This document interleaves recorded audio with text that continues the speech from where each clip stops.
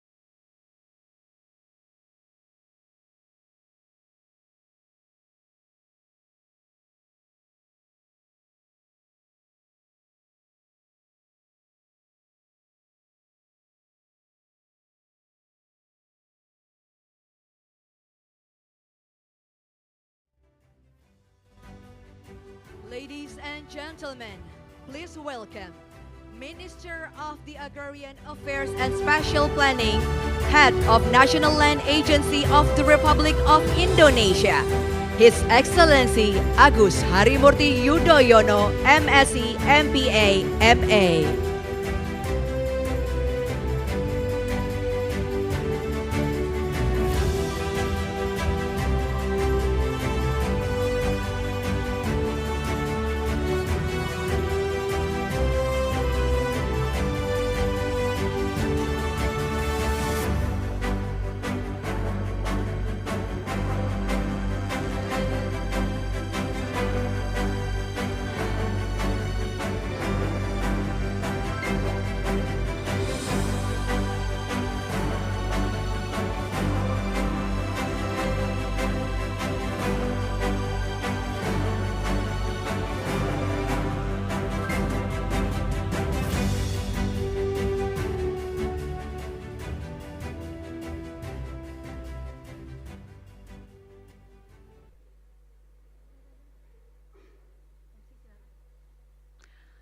Ladies and gentlemen, please rise for the singing of our national anthem, Indonesia Raya.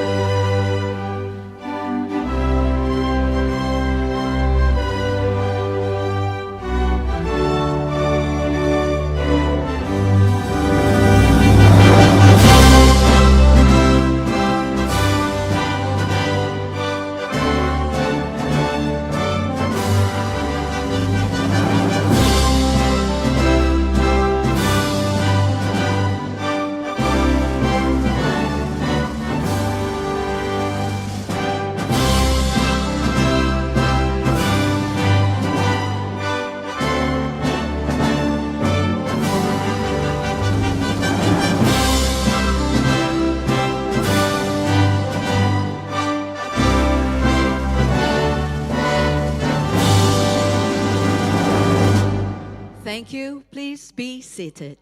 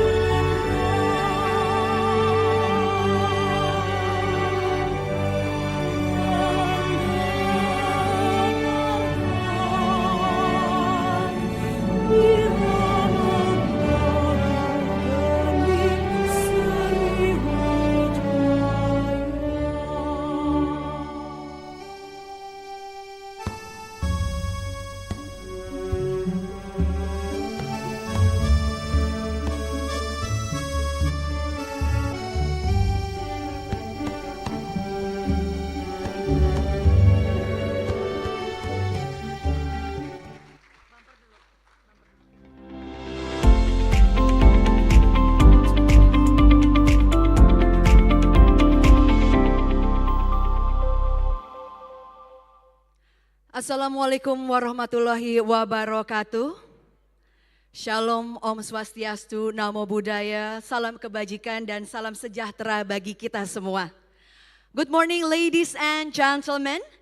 Welcome to the International Conference on Social Impact Assessment, a cornerstone of sustainable and equitable development, implementing better land acquisition in challenging tenurial settings, balancing acceleration, certainty, and fairness.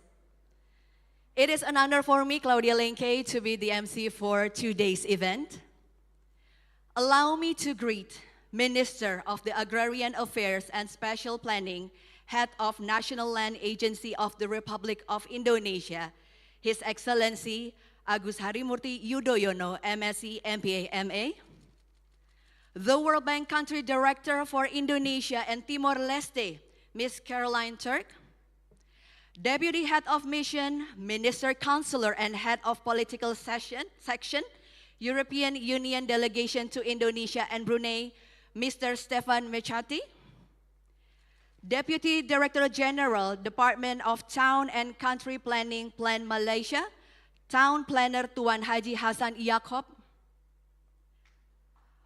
All Director General of the Ministry of ATR BPN, expert staff, advisor, special staff of Minister of ATR BPN,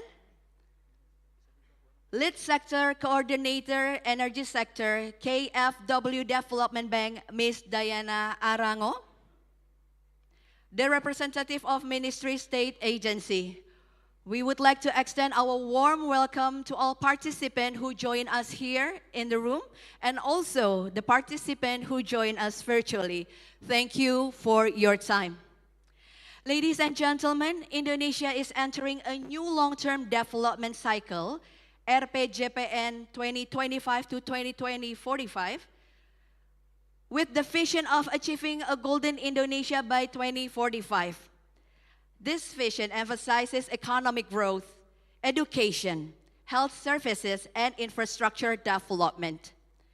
Key projects aim to enhance connectivity, basic infrastructure, and urban mass transportation. Land acquisition remains crucial for development, addressing climate change and global challenges. The Ministry of Agrarian Affairs, with the World Bank and KfW Development Bank support, is drafting guidelines for social impact assessments to mitigate negative effects, legal uncertainties over challenging tenurial settings, highlighting the need for balanced solution in land acquisition. This event is also part of the commemoration of Agrarian and Special Planning Day, or also known as Hantaru, with the spirit to move forward in addressing land and special planning issues through Indonesia. Before we move on to our next agenda, we kindly ask all of the participants to take a moment to come together in unity for a prayer. We invite Bapak Yasifa to lead the prayer.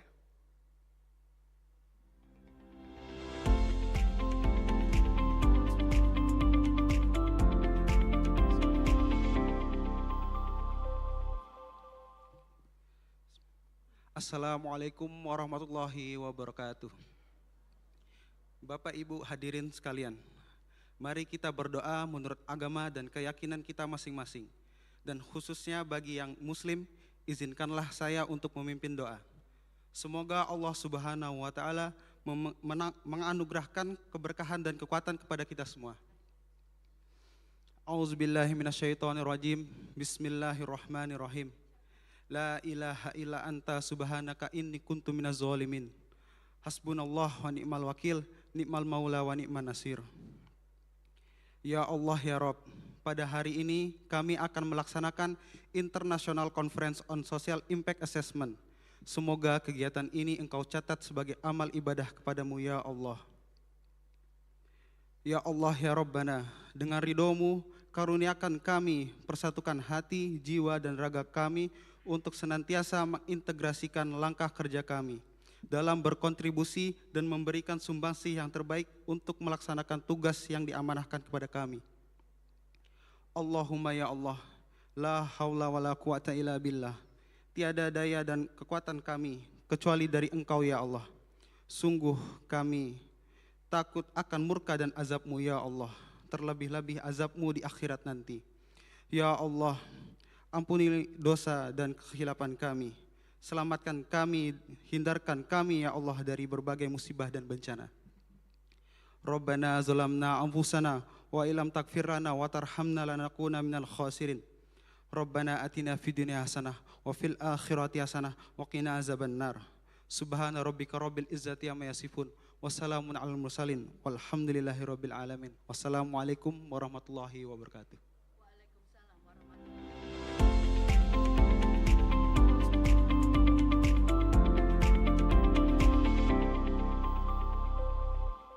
Ladies and gentlemen, as we are now in the opening session, without further ado, we would like to invite Director General of Land Acquisition and Land Development of the Ministry of Agrarian Affairs and Spatial Planning, National Agency of the Republic of Indonesia, Ibu Dr. Insinyur Embun Sari MSI, as the Advisory Committee of the Social Impact Assessment International Conference 2024. The report will be delivered in Bahasa Indonesia. Please welcome Ibu Embun Sari.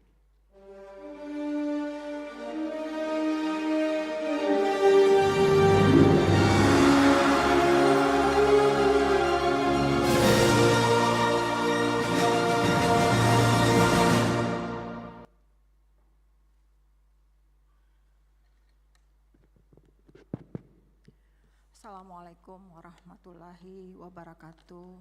Selamat pagi, salam sejahtera bagi kita semua. Yang terhormat, yang kami banggakan, Bapak Menteri Agraria dan Tata Ruang Kepala Badan Pertanahan Nasional, Bapak Agus Harimurti Yudhoyono, Mr. Caroline Turk, Country Director World Bank untuk Indonesia dan Timor Leste, Mr. Stephen McCarthy, Deputy Head of Mission, European Union Delegation to Indonesia and Brunei Darussalam, para pejabat tinggi madya, staf ahli, staf khusus, Profesor Maria, terima kasih Bun, Profesor Endriatmo, sudah hadir, di belakang, Profesor Budi Mulyanto, Tuan Haji Hasan Yakob, Deputy Director General Department of Town and Country Planning, Plan Malaysia, Mrs. Bolorma, Operational Manager for Indonesia and Timor Leste, Mr. Satoshi from World Bank, perwakilan dari KfW Development Bank, thank you. Perwakilan dari kementerian yang hadir di sini, perwakilan dari kementerian dan lembaga dari Kementerian PPN, Bappenas, kemudian juga dari Kemenko Ekon, dari Kementerian Dalam Negeri, Kementerian Keuangan, ESDM, PUPR, KLHK, kemudian juga ada dari Elman, Bank Tanah, dan masyarakat profesi penilai Indonesia, serta hadirin dan undangan yang berbahagia. Kami mengucapkan selamat datang dan terima kasih yang luar biasa atas keringanan langkah kita semua, terkhusus kepada Bapak Menteri. Saya tahu di tengah kesibukan Bapak yang luar biasa, alhamdulillah sudah berkenan hadir dalam acara pembukaan International Conference on Social Impact Assessment, a cornerstone of sustainable and equitable development. Izin Bapak saya melaporkan bahwa conference ini mengambil tema Implementing Better Land Acquisition in Challenging Tenurial Settings, Balancing Acceleration, Certainty, and Fairness. Dan tujuan daripada kita melaksanakan conference ini adalah tentu saja knowledge sharing, kemudian menambah pemahaman, pengetahuan terkait dari pemangku stakeholder ya, dari stakeholder terkait. Di sini ada dari pemerintahan, kemudian juga dari akademisi, yang utama dari mitra pembangunan untuk terkait dengan social impact assessment. termasuk dalam pengadaan tanah dan juga pemukiman kembali terhadap komunitas masyarakat terdampak. Termasuk di dalamnya adalah kelompok rentan, dan juga nanti kita explore langkah-langkah yang dapat kita lakukan untuk praktek social impact assessment ini. Dan Pak Menteri, kami laporkan acara ini terlaksana dengan kolaborasi ATR BPN dan World Bank, dan dalam hal ini juga kita disupport oleh KfW Development Bank dan the European Union. Terima kasih, thank you. Dan untuk dari Indonesia kita hadir juga pakar ahli di bidang agraria, pengadaan tanah, dan sosiologi pedesaan ekologi. Jadi ada Prof.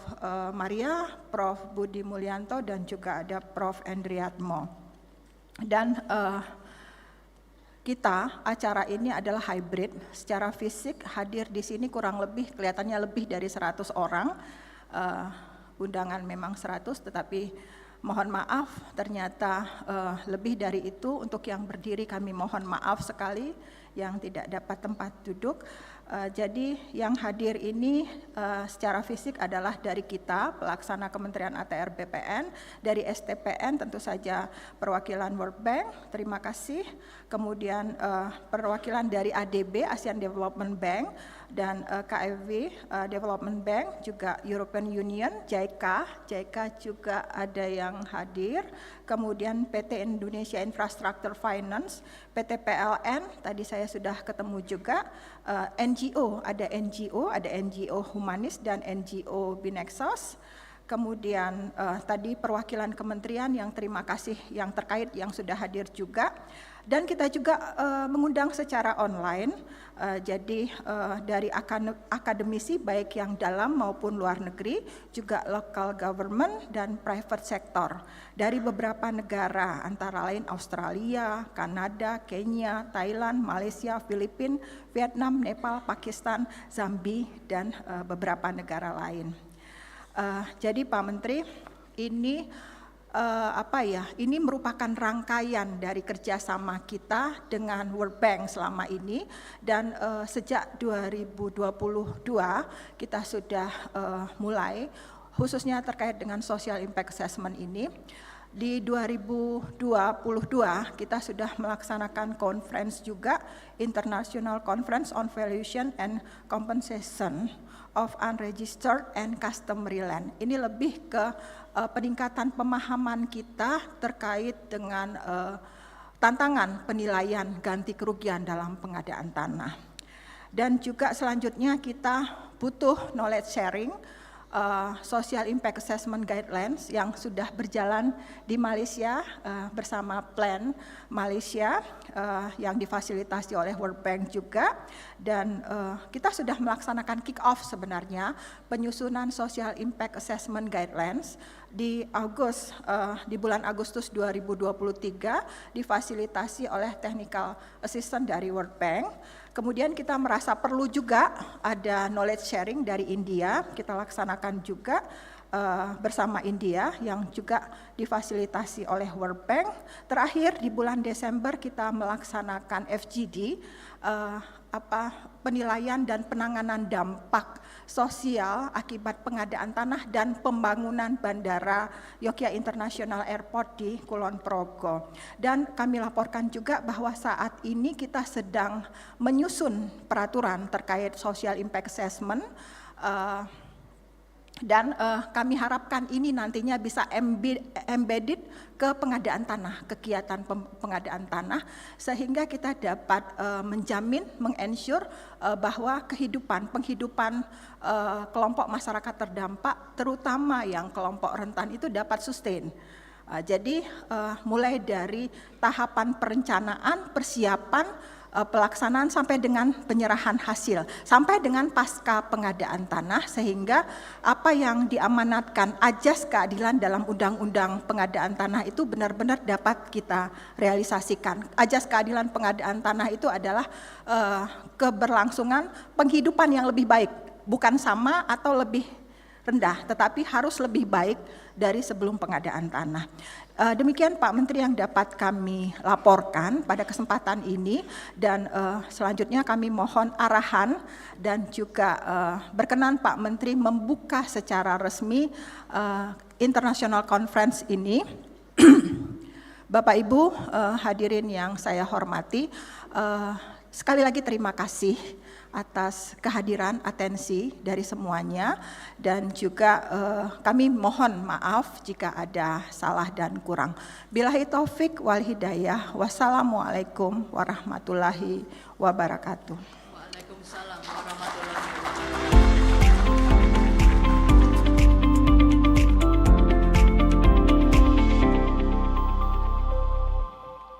Terima kasih Ibu Umbun. Ladies and gentlemen, following next, let us welcome Ms. Caroline Turk, the World Bank Country Director for Indonesia and Timor-Leste.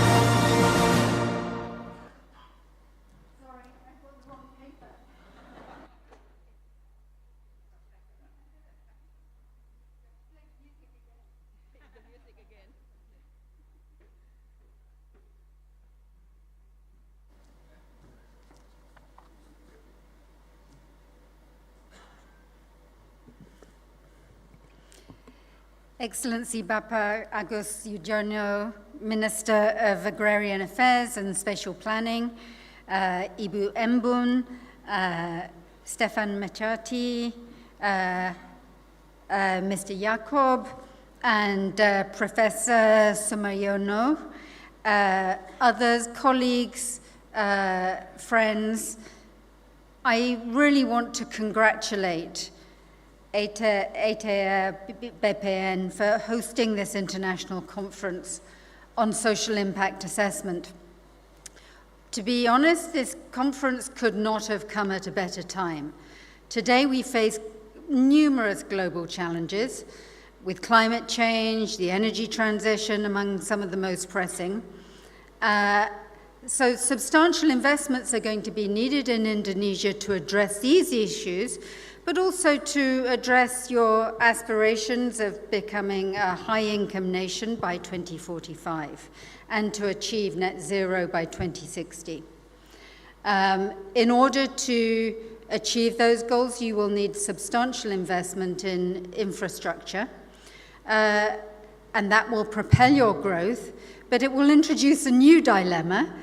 And that dilemma will be how to ensure that development is fast enough both to meet the growth needs of the nation, but while maintaining a fair stake for all stakeholders. Infrastructure projects can impact people in different ways. The loss of a small amount of land may not mean very much to somebody who's got a permanent wage-paying job. If somebody takes a little bit of land away from me, it's not going to ruin my life because I have a salary from the World Bank. But if you are a farmer who relies on this for your subsistence income, or you are a informal sector worker who relies on land to back up and provide a safety net for you when times are a little bit hard in the informal market, it could mean a lot to you. So understanding these different impacts is really critical. And social impact assessments are a key tool to help to grasp the whole diversity of effects that projects can have on different social groups, and to ensure that we minimize negative impacts while maximizing the benefits of infrastructure investments. And that is why today we're going to discuss Indonesia's infrastructure challenges and explore how social impact assessments can guide us towards fair, socially sustainable solutions. And we hope that the discussions that we have today and the papers that we will see will help us in guiding us as the government moves forwards to finalize some of the guidelines that it's preparing. Social impact assessments have proven their value globally by helping to minimize social effects, ensuring fair more inclusive outcomes from infrastructure development. And I'm going to highlight 3 areas in which social impact assessments play this role. The first is going to be about identifying vulnerable groups. The second is about how it improves your returns on investment. And the third is about institutional capacity dimensions. So first of all, on the identification of different groups. As I mentioned before, the loss of land of the same size can have different impacts on different people. Compensation for land loss may not be sufficient to restore livelihoods of some people who may be affected, perhaps due to people's differences in affected people's capacity. We can agree that social impact assessments can pinpoint differences among the project-affected people, considering factors like their livelihoods, the degree to which they rely on national resources, their access to social safety nets, and their employability. And as a result, the projects that are able to identify these most vulnerable people and understand why they are at risk and provide them with support beyond the mere compensation of land loss tend to be more effective. And one example of that involves a project that created savings unions. This tripled the savings of the affected individuals and significantly strengthened their financial resilience. These unions, when combined with the establishment of livelihood cells that were dedicated to supporting income-generating activities, enabled many, including women, to rebuild their livelihoods after they had been resettled as part of infrastructure development. This is the power behind targeted, effective social impact assessments. So the second point on the returns to investment, and we in the World Bank believe that the returns you get from applying social impact assessments outweighs the costs. And sometimes those costs are quite significant, we should acknowledge, but it outweighs those costs by a significant degree. While conducting the social impact assessment requires resources, the benefits, we think, make it a really worthwhile investment. The CEO of a hydropower company described a good social impact assessment as a good investment, noting that the cost of conducting one and implementing the findings was only 1% of the total concession fees that they received. Good returns. But it allowed the project to operate smoothly by securing a social license to operate. Similarly, for projects like solar PV installations by PLN, social impact assessments are estimated to cost just 1% of the total investment. But that 1% allows companies like PLN to meet international safeguard requirements, making it easier for them to attract financing from international financiers like the World Bank, for example. So a good return on the investment that you make in social impact assessments. It can feel upfront expensive, but the return comes later. Thirdly, social impact assessment guidelines help to build international capacity to carry out effective assessments. Social impact assessments cannot be carried out just by anyone. They require trained experts, capable institutions, and sufficient budgets. Well-constructed social impact assessment guidelines are essential, not only for training experts, but also for identifying key social risks and budgeting for those risks early on in the process. Malaysia offers an excellent example, and perhaps we'll hear a little bit more from our friend over on the table there. Around a decade ago, Malaysia developed regulatory social impact assessment guidelines. And since then, regular training has been held 3 times a year, growing the pool of qualified social experts. Today, around 400 participants receive social impact assessment training annually, and this has significantly improved the quality of social impact assessments in Malaysia. In India and China, the World Bank has helped to develop training courses on social impact assessment with a strong focus on resettlement. This initiative has generated many social experts well versed in proper practices. Here in Indonesia, it's very encouraging to see that ATR BPN is now developing its own ministerial guidelines, and I congratulate you on that. These guidelines will be the foundation for training social experts, examining budgets, better managing social risks, and enhancing, maximizing positive impacts in a very structured way. So, ladies and gentlemen, I want to confirm the World Bank's commitment to supporting your endeavor to build these guidelines and implement the guidelines into the future. As we know, infrastructure investment is going to be at the heart of the country's growth over the coming decades. And at the heart of infrastructure investment is going to be social impact assessment. So this is very much goes to the core of your development challenges. I would like to wish everybody good conversations today in this conference. And thank you again for inviting me. Thank you, Minister, for attending and showing how important this is to the government. Many thanks to you all.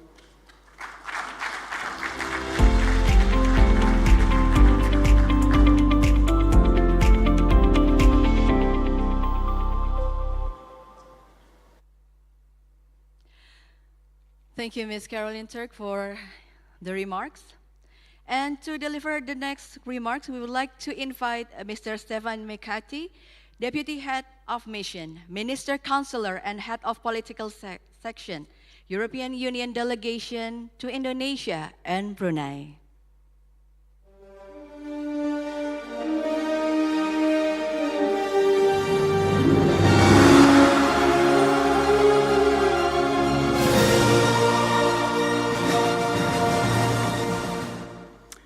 Selamat pagi Bapak Ibu, selamat pagi Your Excellency Bapak Agus Harumarti Yudhoyono, Minister of Agrarian Affairs and Spatial Planning.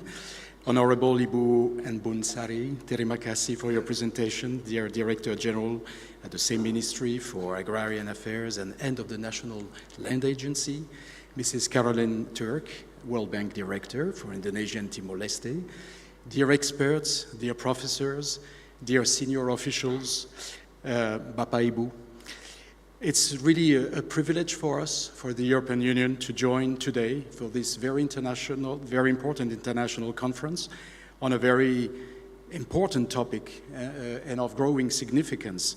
And indeed, I praise already your very inclusive approach when I see representatives and people who have been mentioned from the civil society, from the government, from all the key partners indeed in this very important topic. This social impact assessment plays indeed a vital role in promoting sustainable and equitable development. And I would like to, in particular, extend my deepest gratitude indeed to our colleagues of the Ministry, but also to our development partners, of course, the World Bank, but also to our lieber Kollegen des KfW, the German Development Bank, vielen Dank, for bringing us all together here today. And this is indeed a very evolving world where development projects are advancing at an unprecedented pace. Infrastructure, industrialization, urban development are drivers of economic growth. Yet, we must remain vigilant, cautious, what this growth brings with it in terms of profound social, cultural, and environmental impact. Infrastructure development is crucial indeed for economic growth and public welfare, but it is also key for addressing climate change and reducing emissions. But one challenge is also to ensure that benefits are equitably shared, especially among the most vulnerable groups of people. You mentioned that they are the first ones to be identified. And Indonesia embarks on many energy transition projects and beyond. Their main objective is to serve the people in the end. When managed in a fair, transparent, and inclusive way, nobody should be left behind. The Indonesian law of 2012 on land acquisitions supports the principles of justice and participation to balance rapid development on the one hand and protection of possibly affected communities on the other hand. It is a challenge to find this balance. when land rights are at stake. The minister just mentioned before this seminar that there are some progresses in this respect on the eastern side of Indonesia. Congratulations. Everywhere in the world, in Europe as well, is challenging these key issues. We have pointed out three in particular: speed, acceleration, certainty, and fairness, conditions of the success of the process. Accelerations ensures timely project delivery for economic growth. Certainty, especially legal, provides predictability for investments and governance. But fairness remains the cornerstone. When communities face displacement, disruption, or the loss of livelihoods, social impact assessments bring clarity, ensure that no one is left behind. It also helps to minimize the risk of increasing poverty in the context of rapid infrastructure development.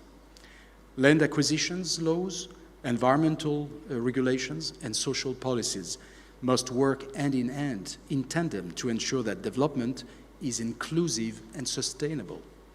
A sound and robust social impact assessment exercise combined to environmental impact assessments can bring this balance, making development sustainable, predictable, and more just and fair and equitable. The European Union, indeed, remains a strong partner supporting Indonesia's infrastructure and climate goals through the Global Gateway Initiative. This Global Gateway Initiative is a strategy of the European Union, its member states, 27 countries, and its financial institutions, notably the European Investment Bank, collectively known as Team Europe, are there in Indonesia and in the whole world to foster and boost hard and soft infrastructures globally. EU's approach focuses on quality, sustainability, and good governance. This is where we think we can bring some value. A relevant example of our collaborative efforts in Indonesia under the Global Gateway is the Indonesia Policy Dialogue Fund. It is supported by, indeed, the European Union and implemented, again, with the German Development Bank, KfW. The Policy Dialogue Fund reinforces policy dialogue and supports Indonesian actors in identifying and implementing sustainable policy reforms in many investment-related sectors. When development projects are based on strong regulatory frameworks, when they are based on environmental, social, and governance standards, infrastructure development becomes, indeed, sustainable, inclusive, and aligned with global best practices. This holistic approach is, in essence, what Global Gateway is about. This conference is to be seen as a platform to share ideas and identify options. We are not here to lecture anyone. We are not here to tell you the do's and don'ts, what you should be doing, what you should not. There is no global solution fitting to all. There are good basic principles to keep in mind. But there is a necessity, and again, this is to have these impact assessments, environmental, social. But this remains a challenge for everyone, for you in Indonesia, for us in the European Union. This is the same for us. We are all in the same boat. So thank you again for sharing your experiences in a peer-to-peer, equal partnership among us.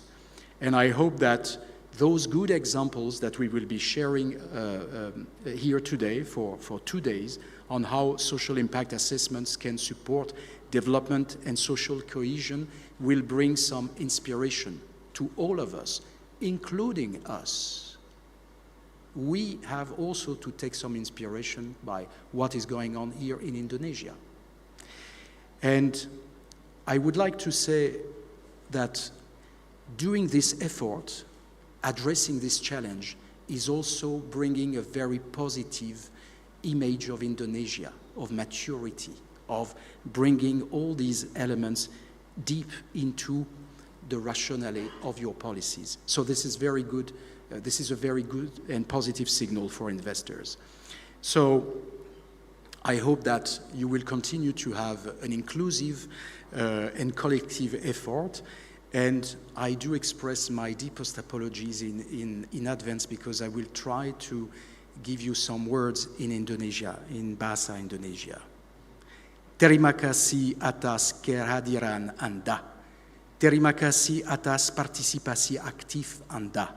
Terima kasih atas kemitraan Anda dengan kami.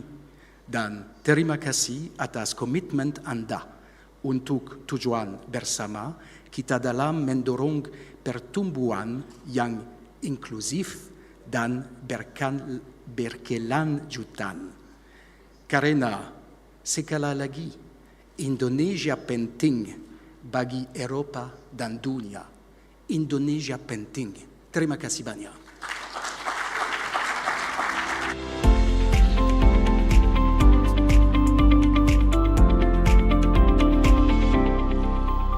Thank you, Mr. Mekari, for your remarks. Ladies and gentlemen, we invite you to watch the video introducing International Conference on Social Impact Assessment.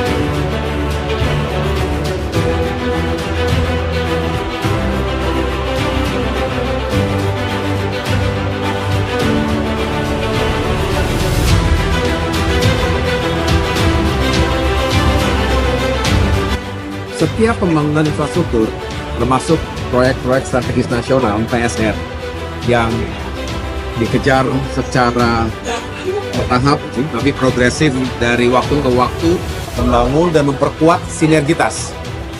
Karena kami tidak bisa berdiri sendiri, kerjasama dengan berbagai pihak, kementerian, lembaga dan instansi, termasuk juga pemerintah daerah dan semua stakeholders lainnya untuk bisa melakukan tugas-tugas pengadaan tanah, termasuk pengembangan pertanahan demi terwujudnya pembangunan nasional yang mensejahterakan dan berkeadilan sosial.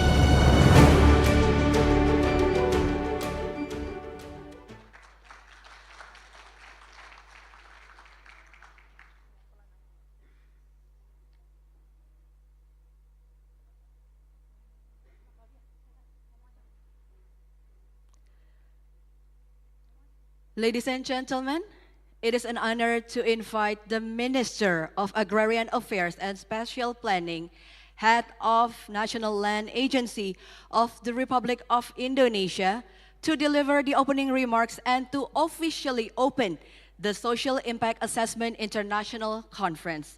Please welcome His Excellency Agus Harimurti Yudhoyono.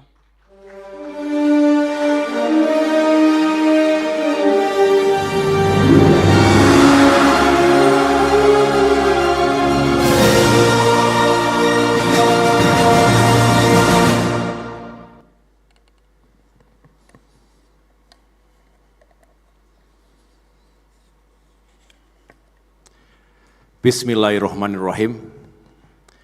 Assalamualaikum warahmatullahi wabarakatuh.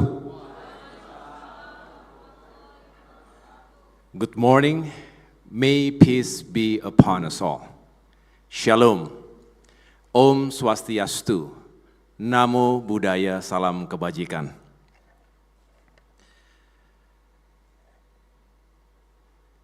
Director General of Land Acquisition, Mrs. Embun Sari, please give a big round of applause to our dirigent here.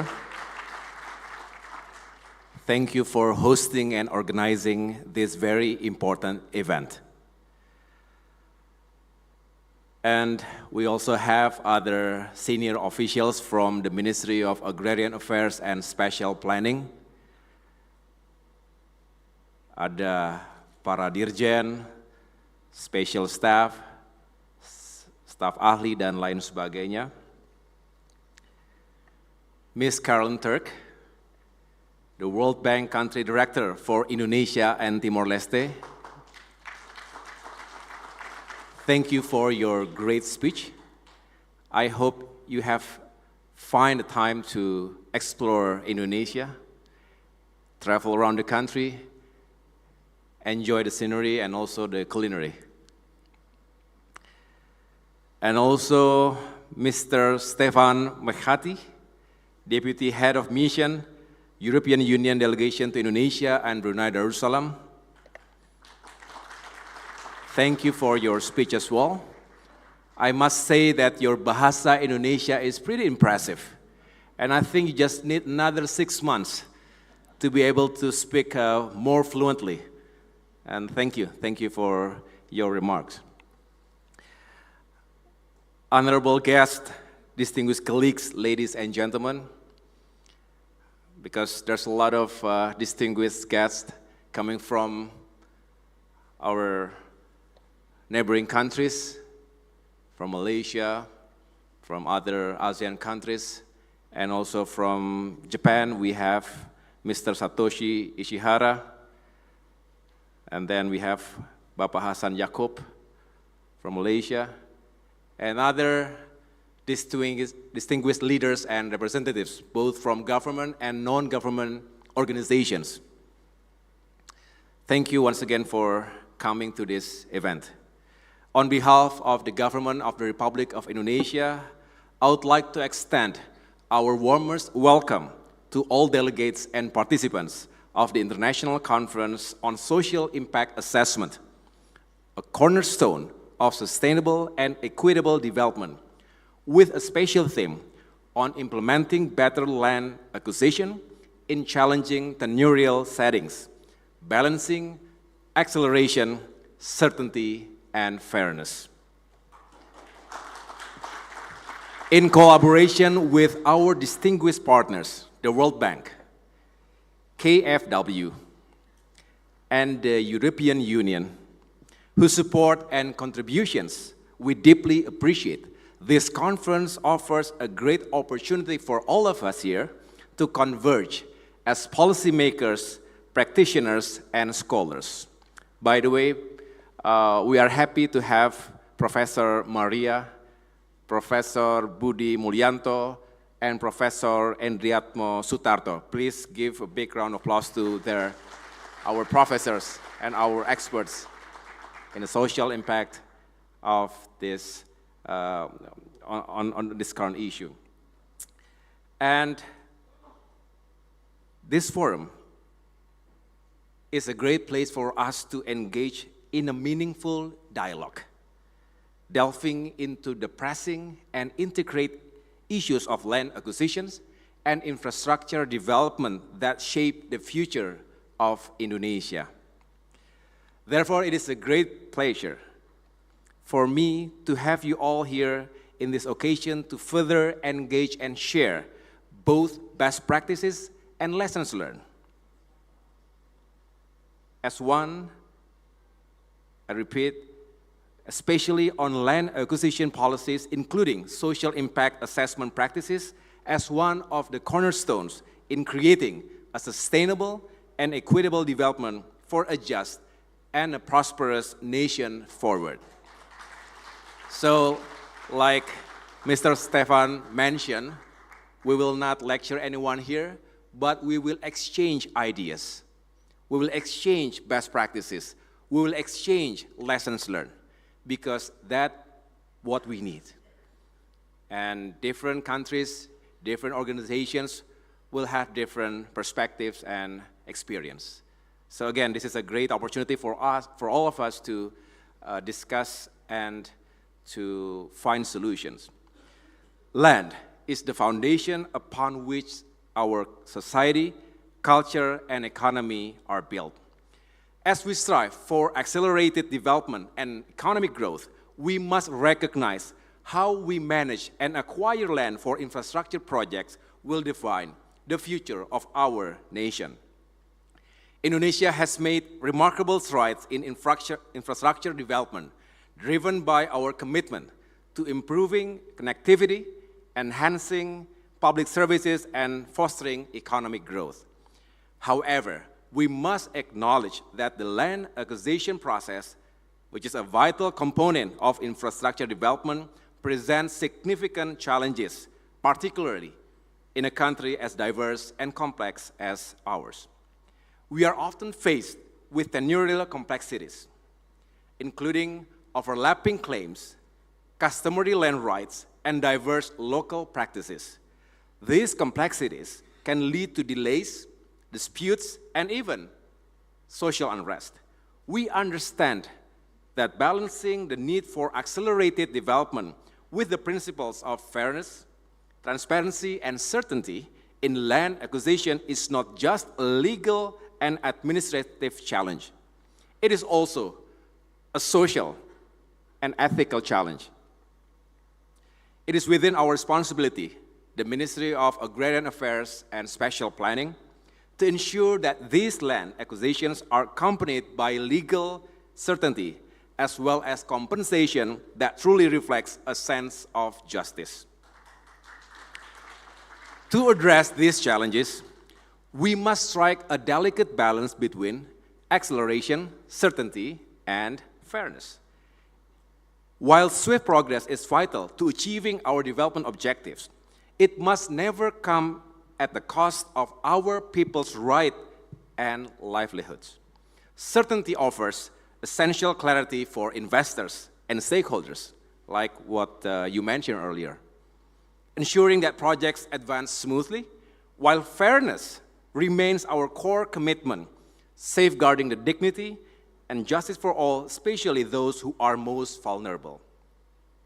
Since 2012, we have enacted Law Number 2 on land acquisition for public interest, outlining clear administrative procedures, dispute resolution mechanisms, and legal appeals. This law embodies our commitment to human rights, enabling us to expedite land acquisition while promoting equitable outcomes for affected communities. In tandem, our ministry has advanced a comprehensive, systematic land registration. We call it here PTSL, accelerating land registration from 46 million land parcels in 2017 to over 117 million land parcels today, with support from our partners like the World Bank. And you can, because this is a great achievement and it's not easy, it's not simple. But again, we are on the right track. I have to report to you that our partnership has been progressing very well. I hope for the next 5 years, it's going to be a better and more productive cooperation and partnership. I wish you all the best too in following the negotiation with our finance ministry. This inclusive initiative covers all land types, including customary and redistributed state lands, offering legal certainty to landowners and upholding the principle of equitable access for all. 2 weeks ago, we organized a great event in Bandung. Have you been to Bandung? I think you have been to Bandung, right? It was a beautiful city. So we gathered there and we organized a great event. I think we invite a number of our colleagues from ASEAN countries, and we sang together. It was very nice. But the most important thing is that we came to discuss on how we should manage the customary land rights for our indigenous people. And we have identified in Indonesia 9 out of 16 provinces that possess customary lands. So our commitment is to protect our indigenous people, our indigenous communities, and to provide them with legal certainty, especially by giving them the formal and legal land titles for them to use it and to improve their economic value. So this is one of the one of our focuses during this period. And also, when we talk about the marginalized people, 2 days ago, I've just returned from Kupang, Nusa Tenggara Timur, East Nusa Tenggara. I had the honor to deliver in person 2,100 land titles to our brothers and sisters who were former East Timor citizens. And in 1999, they chose to be part of Indonesia. But for almost 25 years since that year, they had no certainty. They live in misery, to be honest, because they have to find refugee sites, and again, they didn't have any land or property. But now they have the legal certainty because the government, the state is present and gives them the land ownership that they can use for their own good and for their future of their children and children's children. So this is another example how our ministry is really proactively engaging our people, and hopefully we are progressing well, and a lot of other issues we can find a solution and again improve the welfare and prosperity for all people.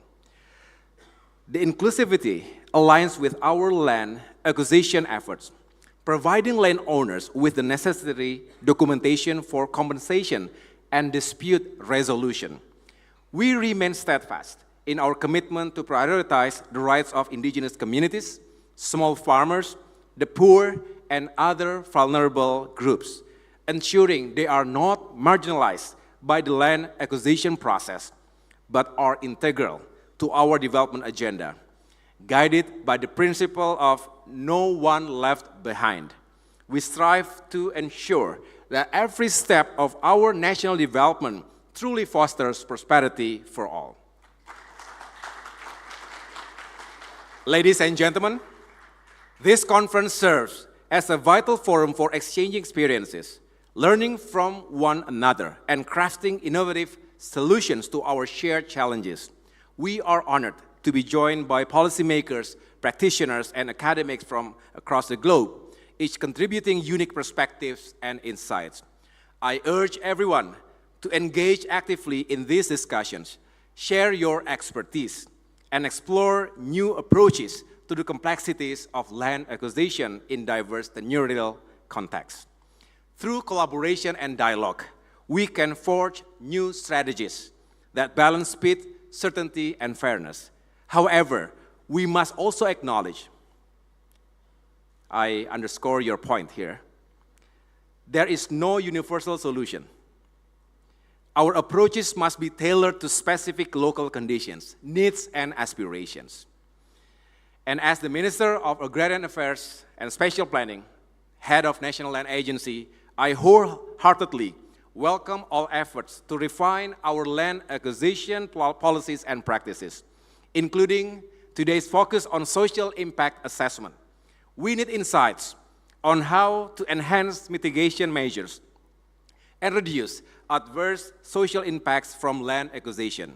Together, we aim to uncover alternative solutions to the challenges of today and tomorrow. Let us build stronger partnerships and commit to a future where no one is left behind, where development is sustainable and equitable, and where prosperity and justice are shared by all. Ladies and gentlemen, I hereby declare the International Conference on Social Impact Assessment, a cornerstone of sustainable and equitable development, is officially open. Thank you. Wassalamualaikum warahmatullahi wabarakatuh. Waalaikumsalam. His Excellency Minister to stay on the stage to open the conference, and we are also inviting Ibu Ambun Sari, Ms. Caroline Turk, and Mr. Stefan Mekati to accompany His Excellence. His Excellency Minister Yudhoyono will officially open the conference by hitting the gong.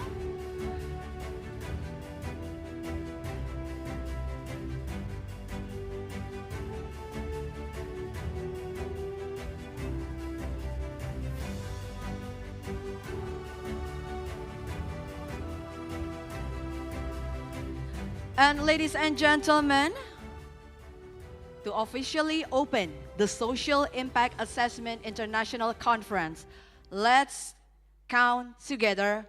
1, 2, 3. The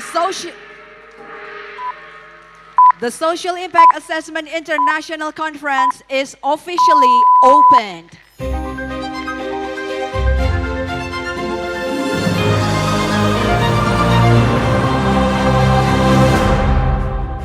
Let's give a big round of applause for the success of the conference.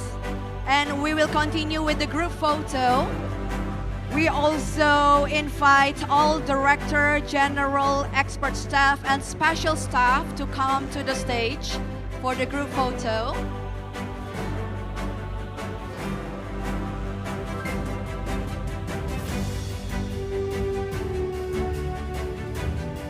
And we would like the assistance of the photographer team for the arrangement of the group photo.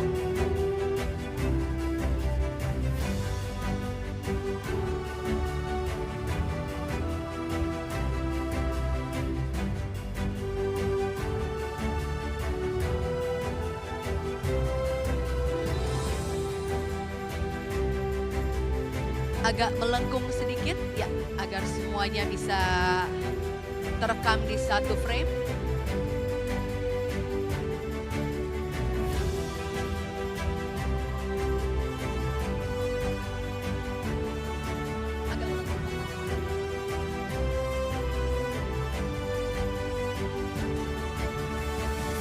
Okay, we will.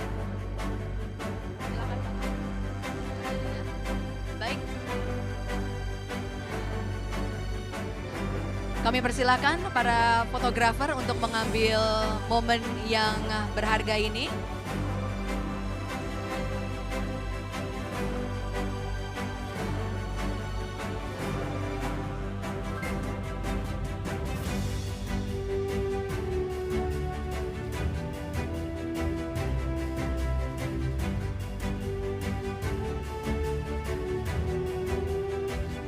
Baik, sudah? Ya, please be seated, return to your seat. Silakan Bapak Ibu sekalian kembali ke tempat. Okay, we will have a second group photo with all the participants. So, His Excellency Minister, Bapak Ibu sekalian, silakan kembali ke tempatnya masing-masing. Please return to your seat. And we are inviting all the participants to stand up as we are going to take a group photo. The photographer will be on the stage to take all the participants in one frame with His Excellency Minister Yudhoyono. Kami persilakan Bapak Ibu berdiri. Kita akan berfoto bersama dengan Bapak Menteri. Kami persilakan. Ya, baik. Kami persilakan.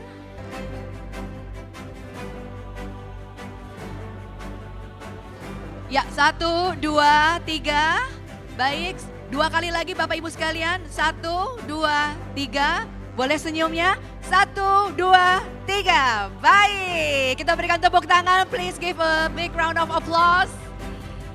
Thank you, thank you. Terima kasih, kami persilahkan untuk duduk kembali. Please return to your seat. Please be seated.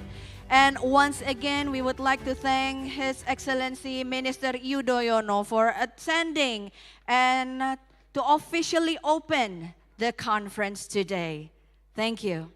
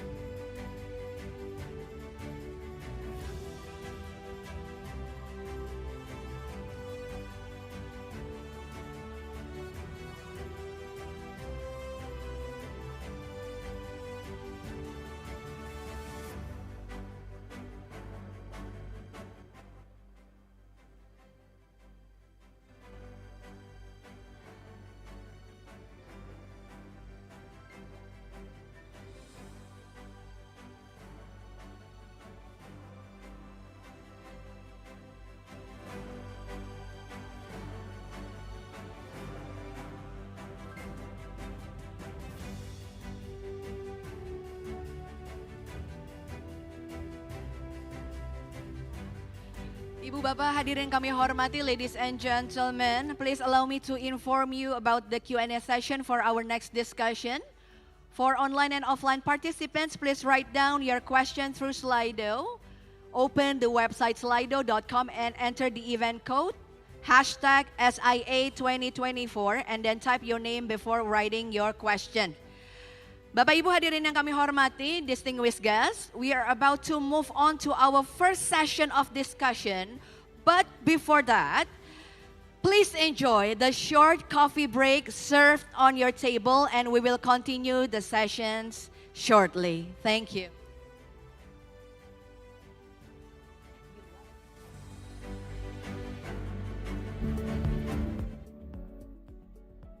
Once again, the coffee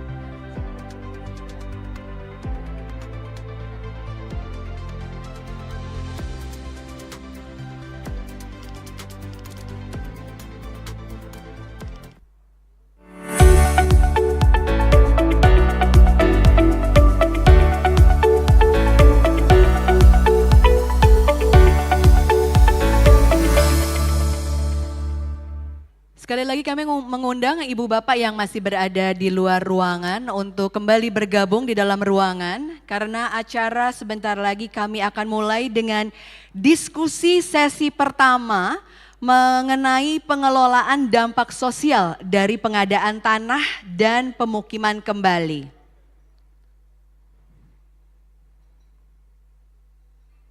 Kami juga menginformasikan, we are going to have a Q&A session after the discussion for online and offline participant.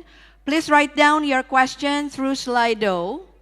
You can open the website slido.com and then enter the event code #SIA2024 and then input your name before writing your question. The interpreter service in English and Bahasa Indonesia is available for this event. Please click the interpretation feature at the bottom of your Zoom screen to select your preference language. We also provide a sign language interpreter on the Zoom screen.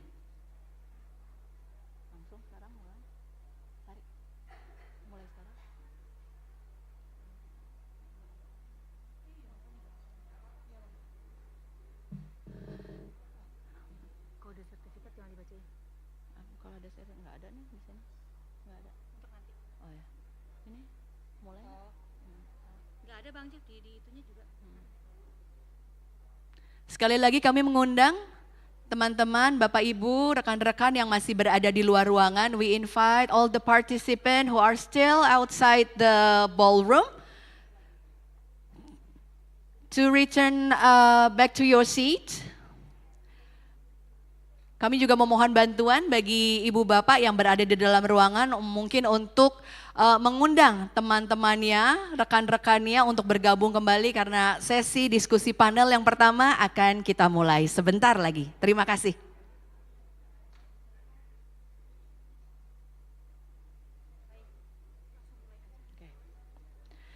Ladies and gentlemen, as we mentioned before, we are going to have discussions on social impact management on land acquisition and resettlement, where we stand.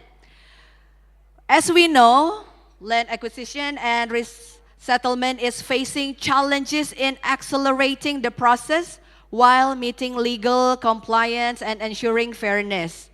For the next session, our distinguished speakers will share their insight on the role of social impact assessment in balancing acceleration, certainty, and justice in land acquisition. We will also hear international experiences of social risk management systems and how Malaysia implemented good social impact assessment. For this session, we have 5 speakers. From Indonesia, Profesor Dr. Insinyur Budi Mulyanto, MSc, Directorate General of Land Acquisition 2014 to 2016, IPB University. Profesor Dr. Endriatmo Sutarto, MA, Professor of Rural Sociology, Faculty of Human Ecology, IPB University.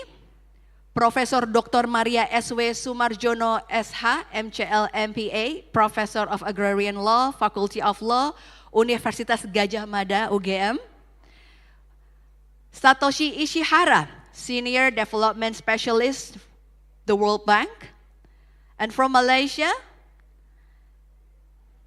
Town Planner Tuan Haji Hassan Yaakob, Deputy Director General, Department of Town and Country Planning, Plan Malaysia. This discussion will be led by our moderator, Dr. Yance Arizona, SH, MHMA, Assistant Professor at the Faculty of Law, Gadjah Mada University. Dr. Yance, the floor is yours.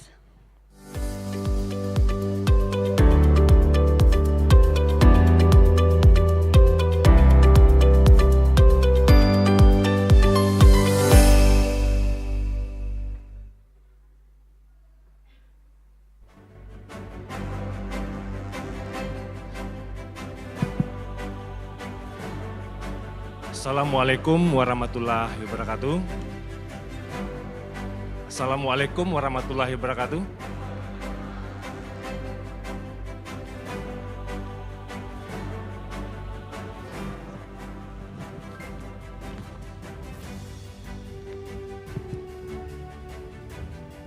Good morning, ladies and gentlemen, senior official at the Ministry of Agrarian Affairs and Special Planning, practitioners, distinguished speakers, and also participants of the International Conference on Social Impact Assessment, the cornerstones of sustainable and equitable development. I'm happy to be here. I would like to briefly introduce myself. My name is Yance Arizona, Assistant Professor at Faculty of Law, Universitas Gadjah Mada. I graduated from Leiden Law School, and my expertise on forest governance, land management, and also indigenous people's rights. So I'm delighted to be moderator of today's sessions on international conference hosted by Ministry of Agrarian Affairs and Special Planning, National Land Agency, together with KfW Development Bank, the European Union, and the World Bank. So during these first sessions, so we will discuss about very important topics on to assess where do we stand in the management of social risk and impact of land acquisition and resettlement. So to discuss this topic, so we will have 5 speakers, and each speaker will have 15 minutes for presentation, and after that we will follow up with a question. So for participants, so you can go to slido.com and also to type the code, the enter code there, hashtag SIA 2024, and then you can post your question there. So for participants in this room, you can also scan barcode in the sign in your table. So you can also scan there, and also you can post your question later on. So because we don't have like an oral question later on, so we rely on question from participant to be posted in Slido, and after that, the moderator will read the question and also ask to the speakers. So without further ado, I would like to invite our distinguished speakers for today's session.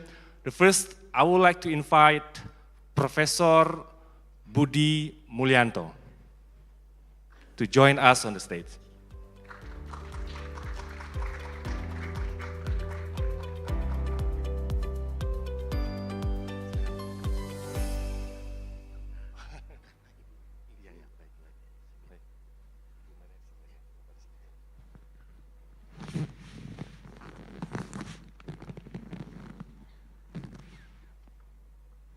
So the second speaker is Professor Endriatmo Sutarto. We invite Professor Amo to join us on the stage. Prof. Amo is distinguished professor in rural sociology at the Department of Communication and Community Development Science at IPB.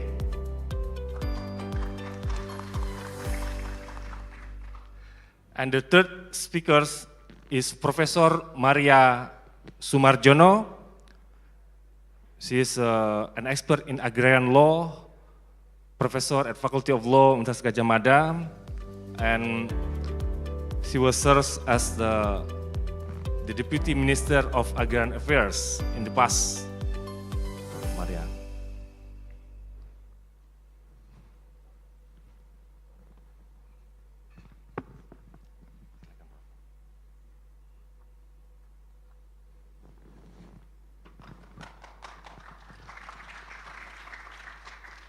We also have Mr. Satoshi Isiara, Senior Social Safeguard Coordinator for the World Bank, Indonesia and Timor-Leste.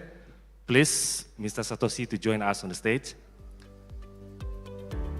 So, Mr. Satoshi Isiara is a Senior Sustainability and Safeguard Specialist with over 20 years experience in Southeast Asia, Central Asia, and also Sub-Saharan countries.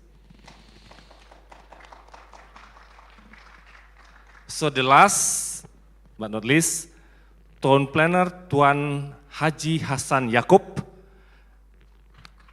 Please join us on the stage. So he is Deputy Director General of Department of Town Planner of Town and Country Planning, Plan Malaysia. Thank you for joining us here, Mr. Yaakob.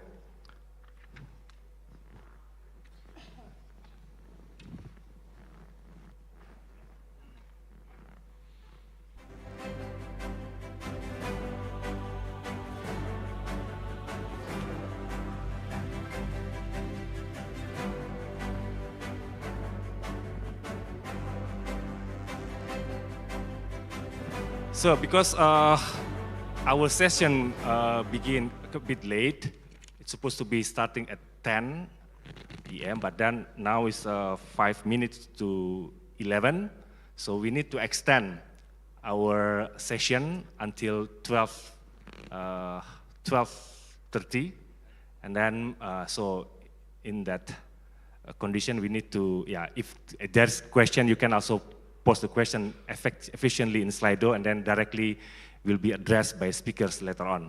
So for the first presentation by Professor Budi, so we would like to ask Professor Budi to provide us an overview of historical context of Law Number 2, 2012 on land acquisition, especially also to see how this law, the gap of this law to providing justice and certainty with the reality in land acquisition process.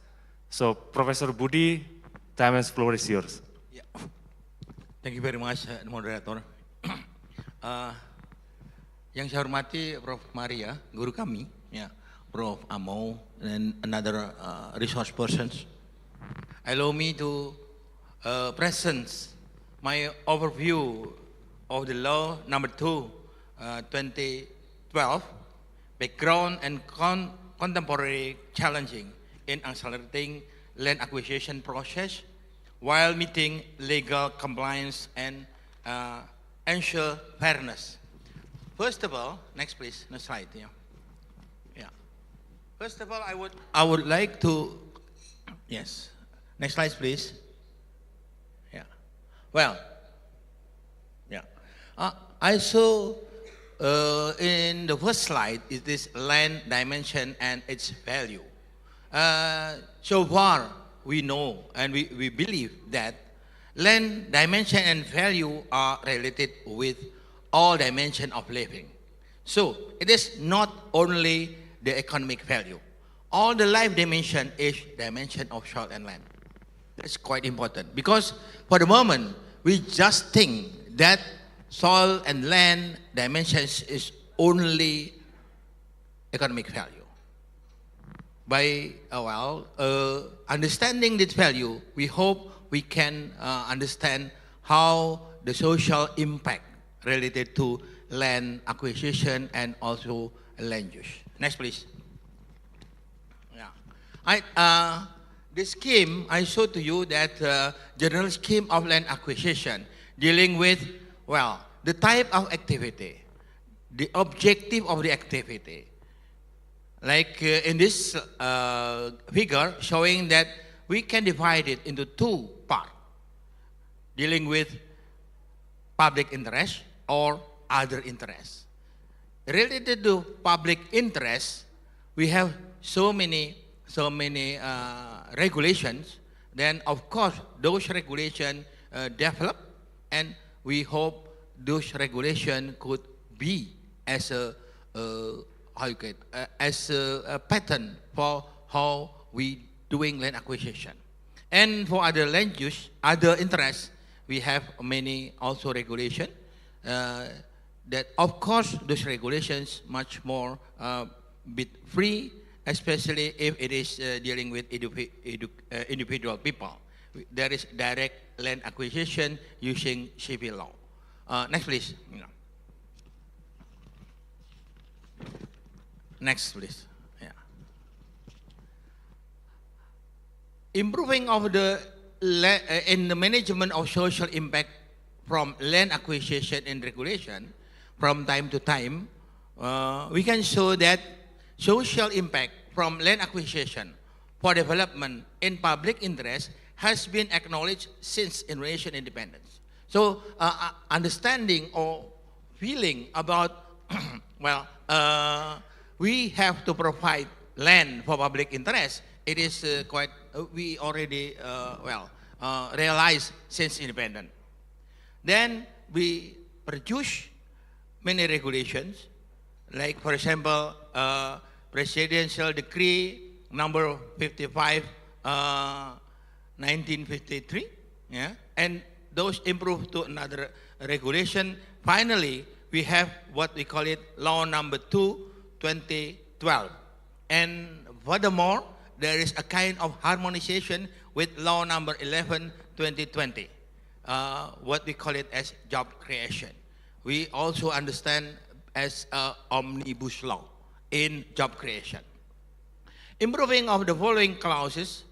First, dealing with philosophy, definition of land acquisition, definition of public interest, definition of eligible party, criteria of public interest, type of active features, procedure, and mechanism of when it is have a problem. Next, please. Related to improving management of social impact in the second point related to Law Number 212, we have a background philosophy is quite interesting because realize also humanity, democracy, and justice in order to realize in just affluence and also prosperous society. Definition of acquisition refined, also definition of public interest and eligible party and related to the land acquisition, and also stages how we carried out the land acquisition process from planning and then preparation and implementation and submission of the result. Every stages they have their own responsible or PIC, something like that. You know. Well, compensation of land acquisition also refined, including land above and below ground space, buildings, land, object related to land, and our other losses that can be assessed. This is quite related to what we call it social and social impact.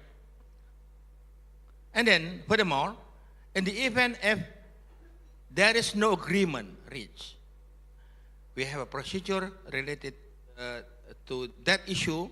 We have to go to the court, and all those process will be, all the result of the process will be as what do we call it, guideline or as a rule in the land acquisition and result.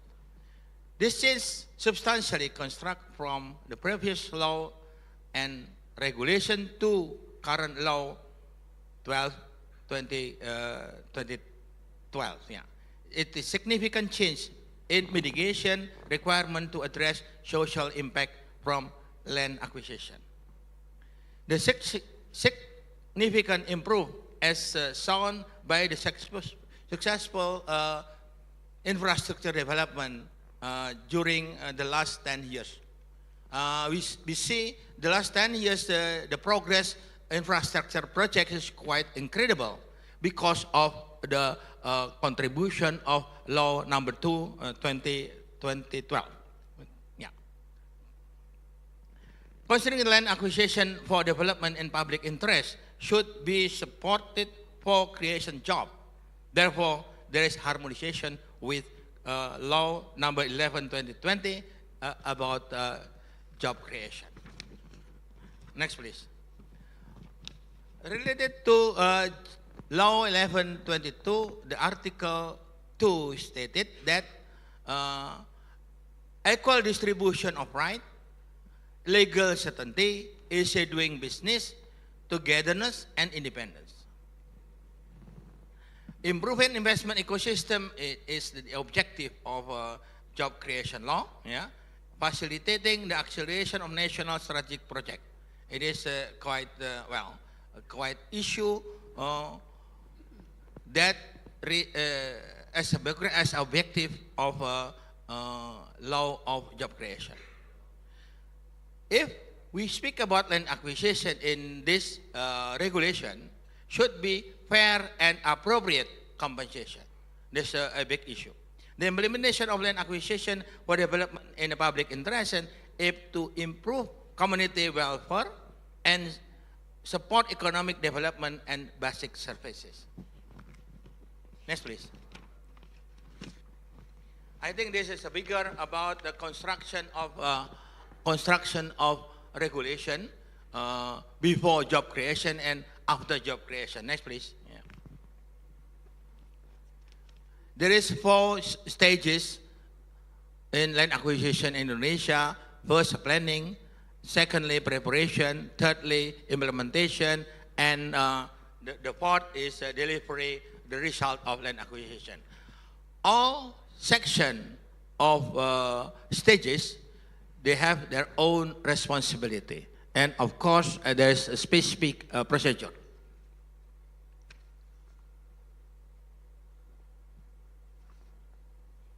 Yeah, next please. Yeah. The improvement of law number 2012, yeah, 2012. Of course, always try to harmonizing with other regulation in other sectors. Therefore, there is some improvement. For example, related to the Supreme Court,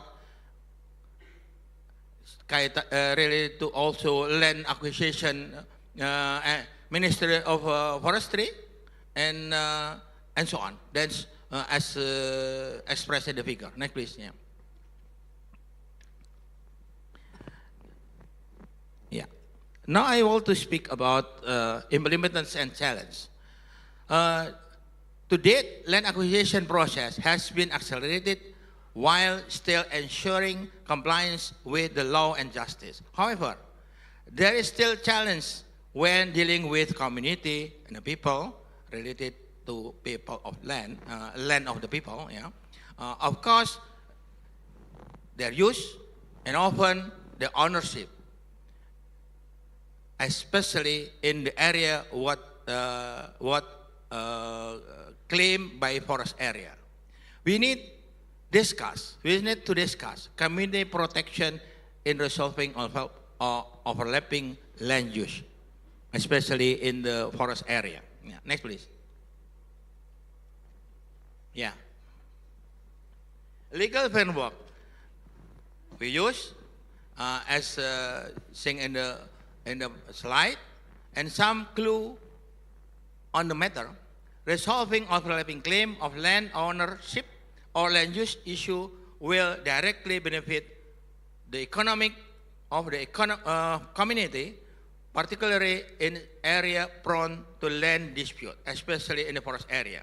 The government has obligation to protect community affected by overlapping claim on the land and ownership, use or disputed. This is my experience in the study. There's a question: how does overlap between forest area claim of land right, yeah, and permitting process affect the utilization of area within the forest area? My opinion is that problem is currently forest area are mostly the result of government designation and demarcation process, not follow the Article 15 Law of Forestry, Law number 45 of 1999.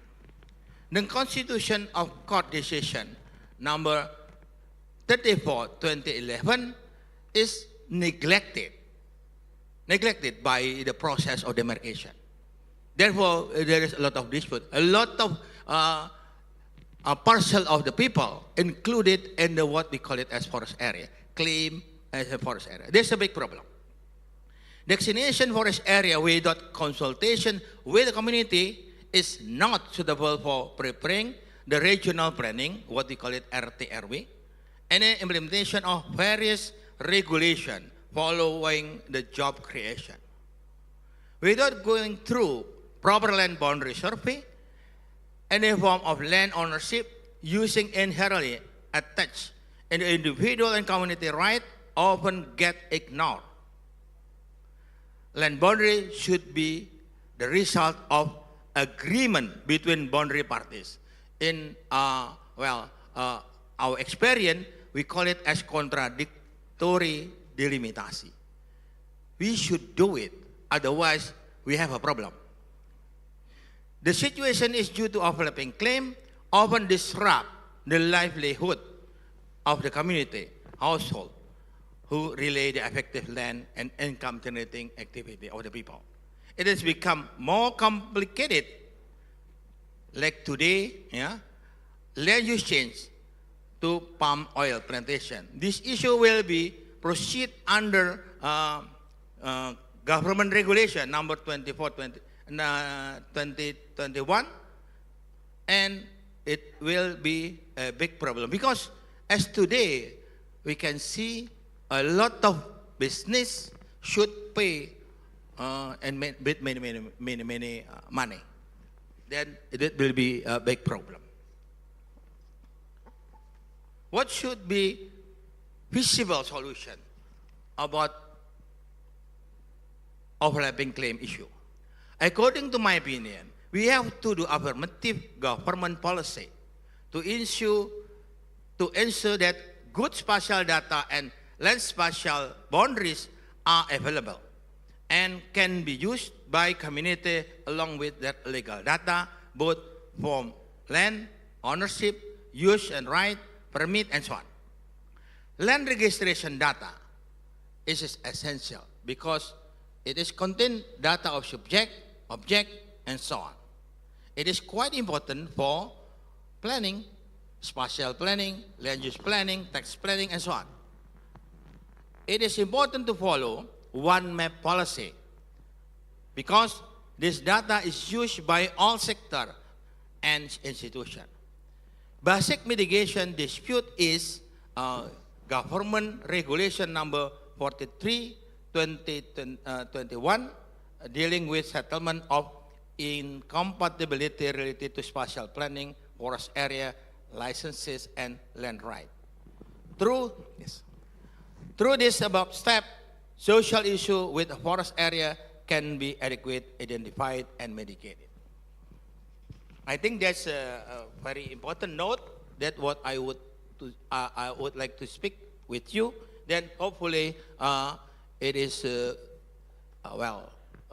related to our discussion issue today.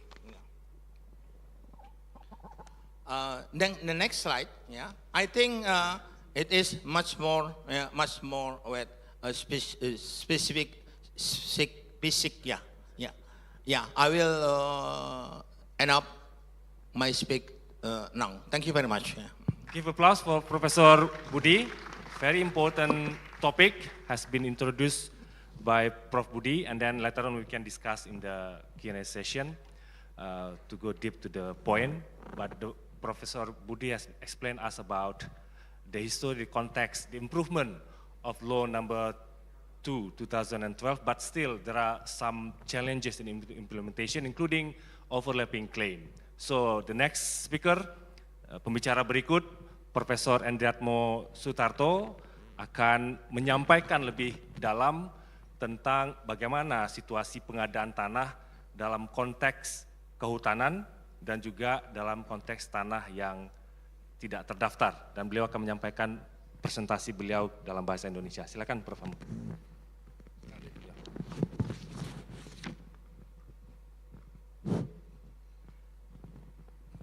Terima kasih Pak Moderator, yang terhormat Prof. Maria, Prof. Budi, dan para pembicara tamu.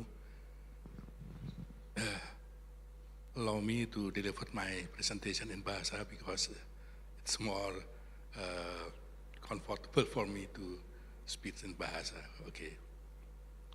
Jadi judulnya tadi sudah disampaikan oleh Pak Moderator tentang tantangan dalam pengadaan tanah di situasi tenurial yang pelik, yaitu kasus hutan negara dan tanah yang tidak terdaftar. Saya mencoba mendahului pembicaraan ini dengan mengutip pernyataan Pak Gunawan Wiradi, seorang tokoh intelektual, Bapak pegiat agraria Indonesia, yang merujuk pada satu tulisan John Perkins di tahun 2004, bahwa yang mengatakan bahwa dalam 40 tahun terakhir ini faktor pengaruh global setapak demi setapak menjadi sangat dominan. Nah, Indonesia sebagai negara berkembang itu juga mengalami hal yang sama, ya, pengaruh global yang begitu kuat. Dan itu disebut sebagai adanya jepitan 3 arah atau yang disebut dengan triple squeeze. Jadi artinya dari atas Indonesia mengalami apa yang disebut sebagai desakan globalisasi ekonomi. Sementara dari samping Indonesia mengalami desakan privatisasi. Sementara dari bawah Indonesia mengalami desakan untuk melakukan otonomi daerah. Sekalipun dari arah yang berbeda, sumber tekanan itu sama, yaitu kekuatan neoliberal. Ya. Nah, oleh karena itu menjadi sangat mudah apabila kita memahami siapa yang menguasai sumber-sumber agraria, dia akan menguasai ekonomi. Dan siapa yang menguasai ekonomi, maka pada gilirannya dia menguasai percaturan politik. Ini satu gejala yang saya kira bukan hanya di negeri ini ya, tapi di negara-negara berkembang sekarang ini sangat kuat. Nah, Pak Joyo Winoto di tahun 2007 dulu memegang jabatan sebagai Kepala BBN, itu pernah mengatakan bahwa 0,2% penduduk Indonesia itu menguasai sekitar 56% aset nasional yang terkait dengan sumber-sumber agraria. Jadi memang jabaran sikap politiknya terhadap masalah ini lalu menjadi seperti apa? Ya, kok bisa terjadi satu ketimpangan penguasaan tanah yang begitu tajam, begitu ya. Maka yang penting sebetulnya adalah sikap keberpihakan. Baik.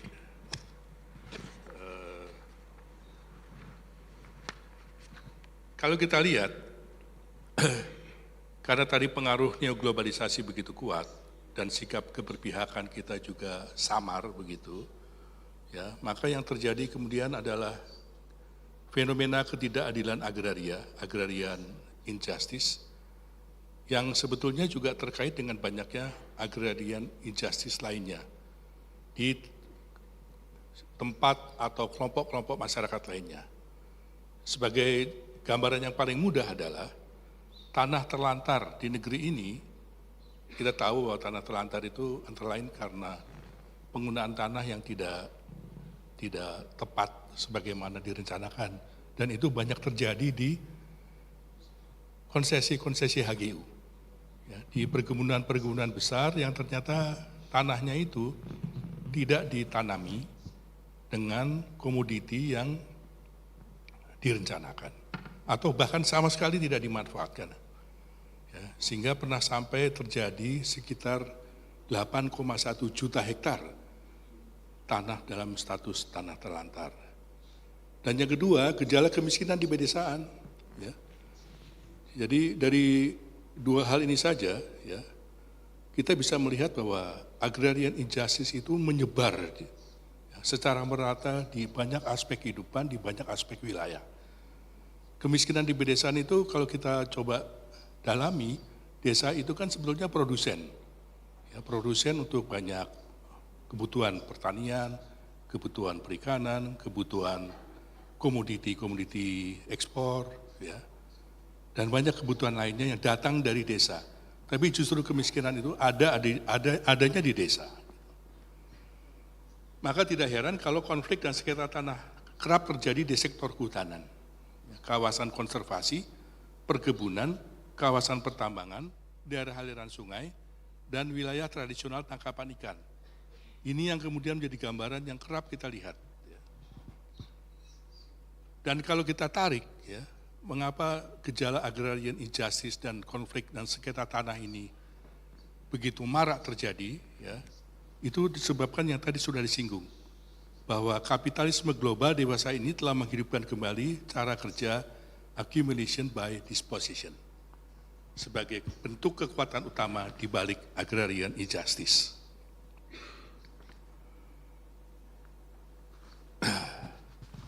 Nah, sekarang bagaimana dengan tantangan di kawasan hutan dan di non-forested area? Ya. Kalau kita bicara pengadaan tanah di wilayah hutan, ya, sebetulnya kawasan hutan kita tuh dikelola seperti apa sih? kita tahu bahwa sejak tahun 1967 di bawah rezim Orde Baru, hutan itu sudah menjadi satu kawasan yang terpisah dari wilayah tanah Indonesia lainnya. Ya. Tapi semenjak itu juga terjadi semacam kontestasi antara kebutuhan hutan dimanfaatkan untuk pertumbuhan ekonomi, atau untuk pelestarian ekologi, atau untuk fungsi sosiokultural, masyarakat adat, komunitas lokal, dan seterusnya. Ya.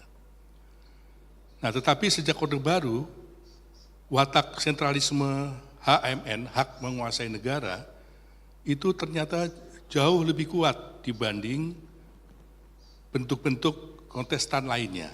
Ya. Jadi artinya eksploitasi hutan untuk kebutuhan ekonomi atau pertumbuhan ekonomi itu jauh lebih dominan. Sehingga akhirnya mengakibatkan ada sekitar 38% wilayah hutan yang rusak atau yang kita sebut tadi sebagai non-forested area itu. Nah, tetapi yang kita tahu bahwa walaupun kondisi kehutanan ini rusak, dia tetap dicatat sebagai kawasan hutan. Jadi sebetulnya ada satu ketimpangan data yang cukup besar antara yang de jure disebut kawasan hutan dengan de facto yang disebut dengan kawasan hutan itu sendiri. Karena kawasan hutan yang de facto itu ternyata hampir 40% berupa kawasan hutan yang rusak. Begitu. Nah, dalam hal seperti ini, maka menjadi penting buat kita apabila hendak menata ulang penguasaan tanah di kawasan hutan, sebaiknya memang tetap harus mengambil di wilayah-wilayah yang memang sudah tidak berbentuk hutan lagi, agar hutan kita tidak semakin merana, ya, agar hutan kita kemudian tidak semakin rusak. Ya. Hanya sekarang tantangannya adalah undang-undang kehutanan itu bersifat sektoral dan tidak merujuk langsung pada UUPA, ya, sehingga sulit untuk sinkronisasi untuk peraturan pengadaan tanah. Barangkali di masa depan perlu ditegaskan sebetulnya lembaga yang betul-betul berwenang memegang otoritas dalam penguasaan tanah, penataan pertanahan itu siapa gitu. Apakah ATR BPN bersama kehutanan atau sama sekali ATR BPN saja, ya, agar tidak terjadi kesimpang siuran seperti yang terjadi selama ini. Karena kalau kita sekarang tahu bahwa kawasan hutan yang rusak itu tidak bisa digunakan, lalu pengadaan tanah masih mengambil wilayah-wilayah hutan yang masih baik, tadi selain merusak faktor ekologis kehutanan itu sendiri, yang kedua itu bisa merambah sampai kepada wilayah-wilayah yang selama ini dihuni oleh masyarakat adat, ya, yang sebetulnya masih ada di atau menempati kawasan hutan. Ya.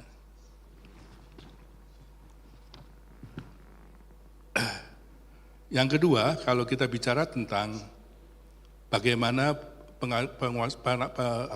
pengadaan tanah ketika dihubungkan dengan tanah terlantar, ya, tanah tidak terdaftar maksud saya.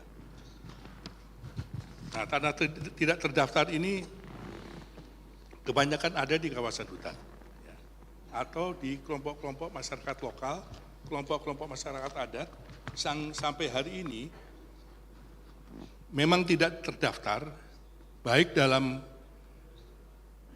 kebijakan-kebijakan PTSL atau kebijakan pendaftaran tanah negara lainnya, dan itu sebagian disebabkan oleh karena tidak kompatibel, ya, antara hukum modern negara dengan hukum yang berlaku di masyarakat adat atau lokal itu sendiri.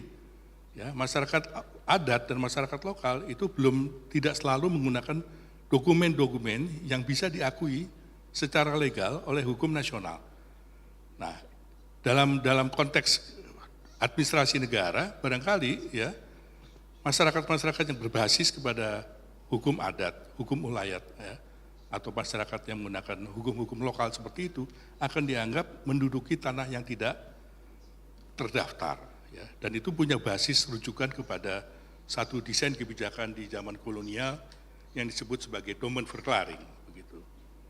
Nah, padahal sebetulnya yang namanya kehidupan manusia yang berbasis tanah itu mestinya harus memperhatikan pengaturan sosial yang memerlukan imperatif nilai, yaitu kelembagaan sosial yang bisa menjamin kehidupan bersama dengan keadilan sosial sebagai nilai pokoknya. dan tanah itu mesti dinyatakan sebagai hak asasi manusia. Ya, jadi tanah bukan komoditas, tapi tanah itu harus dinyatakan sebagai hak asasi manusia.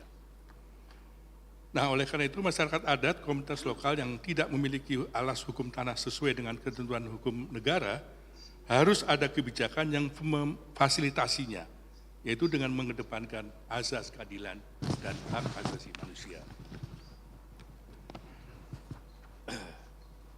Nah, oleh karena itu, apabila sekarang pemerintah gencar melakukan pendaftaran tanah melalui PTSL, ya, maka PTSL itu harus menjadi alat untuk mengatasi masalah kepemilikan tanah. PTSL tidak bisa justru mempercepat komersialisasi tanah lokal yang berpotensi menimbulkan masalah baru atau tantangan baru karena tanah kemudian masuk dalam sirkuit pasar yang justru akan hilang dari penguasaan masyarakat itu sendiri. Pentingnya keadilan sosial dan pentingnya hak asasi dalam proses pendaftaran tanah.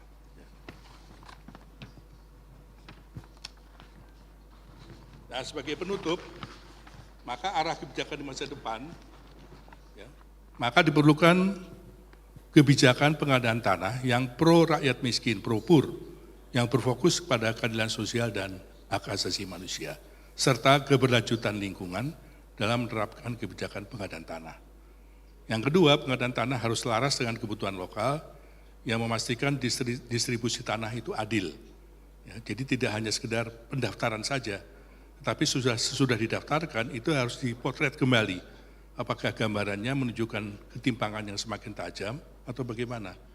Ya, jadi tidak selalu berakhir dengan pemberian sertifikat, apalagi kalau sampai diserukan kepada masyarakat agar sertifikat yang sudah dimiliki, kalau mereka mendapatkannya, diagunkan ke lembaga keuangan atau ke bank, ya, ke bank-bank atau lembaga-lembaga finansial lainnya. Ya, itu namanya sama dengan menjerumuskan tanah-tanah rakyat ke sirkuit pasar. Ya. Lalu yang ketiga, pendekatan holistik dalam penataan tanah, khususnya dalam pengadaan tanah, harus menyeimbangkan kebutuhan ekonomi, sosial, kultural, dan ekologi. Itu barangkali yang bisa saya sampaikan. Terima kasih. Baik, terima kasih Prof. Amo. Masih ada waktu tersisa, tapi terima kasih. Tadi beberapa poin penting dari Prof. Amo antara lain, pertama penting kita bicara soal keberpihakan ketika bicara tentang pengadaan tanah. Dan juga melihat hak atas tanah itu sebagai bagian dari hak asasi manusia. Yang kedua, konteks dualisme administrasi pertanahan itu menimbulkan problem ketidakadilan baik terhadap masyarakat yang tanahnya dimasukkan sebagai kawasan hutan, tetapi juga tentu nanti implikasinya ketika program pemerintah mau dijalankan dengan mengadakan pengadaan tanah yang berasal dari kawasan hutan. Berikutnya kita akan mendengarkan presentasi dari Profesor Maria Sumarjono.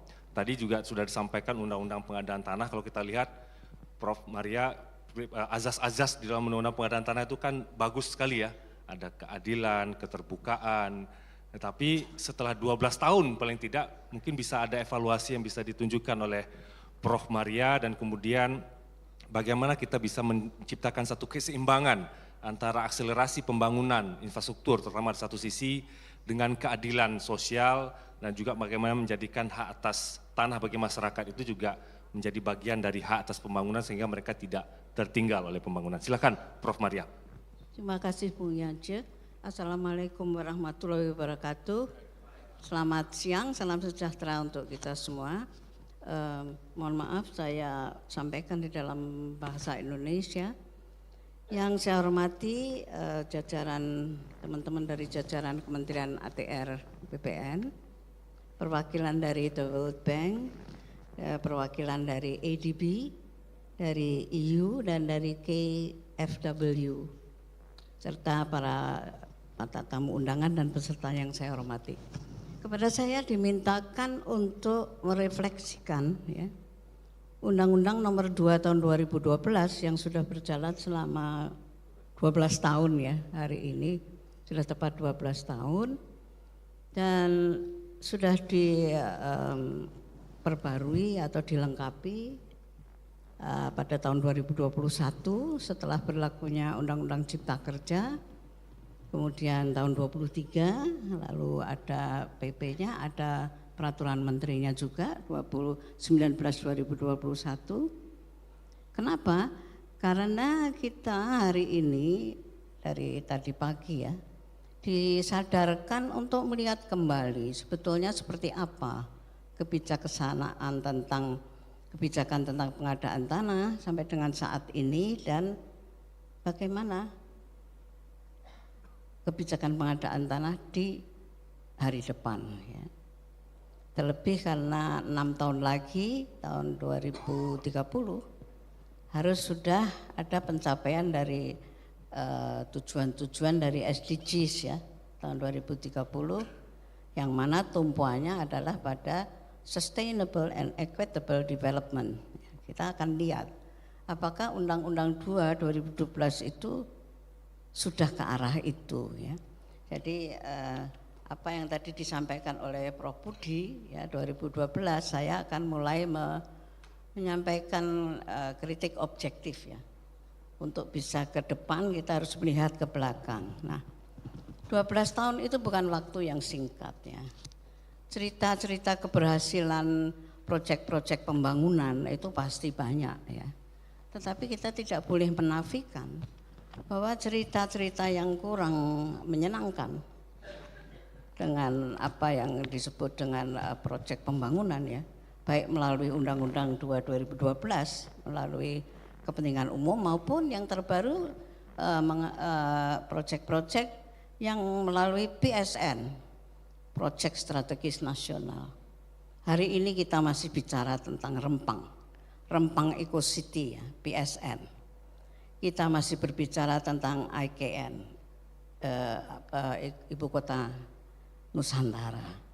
Masih ada problem dengan 2.800 sekian hektar tanah yang nasibnya kita nggak tahu. Juni yang lalu katanya dengan penanganan dampak sosial khusus ya, tapi bulan Agustus sudah dirubah dengan PP dengan peraturan Presiden 75 yang akan dibayarkan dengan ganti rugi yang kalau dihitung per meter perseginya itu hanya Rp6.700 per meter persegi. Belum lagi kita di Jakarta, north of Jakarta ya, ada PSN 2 dari Pantai Indah Kapuk. Cerita sedihnya kita dengar karena ganti ruginya itu very low, jauh di bawah NGOP yang masyarakat bayarkan untuk tanahnya.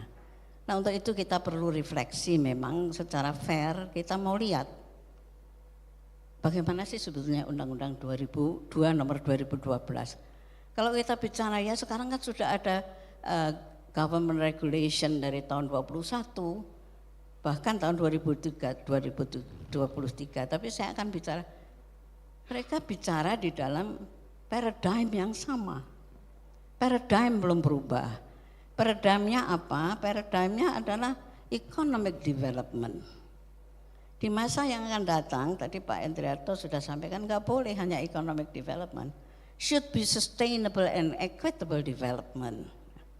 Nah, Undang-Undang 2 2012 itu masih bertempu pada hanya economic development. Kalau kita mau fairly speaking ya, Undang-Undang 2 2012 itu fokusnya adalah pada tanah. Ketersediaan tanah untuk pembangunan bagi kepentingan umum. Buktinya apa? Kita bisa lihat di dalam bagian consideration dari law number 2 2012 ya. Di bagian C itu pertimbangannya memang seperti itu. Undang-Undang 2 2012 diterbitkan karena untuk pengadaan tanah itu yang bermasalah adalah dari mana tanahnya mau didapat. Jadi kalau dikatakan fokus dari Undang-Undang 2 2012 adalah bagaimana memperoleh tanah itu dari masyarakat, including ya indigenous people. Karena government nggak punya tanah untuk kepentingan umum mesti ambil dari affected person, itu bisa dari masyarakat umum, bisa dari indigenous people atau masyarakat hukum adat. Nah, oleh karena itu kalau kita mau lihat sebetulnya dulu Undang-Undang 2 2012 mungkin saya agak panjang ya. Filosofi apa yang diambil? Tidak disebutkan, tapi sebetulnya diambil dari pasal 6 dari Undang-Undang Pokok Agraria bahwa social function of land. Nah, social function of land itu isinya sebetulnya ada 4. Satu, bahwa tanah itu tidak boleh tidak digunakan. Kalaupun digunakan, jangan sampai merugikan kepentingan masyarakat. Karena itu ada yang namanya tata ruang. Yang kedua, bahwa tanah itu mesti digunakan sesuai dengan sifat dan tujuan pemberian haknya. Karena itu ada aturan mengenai tanah terlantar. Nah, yang ketiga ini yang dipegang untuk kepentingan umum, ya, bahwa tanah-tanah perseorangan itu dihormati, ya, tetapi ketika kepentingan umum itu membutuhkan, maka perseorangan itu harus juga memberikan untuk kepentingan umum. Tetapi yang dilupakan adalah dikatakan di dalam UPA harus ada keseimbangan antara kepentingan perorangan yang diambil untuk kepentingan umum. Pertanyaan saya itu adalah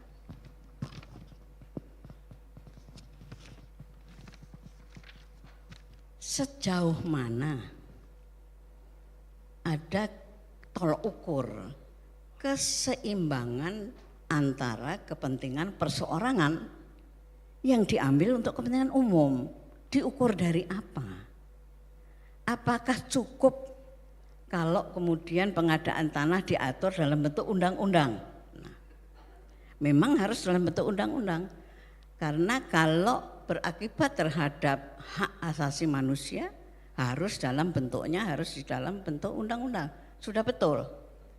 Tapi pertanyaannya, apa cukup kalau kepada affected person itu diberikan ganti kerugian yang menurut undang-undang itu disebutkan adil dan layak? Apa kriteria adil dan layak itu? Ya, kalau dilihat ya, apakah ganti rugi itu sudah mencerminkan replacement value? Meskipun sudah ada independent valuer ya, apa seperti itu? Bagaimana dengan livelihood restoration? Itu tidak dikenal, tidak dibicarakan. Meskipun secara formal di dalam Undang-Undang 2 2012 ganti kerugian fisik and non-fisik. Tapi yang diganti itu fisik dan belum tentu itu replacement value. Non-physical ganti rugi itu jarang dibicarakan. Which is mestinya livelihood restoration itu belum ada.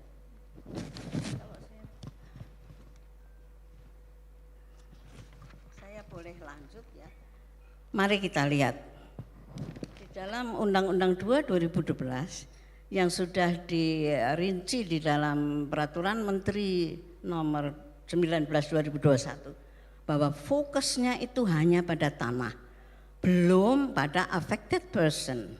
Coba kita lihat di dalam tahap persiapan. Data survei sosial ekonomi itu fokusnya hanya pada tanah. Berapa luasnya, di mana letaknya, perakiraan nilai untuk ganti ruginya. Kalau bicara mengenai penerima manfaat, subjek dari pengadaan tanah, itu hanya pada jumlah penerima. Belum diteliti mengenai socio-economic survey dari kondisi sosial ekonomi affected person, itu tidak dikerjakan di dalam Undang-Undang 2 2012. Di dalam tahap persiapan, konsultasi publik untuk rencana pembangunan, konsultasi publik itu is not meaningful consultation. It's formal, sangat formal, mengejar waktu supaya dapat persetujuan. Meaningful participation itu isinya 3. Hak untuk didengar, hak untuk dipertimbangkan pendapat masyarakat, dan hak untuk memperoleh jawaban atas usul atau atas pendapatnya. Itu tidak ada di dalam pelaksanaan dari Undang-Undang 2 2012. No meaningful participation. Yang ketiga juga, kalau tidak sepakat bagaimana? memang ada yang namanya panitia keberatan. Tetapi itu bukan penanganan keluhan sebagaimana yang grievance procedures ya, yang sering kita bicarakan baik di dalam ketentuan ADB maupun ketentuan dari the World Bank ya. Jadi kalau tidak setuju ya pergi saja ke pengadilan tun atau final binding ke Mahkamah Agung. Nah di dalam tahap pelaksanaan dari pengadaan tanah bagaimana? Itu sama saja. Data yuridis yang dikumpulkan oleh Satgas B ya, itu hanya siapa yang mempunyai apa, who owns what. Jadi bukan sosioekonomik dari land ownernya.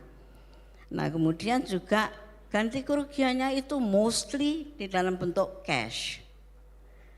Livelihood restoration itu wallahu alam bisawab ya, atau itu urusan dia dengan yang ada di atas. Kemudian relocation itu belum diatur secara rinci, ada cuman pemukiman kembali, tapi pengaturannya belum ada. Coba dilihat aja Rempang, sampai sekarang itu orang yang di situ masih menolak karena relocationnya itu tanpa consultation ya, dan tanpa rencana untuk relokasi yang semestinya. Kemudian juga ganti kerugian untuk masyarakat hukum adat itu belum ada sampai sekarang. Penilai independen itu menilai berdasarkan apa ya, dia punya standar ya, standar penilaian Indonesia, tapi itu untuk non indigenous people, untuk indigenous people belum ada. Juga kalau orang tidak terima ganti rugi, so you go to the court ya, ke pengadilan negeri atau to the Supreme Court and that's it ya. Ini mengenai peraturan yang sekarang ini ada. Selanjutnya, nah evaluation ada enggak di Undang-Undang Nomor 2 ya, dalam peraturan menteri? Evaluation itu ada, yang dievaluasi ada hasil penyerahan pengadaan tanah, tapi bukan evaluasi bagaimana kesejahteraan sosial ekonomi dari affected person. Jadi kan yang diurus itu cuma tanah fokusnya, affected person itu belum memperoleh perhatian. Frankly speaking, itulah Undang-Undang 2/2012. Untuk apa kita mengkritisi? Karena kita mau melakukan yang baik, meningkat dari apa yang sudah dicapai, walaupun ya success story pasti ada ya. Jadi kalau dikatakan dampak positifnya apa? Oh ya ada dampak positifnya. Orang bikin jalan tol misalnya, ya jelas lah. Daerah lebih maju, perjalanan lebih singkat, ya. Distribusi barang jasa juga lebih lancar, tentu itu akan ada pertumbuhan ekonomi dan pemerataan, itu segi positifnya. Tapi siapa yang menikmati? Yang menikmati langsung justru bukan dari affected person. Affected person setelah dapat ganti rugi dari kerugian fisiknya ya sudah selesai, walau alam. No evaluation at all. Mereka sekarang di mana, sekarang hidupnya seperti apa, itu sama sekali tidak ada di dalam peraturan perundang-undangan kita. Oleh karena itu, kalau kita lihat Undang-Undang Nomor 2012, isinya cuma kewajiban masyarakat, terutama affected person itu wajib untuk menyerahkan tanahnya sesuai dengan undang-undang. Hak masyarakat ada, hanya satu pasal, yaitu hak untuk berperan serta. Berperan serta itu apa? Berperan serta itu adalah memberikan masukan. Jadi sangat terbatas, evaluasi juga tidak ada ya.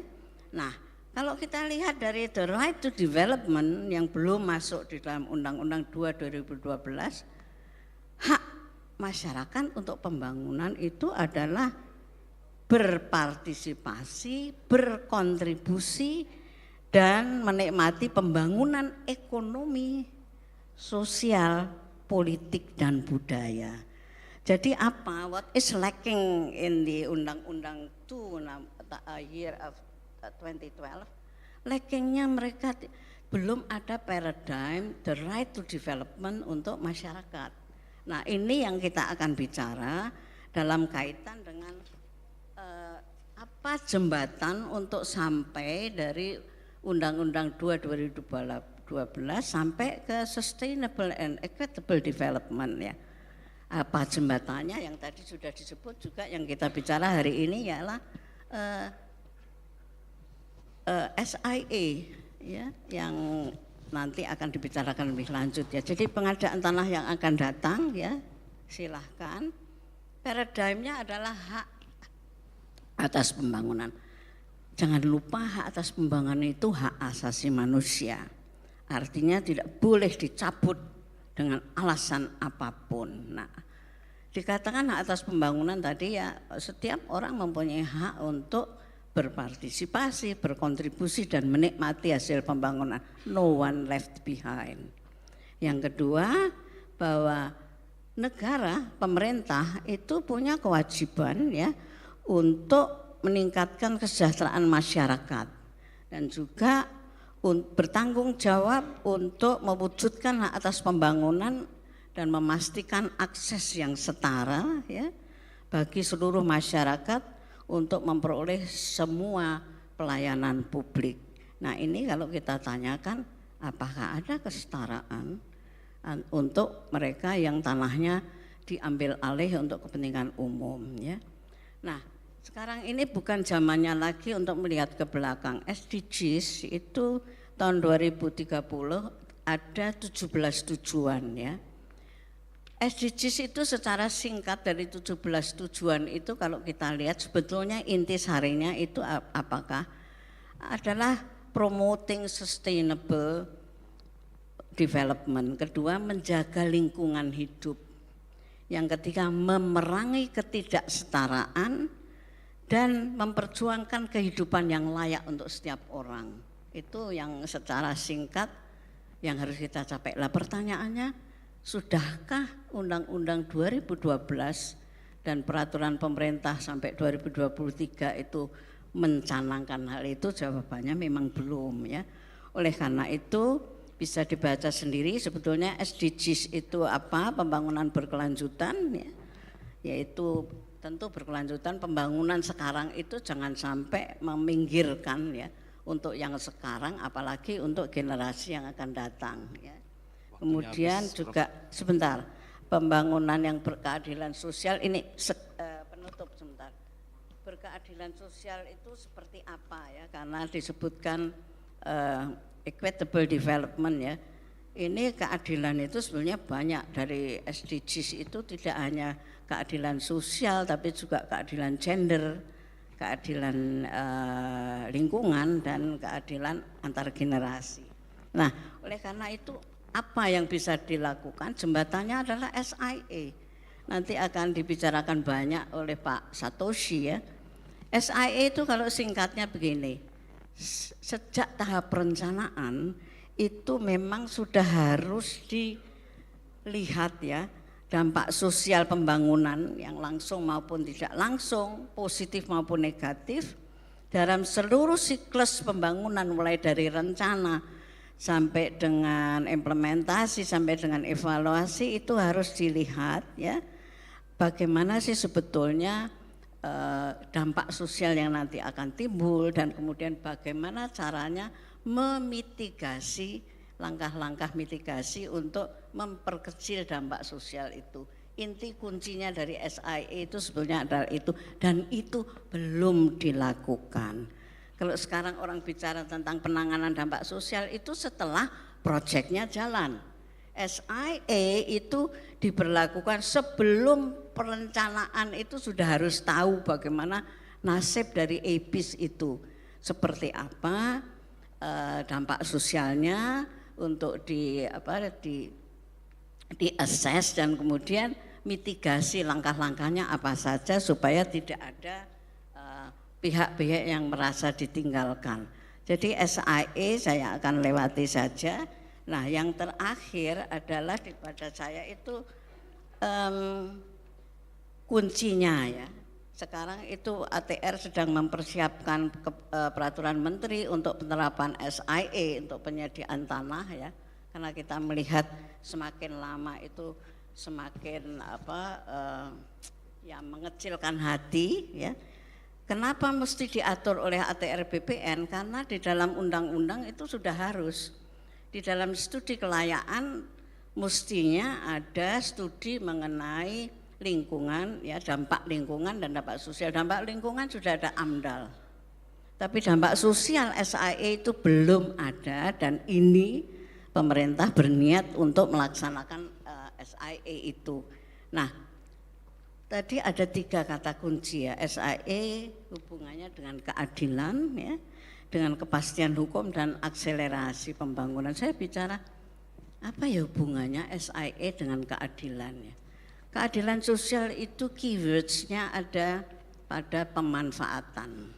Dan keywords pemanfaatan itu menurut Mahkamah Konstitusi ada 4. 1, kalau ada proyek pembangunan, maka pertanyaan pertama, apa manfaatnya untuk masyarakat? Tentu itu masyarakat termasuk yang terdampak, bukan hanya masyarakat yang menikmati hasil pembangunan. 1, apa sih manfaatnya? Kedua, bagaimana pemerataan dari manfaat itu? Ketiga, bagaimana partisipasi masyarakat dalam menentukan manfaat? Dan keempat, penghormatan kepada hak masyarakat yang sudah ada sejak turun-temurun. Nah, kalau ditanyakan apa kaitannya SIA ya dengan kepastian hukum, legal certainty. Kalau dijalankan dengan baik, pengadaan tanah yang disertai dengan SIA itu akan memberikan legal certainty bagi siapa? Bagi instansi atau pihak yang memerlukan tanah ada legal certainty. Karena apa? Karena semua dijalankan dengan baik sehingga clean and clear. Pengadaan tanah sekarang itu banyak meninggalkan pekerjaan rumah, ada konflik dan sebagainya. Kalau dengan SIA hopefully ya akan clean and clear karena sudah ada mitigasi dari apa kira-kira yang akan dialami oleh affected person. Kemudian juga untuk legal certainty untuk affected personnya apa? Ya saya akan dapat ganti kerugian yang tidak sekedar mengganti rugi tetapi replacement value. Kalau saya direlokasi ada aturan rinci tentang relokasi. Lalu kalau saya tidak perlu takut karena livelihood saya sudah direstore setelah saya menyerahkan tanah itu. Yang terakhir, akselerasi pengadaan tanah. Saya lebih untuk saat untuk perubahan yang atau hal yang baru, akselerasi itu lebih ditekankan pada quality of the pengadaan tanah. Bukan sekadar memperbanyak proyek pengadaan tanah, tapi pertama quality dari pengadaan tanah itu yang memasukkan SIA di dalam kebijakannya. Karena kalau quality dari pengadaan tanah itu terjamin, maka yang terakhir bahwa integrasi SIA itu halaman yang terakhir ya, maka akan menjadikan pengadaan tanah itu lebih berwajah manusiawi. Dan oleh karena itu tidak ada seorang pun yang akan merasa ditinggalkan. Terima kasih.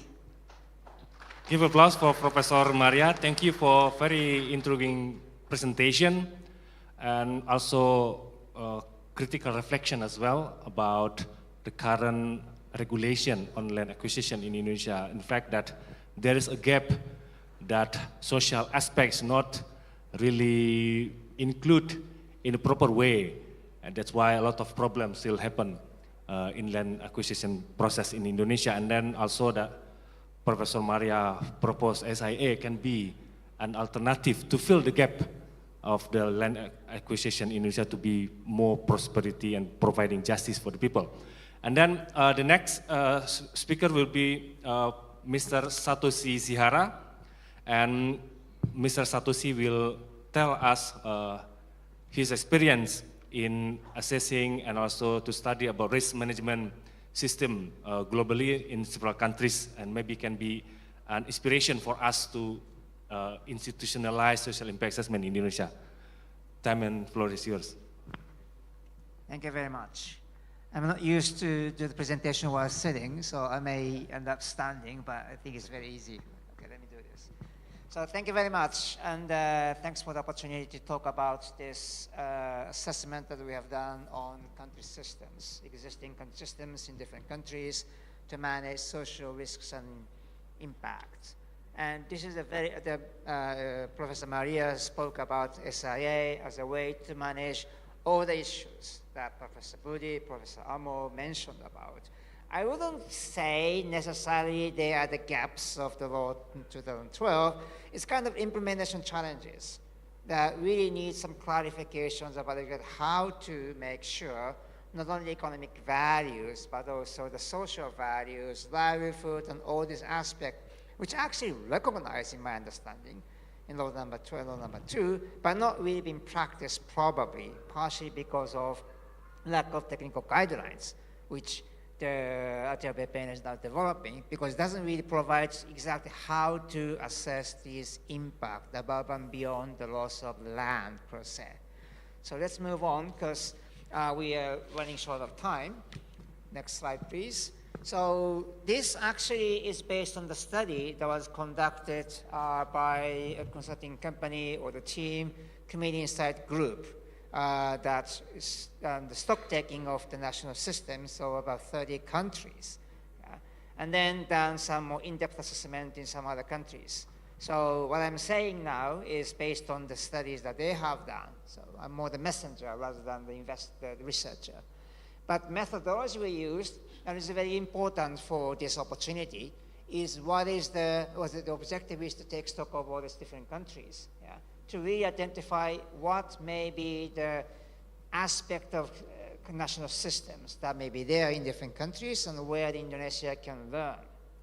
So it talks about the methodology we used, but let's move on to get to the core of the presentation. Next slide, please.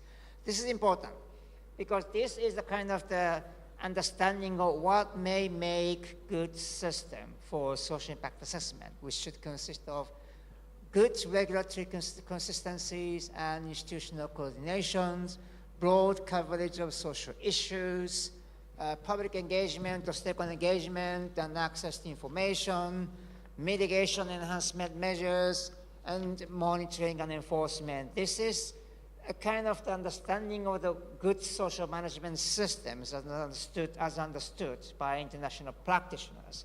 And the assessment uses methodology, but also this is the core of the framework for social impact assessment guideline that RTRBPN is developing.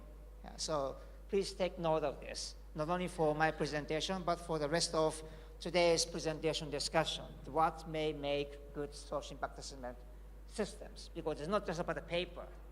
It's more has to have a system in place. And what consists of the good system? Here are the 5 indicators. Let's move on. The coverage of issues that we assessed in assessment is the community health and safety, indigenous peoples and masyarakat adat, occupation health and safety, working conditions, cultural heritage, resettlement and livelihoods, restorations, vulnerable people, gender issues, and labor influx and migrant workers. So it's not just about the land issues per se, but because we are talking more about the social impact of investments more broadly, in which the land acquisition resettlement is the core of it, but it goes beyond that. In fact, impacts are actually correlated and compounds with each other. So different components of the compound of the impact may actually reinforce one another, resulting in bigger impact that may happen on the affected peoples. It's very important to look at individual aspects of the social impact above and beyond, or including, but above and beyond land acquisition and resettlement. Let's move on. So just quickly, in terms of methodology, we have done, actually the CIG team has done an overview of the national systems of 30 countries, and then done the deep analysis of 5 countries. But there are 3 provinces within Australia, so 1, 2, 3, 4, 7 jurisdictions altogether, which have different systems. But generally speaking, these 5 countries are selected because they tend to have some good aspects in social risk management in different ways. So we try to learn from those 5 countries in terms of the way they manage social risks and impact. Let's move on. So what are the key findings of the stock-taking assessment that we have done? So I don't want to get into this slide a little too much, but basically we have done the deep assessment of 5 countries and 7 jurisdictions. Key finding, which is a surprise to me, is that there's one commonality that are there between these 7 jurisdictions, is that there's no commonalities. These countries have very different systems and uniquely developed based on their own country needs, history, and exposure to international market and so on and so forth. So in a way, it's good news for Indonesia. You don't need to learn from one single country. You look at the experience of different countries and you develop your own systems. Yeah? Because social issues are very unique to particular countries and society. So you need to develop some system that really address the issues that are most important to you. Yeah? So moving on to the details of the findings. Next slide, please. So when it comes to regulatory consistencies and institutional coordination, there are broadly 2 different systems, centralization versus subsidiary. Depending on mostly the size of the country, like Thailand, for instance, there's a single central agencies oversee all the social impact management systems. Same for Malaysia. But bigger countries like Australia, Canada have a federal systems. Yeah? Particularly for Canada, there's a federal agency that is in charge of the social and environment impact management for higher risk, what they call the state important project. That's in Australia. Yeah? But anyway, so if you have a large scale impact, there are certain federal agencies, central agencies that are in charge of the environment social impact assessment processes, but otherwise left to individual provinces. So this is the local government. That may be the way to go for Indonesia because of the size of the country, but it remains to be seen. But this institutional arrangement is a very important aspect. And as I said, all countries have developed their systems based on their needs, size, colonial policies, and so on and so forth. Very important to have this independent oversight of the this is coverage social issues. Okay, we're going to, yeah? The issues, gone too far, is it? Did we talk about the previous one? Yeah, this one, yes. This is what I want to say. So independent impact assessment oversight is very important, meaning that it's not just about the project proponents that will do the assessment or, or maybe reviewed by somebody, but somebody has to have the technical competencies to review the assessment processes against some guidelines to see if the assessment has been done properly. This is a very important aspect, and many other countries and different countries have different systems and procedures, how to do about it. But different countries have some system in place to ensure this independent oversight. Capacity development, very important. Interagency coordination. It is a challenge that we found in most countries, because, as I said, there's a centralization versus subsidiarizations, but then who is going to coordinate the social assessment in different aspects? Because unlike for the environment, when it comes to social issues, the responsibilities for management tend to be dispersed between different ministries. So it's very important to have some coordination mechanisms, something that Indonesia at the BPN has to consider as you try to implement these guidelines. Sorry, move on.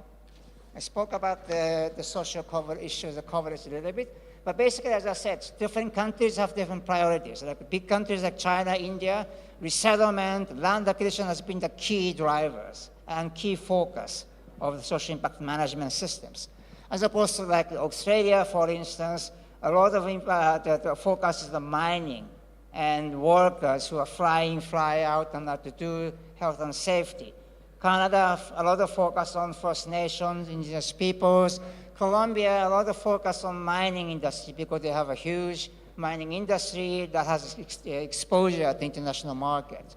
So again, depending on the country context and history, different emphasis being placed. Now, Indonesia, Also, instead of covering everything, you may want to focus on certain things, issues that are most important to the country. That allows you some efficiencies in addressing exactly the problems that often people most vulnerable face. Yeah, so this is important. Let's move on. Stakeholder engagement is key to social impact assessment. Unlike for the environment assessment, you really need to talk to stakeholders or the affected people to know who are most vulnerable to impact. Yeah? As country director Carrie said, the same size of land loss means very differently depending on absorption capacity or the capacity of the people to respond to the impact. And it's very difficult for external experts like me to know who are really vulnerable, why in this particular communities. It's really important to engage with and talk to the affected people themselves and actually involve them in assessment processes, yeah? So that their needs and priorities are unpacked. This came very strongly, and different countries have different systems, requirements. Like Canada, there's an independent benefit agreement, impact benefit agreement required to be developed together with the First Nation indigenous peoples. India, they have the community affected people need to participate in the evaluation processes. And in Australia, community consultative committees, there are certain kinds of community participatory processes for the assessment and impact monitoring, mitigation monitoring in process, very important.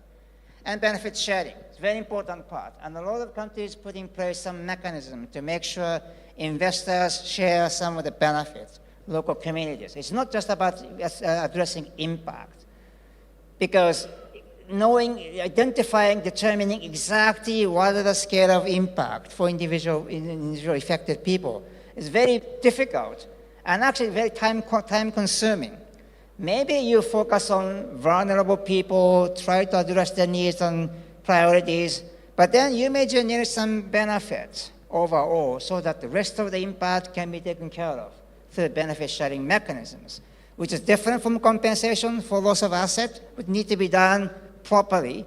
But when it comes to more broader social impact, a lot of countries try to address them through requiring investment to do benefit sharing. Yeah. Again, something to learn for Indonesia. Let's move on.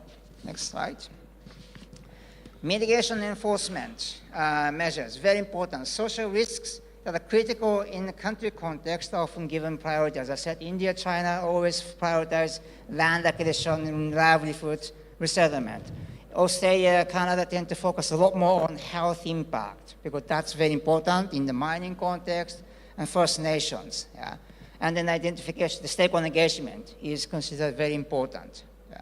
But enhancement measures can be embedded in the contract or the project legal agreement with the developers. Very important to make sure that developers are required to do something to share benefit, legally binding.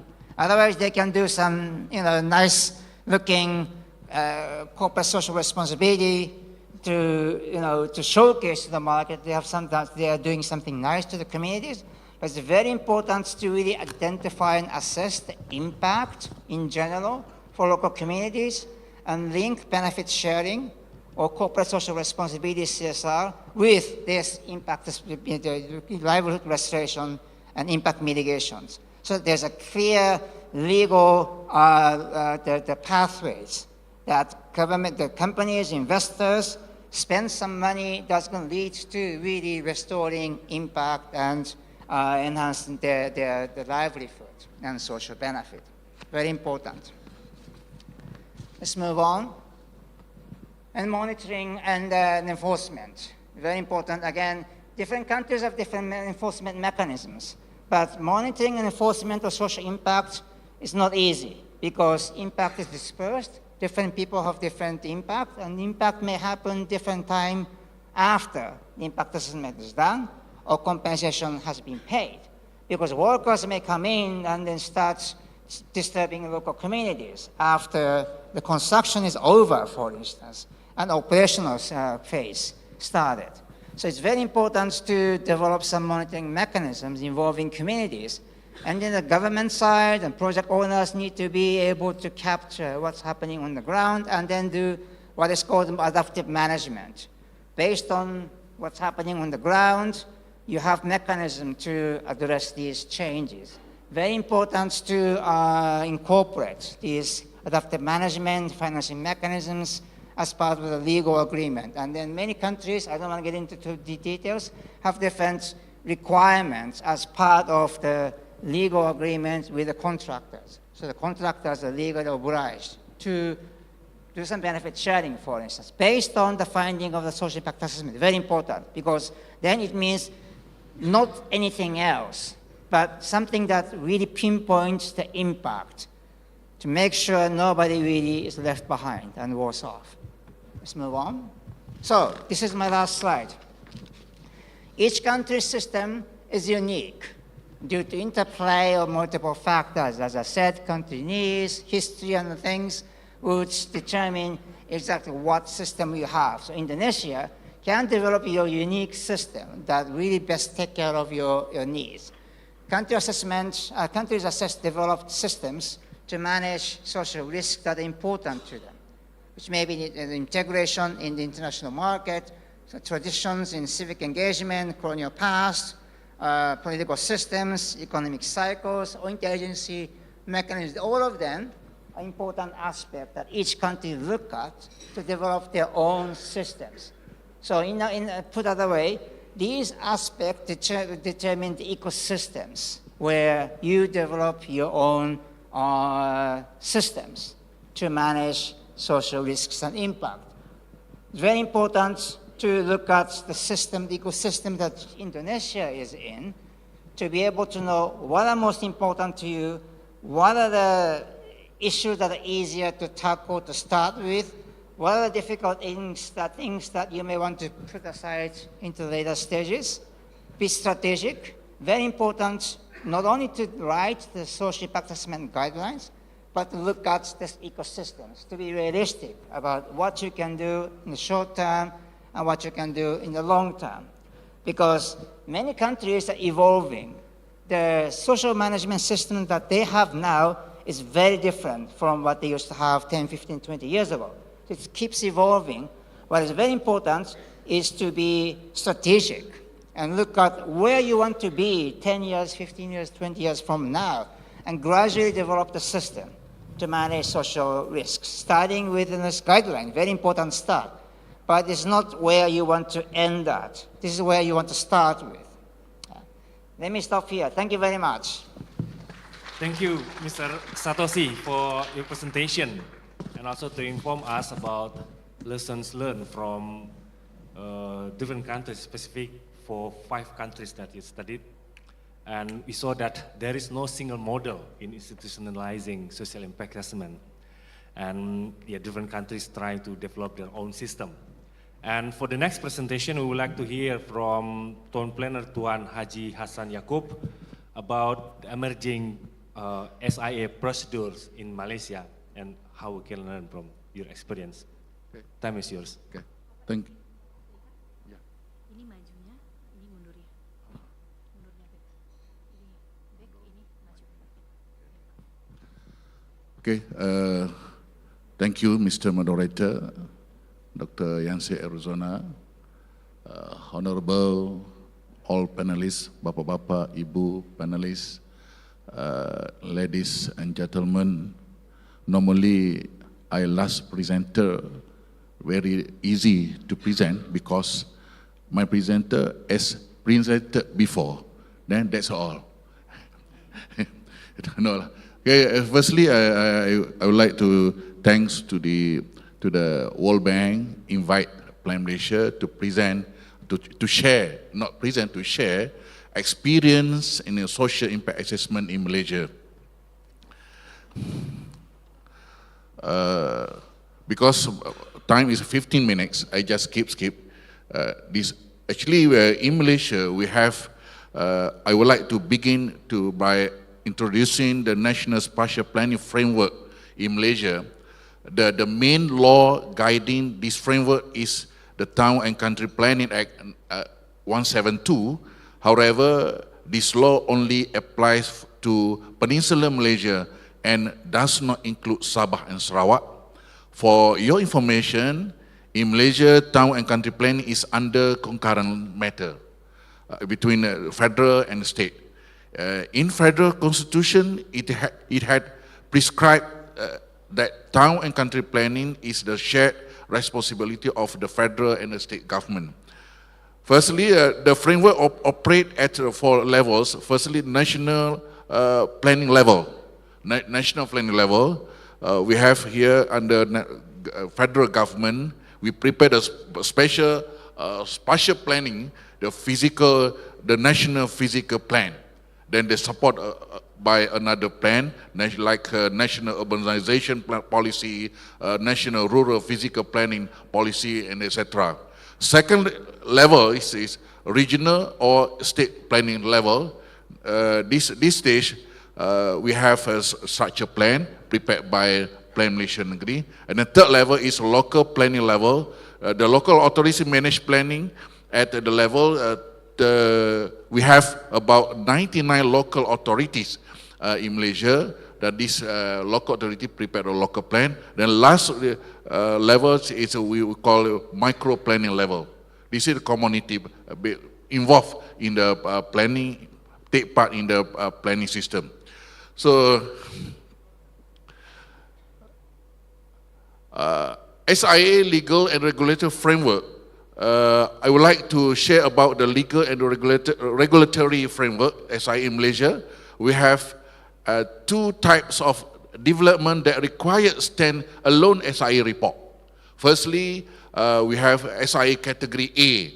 Normally, category A get advice from the National Physical Planning Council for the national importance project that involve like coastal reclamation development, main national infrastructure, new township development for population over 10,000 or involve area exceed 100 hectares, and development on hilltop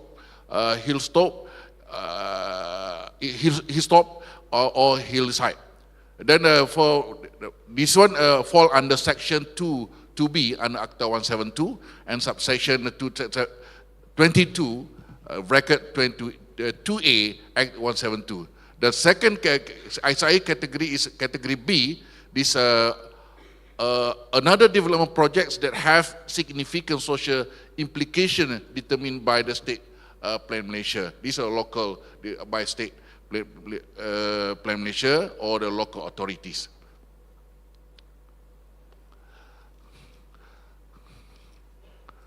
So, as I explained earlier, that we had 3 levels of development plan. So from federal translate into the state, then we go to local level. The social aspect had been taken in this level of development plan. Firstly, national development plan is 4th national physical plan. This is our mother book for development at the federal level. What we call national physical plan, this is spatial planning. Then we, in this report, we take consideration in terms of SIA report. The second level, also such a plan. Then third level is a local plan.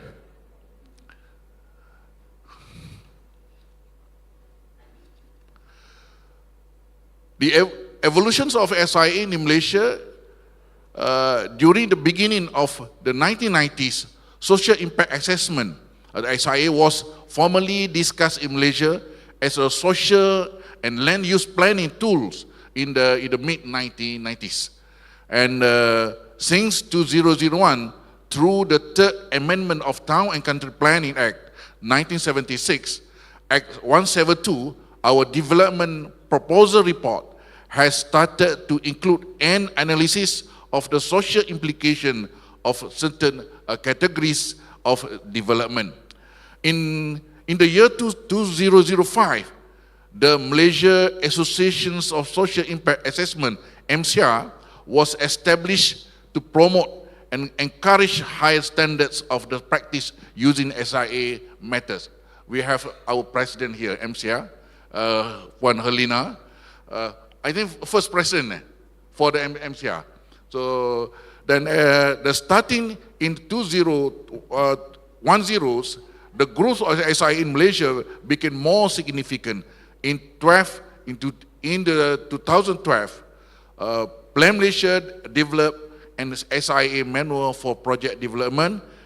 In the year 2015, the Deputy Prime Minister decided Plan Malaysia as the lead agency to implement SIA for the development project. So another milestone we are going for is to raise the standard of professional knowledge and skills in the area of SIA. We will require SIA practitioners to go through formal training on SIA to register as the certified social professional in SIA. These sums of achievement Plan Malaysia have achieved so far as below. At the federal level, we review about, chaired by the Director General Plan Malaysia, a successful review for the social impact about 53 projects since 2016. I think 2016. So since 2016, we have 53 projects. At state level, we have 162, and total was to 213. This is the state level review panel meeting that chaired by the state director. Then since 2022, we have also conducted 4-time SIA competency course together with our strategic partners, Malaysia Institute of Planners and Malaysian Social Impact Assessment Association. Today, we have successfully accredited 98 SIA professionals.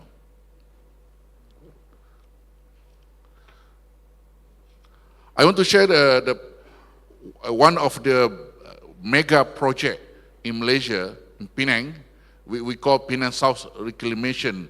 The first one in Penang South Reclamation, also known as a PSR, to safeguard the well-being of the impacted stakeholders.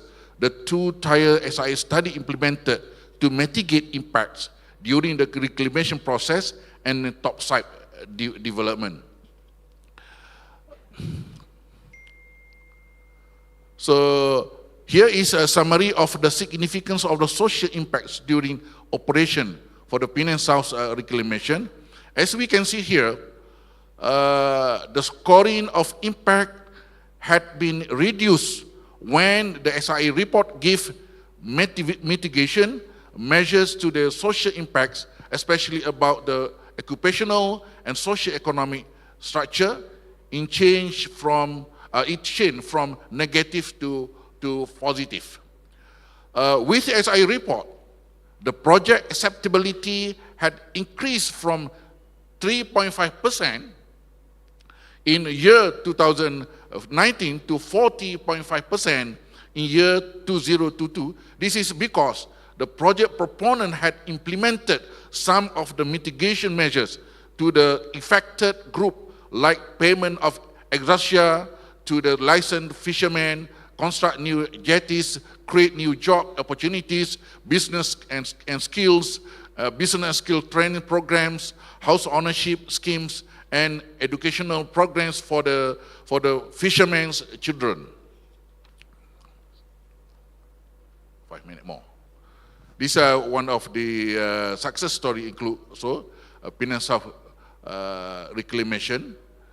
We have Penang government is placing orders a new boat and etc. The first batch of the 9 fishermen completed their seafarer course in March under SIMP, earning the certificate of competency from the Marine Department to work as a seafarer in Malaysian water. How to play video?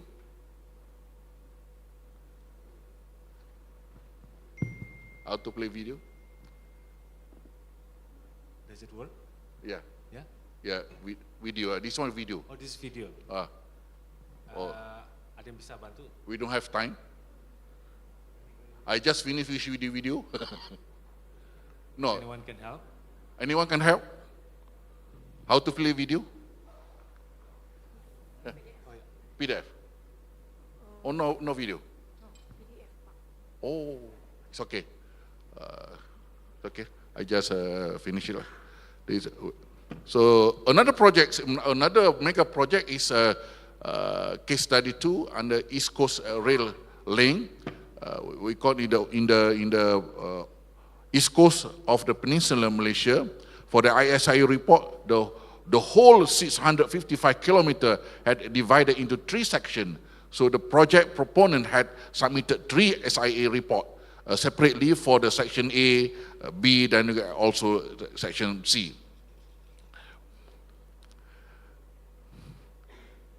This one part of the engagement under the SIA study, grieving management, nature monitoring program, traffic management plan, and engagement with stakeholder. And our challenges is, firstly, integration planning process. These are our challenges when we implement the SIA.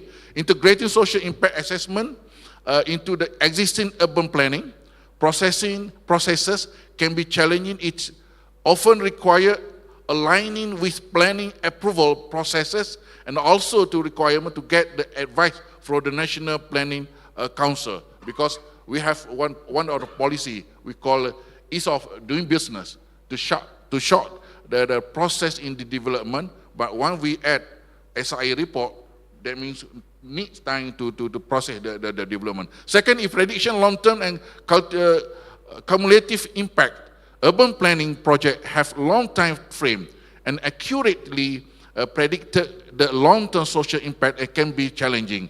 Changes in demographics, economic condition, and social behaviors over time make it difficult to assess how a project will affect a community in the distant future.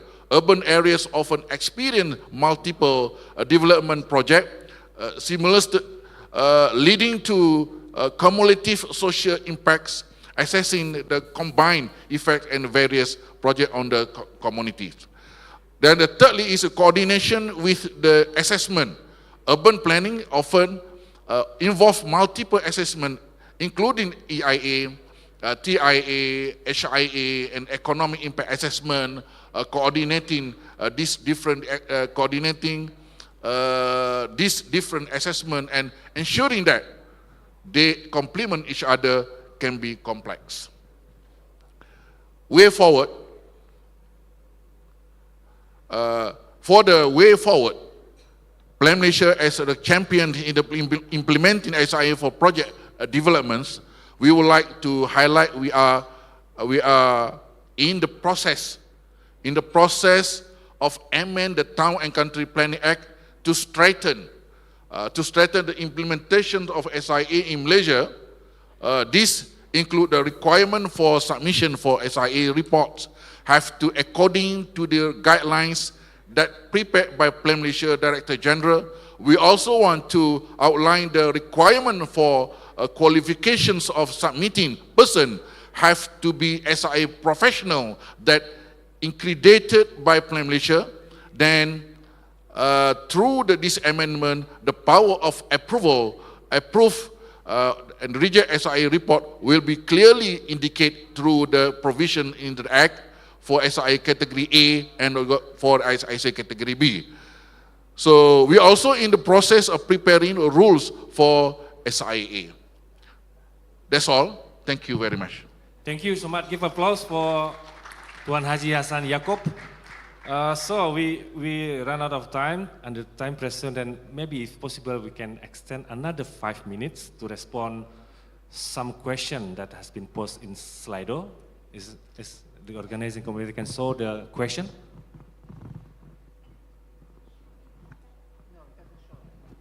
No.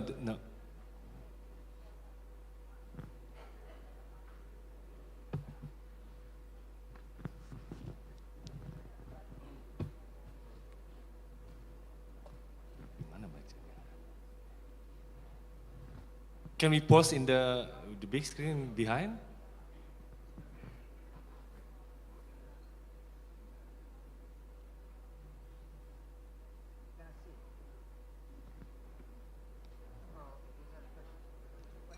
So there are two questions. Okay. This one. Let's see. So the first question from Ulfa, Kanwil BPN Provinsi Lampung. Mohon izin bertanya kepada Prof. Maria. Prof. Maria menyampaikan bahwa seharusnya ada keseimbangan kepentingan perseorangan dengan kepentingan umum. Bagaimana perlindungan hukum, apakah perlindungan hukum masyarakat dengan perlindungan hukum P2T sudah seimbang? Ya? So that is the first question. The second question to Bapak Satoshi, you mentioned once, twice compensation. Compensation sounds like seeing land as a commodity to be compensated, not a right to be restored, as it has social aspect directly linked to livelihood. What is the view of the World Bank about the acquisition of land, commodity or rights? So that's the question. So we have two questions. First to Professor Maria about how to see the balance between individual and public interest. And the second for Mr. Satoshi. Terima kasih pertanyaannya Ibu Embun, selamat datang kembali. Jadi itu pertanyaan saya yang awal ya. Bagaimana mencapai keseimbangan antara kepentingan umum dan kepentingan masyarakat? Saya kan malah tanya, apa keseimbangan itu sudah cukup? Kalau pengadaan tanah diatur dalam undang-undang, apa keseimbangan itu sudah cukup kalau ada diberikan ganti kerugian ya kepada masyarakat terdampak. Di dalam peraturan itu ganti kerugiannya sudah lengkap. Tapi pertanyaannya satu yang besar ya, untuk masyarakat hukum adat itu belum ada sama sekali. Masyarakat hukum adat itu ganti kerugiannya sangat berbeda dengan masyarakat non-masyarakat hukum adat. Mereka menghitung kerugian non-ekonomi itu lebih besar dari kerugian ekonomi. Silahkan belajar ke Australia. Jadi itu belum ada di dalam SPI ya, Standar Penilaian Indonesia itu belum ada standar untuk masyarakat hukum adat. Kerugian untuk tertutupnya akses, kerugian untuk tercerabut dari jaringan sosial ya, kehilangan dari kearifan lokal. Kalau tanahnya sekarang ini ada proyek gantinya MIFE ya, proyek baru itu untuk ketahanan pangan dan bioenergi di Merauke dengan proyek dari PSN. Semua sudah datang traktor, masyarakat nggak tahu, loh ini kan tanah kami, sudah ada patok tapi tidak ada consultation dengan kami. Nah, terus itu keseimbangannya di mana? Ganti kerugian memang sudah ada, tetapi sampai saat ini kan disebutkan bahwa prioritasnya dalam bentuk uang. Ganti kerugian dalam bentuk lain, resettlement, tanah pengganti itu belum ada. Kalaupun resettlement, peraturannya yang rinci juga belum ada. Ganti rugi disebut kerugian non fisik, tetapi yang namanya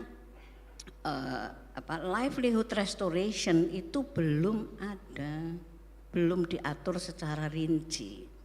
Kita studi ya waktu itu Ibu Embun yang di Yogyakarta International Airport ya. Ya ganti ruginya itu jumlahnya oke ya, tapi tidak ada bimbingan, orang enggak tahu ini uang ganti rugi untuk apa. Jadi dia enggak tahu menata hidupnya, dapat ganti rugi tapi so what ya, I don't know what to do. Saya tahu saya mau beli tanah tapi I don't know where, dan bagaimana saya melanjutkan kehidupan saya di tempat yang baru. Nah ini kan jadi harus memang ada satu tindakan ya. Saya senang sekali mendengar dari Malaysia ya yang sudah menerapkan SIA. Tapi Ibu Umpun jangan khawatir, it's better late than never. Jadi di kita ATR itu sudah berniat karena melihat Karena kepentingan umum pengadaan tanah itu tidak hanya pakai Undang-Undang 2 2022, bisa juga di atas aset yang sudah dikuasai seperti di Rempang Eco City ya, itu di atas HPL-nya Batam. Lalu di IKN itu juga bukan dengan beberapa infrastruktur pengadaan tanah. Di tempat lain mungkin itu dari pelepasan kawasan hutan, yang mereka pikir itu kawasan hutan, tapi ternyata itu yang punya masyarakat hukum adat. Jadi problemnya itu sangat banyak. Dan bagaimana menyeimbangkan itu, makanya sekarang pemerintah Indonesia dalam hal ini ATR BPN sudah mantap lah. Kita akan integrasikan SIA itu di dalam kebijakan pengadaan atau penyediaan tanah lebih luas. Karena pengadaan tanah itu Undang-Undang nomor 2 ya. Penyediaan tanah itu ya siapa saja, any project yang memerlukan tanah yang ada dampaknya terhadap masyarakat, dampak sosial, ekonomi, budaya, HAM, bla bla bla, itu harus menerapkan SIA. Oleh karena itu tadi pertanyaannya kita sedang menuju ke sana. Keseimbangan itu belum, kita menyadari sukses story ada, tetapi unsuccessful story juga banyak. Karena itu pemerintah ke depan berniat sementara akan menyusun rancangan peraturan menteri ya tentang implementasi penilaian dampak sosial untuk penyediaan tanah, tidak hanya untuk pengadaan tanah tapi untuk penyediaan tanah. Saya rasa itu, jadi kita sedang menuju ke sana. Terima kasih untuk pertanyaannya. Terima kasih, Prof. Maria. Next, Mr. Satoshi to respond. Thank you very much. It's an excellent question. I want to be very quick in responding. Yeah. So basically, the World Bank, I believe the ADB is the same. The policy requirement look into two aspects.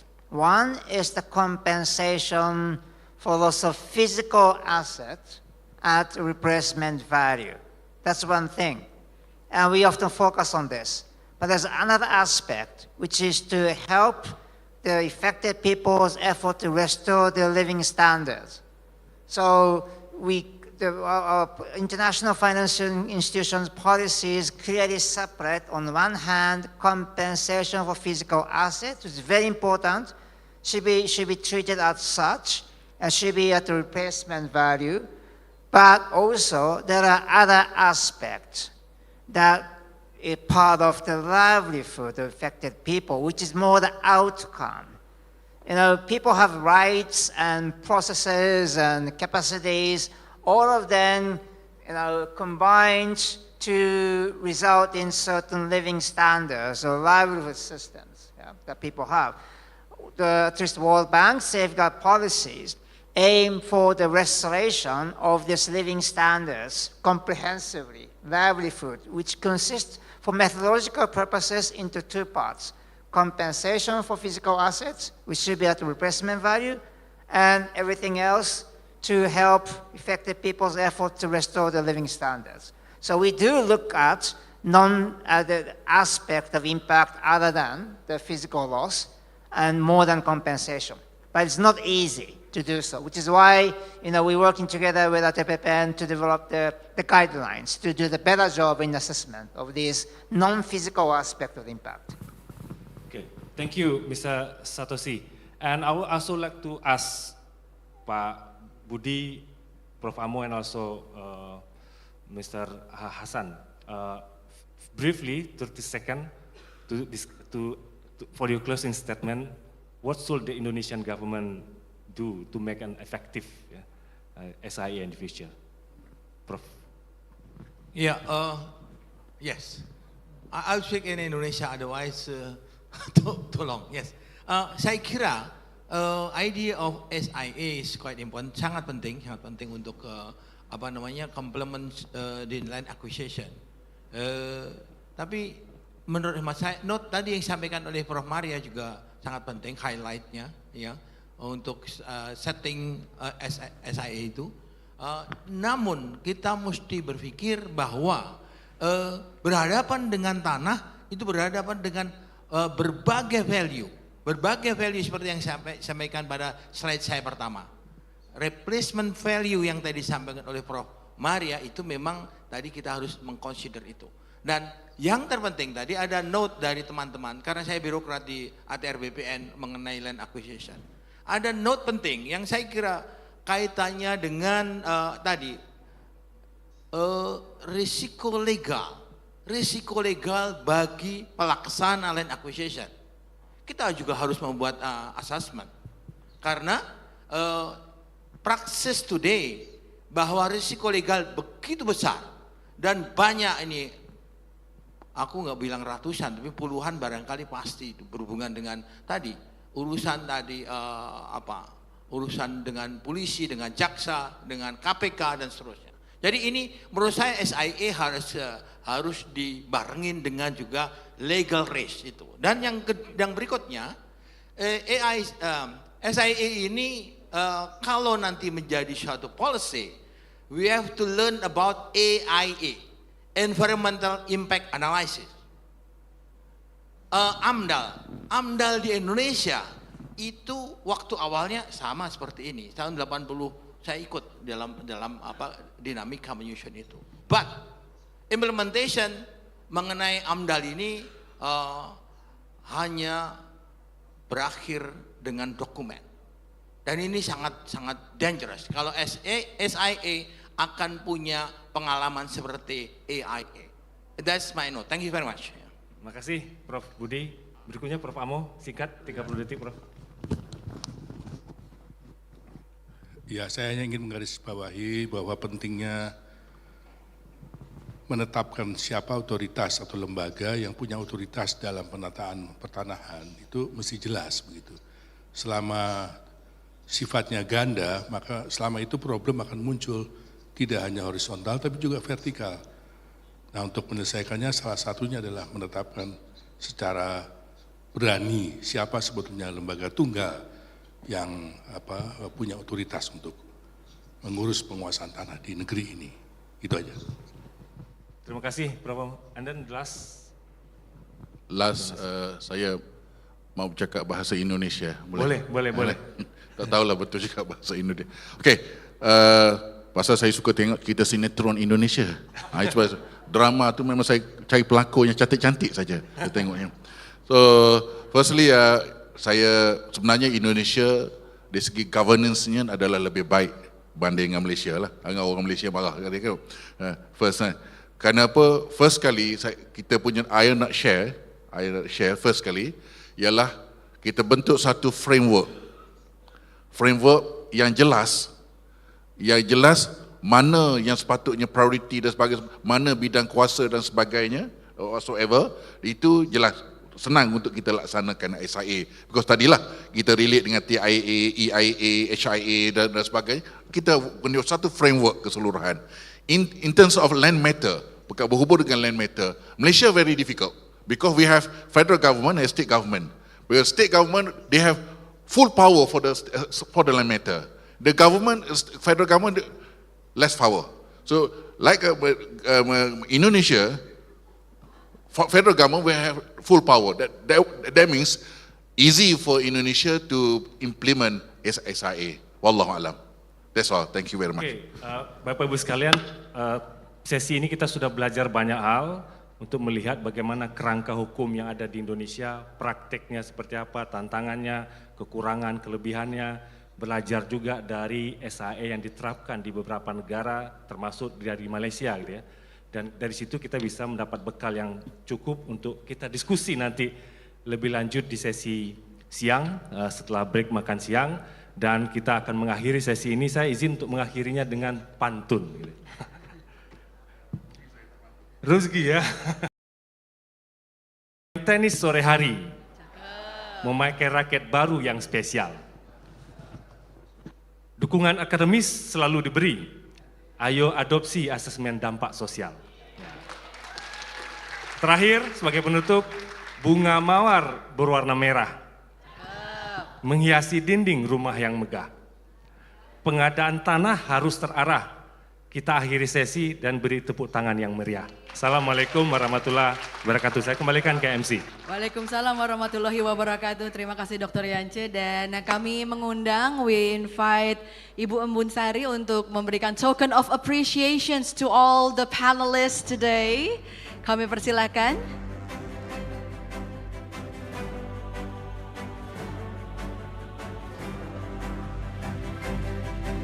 We invite all the panelists to stand up as Ibu Embun Sari will hand over the token of appreciation. Thank you for the remarkable, fruitful, insightful discussion and also thought-provoking discussion.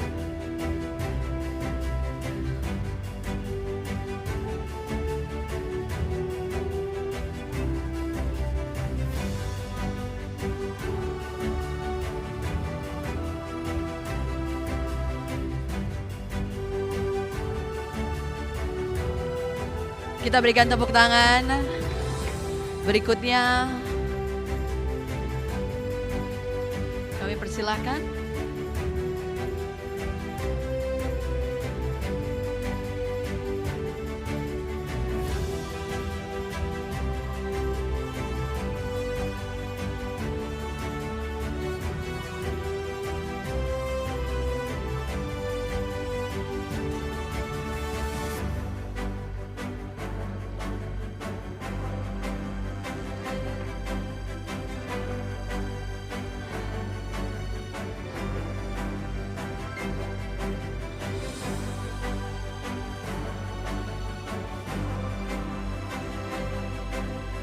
ya, sekalian tim dokumentasi mengabadikan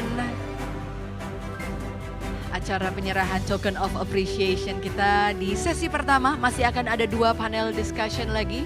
Ibu dan Bapak yang kami hormati,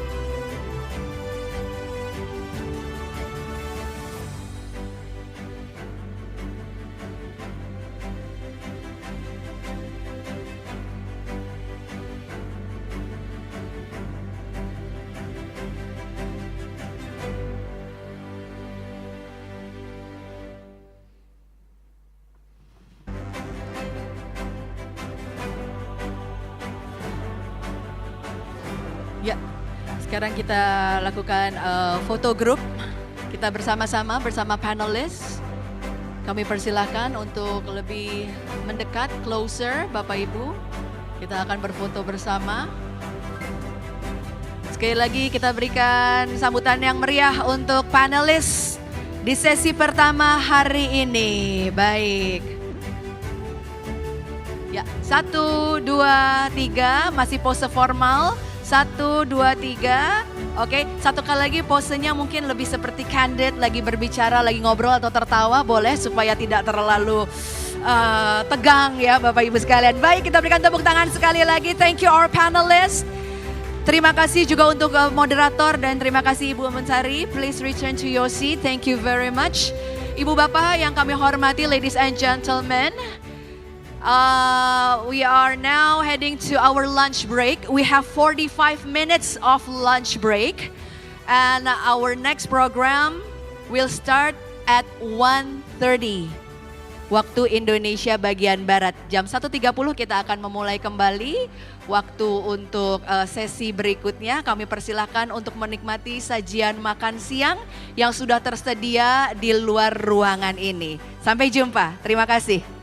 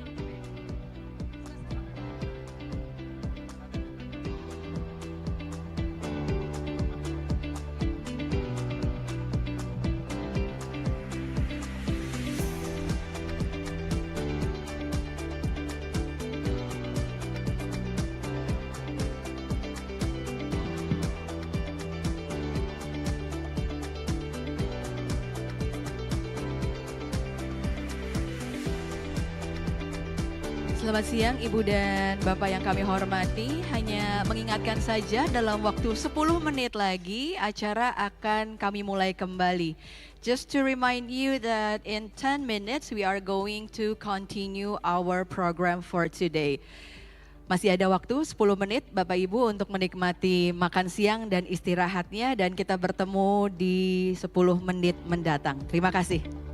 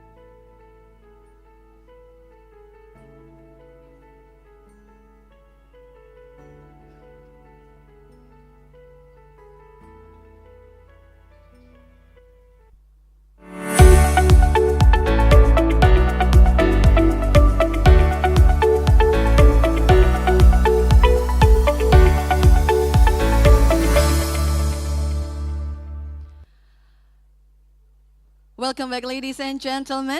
Moving on the following agenda, we will have some experts discussing the merits of good social impact assessment to minimize social risks, enhance local benefits, and speed up infrastructure development.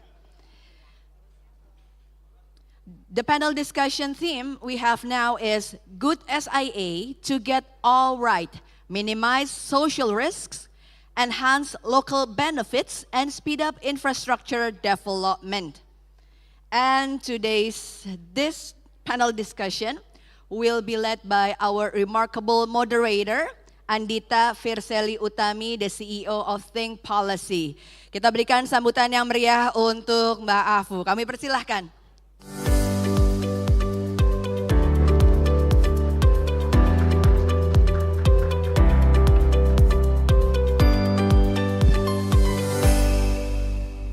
A very good afternoon, ladies and gentlemen. My name is Afu Utami. I'm the CEO of Think Policy, a community-driven organization focused on improving the ecosystem of policymaking in Indonesia. One of the core factors to improve public policymaking, of course, is social impact assessment. And it is my honor, and I'm very delighted to be guiding you all through the second session of today's event, where we will discuss the merits of social impact assessment in maximizing local benefits. And this event is an international conference held by the Ministry of Agrarian Affairs and Spatial Planning, along with KfW, the European Union, as well as the World Bank. Before we begin, I'm asked to remind everyone that the interpreting service is available in English and Bahasa Indonesia. If you are joining us through Zoom, please click the interpretation feature at the bottom of your Zoom screen to select your preferred language, and we also provide a sign language interpreter on the Zoom screen. Now, the organizer of this event has been very attentively curating a number of speakers, distinguished experts who will share with us many useful insights, hopefully, on implementing social impact assessment. And we will divide the session into 3 parts. And we will begin with a first speaker to discuss the enhancement of social impact assessment for effective infrastructure development and focusing on lessons learned in the implementation in various countries. While we have 5 speakers for the session, I will be inviting first the first keynote speech, Bapak Frank van Klei from Groningen University, who will be joining us online and share with us the very topic of good SIA to get all right, to minimize social risk, enhance local benefits, and speed up infrastructure development. To Bapak Frank, the screen is yours.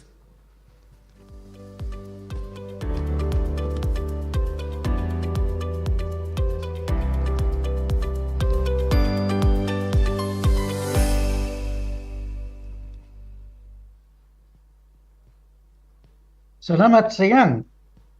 I'm a professor of social impact assessment, and social impact assessment has been my life's passion, and I'm very happy to share with you some of my observations on this topic. May I also draw your attention to this recently published book. I'm hoping that you see it on the screen. It has 37 chapters in a total of 50 authors. The best feature of this book is that it's free, it's an open access book, and it's an excellent book that covers all aspects of social impact assessment. Can I have the next slide, please?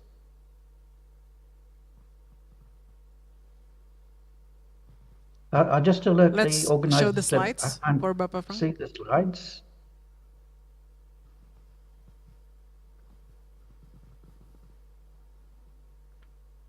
Okay, and the next slide. There you go. So the first thing to know about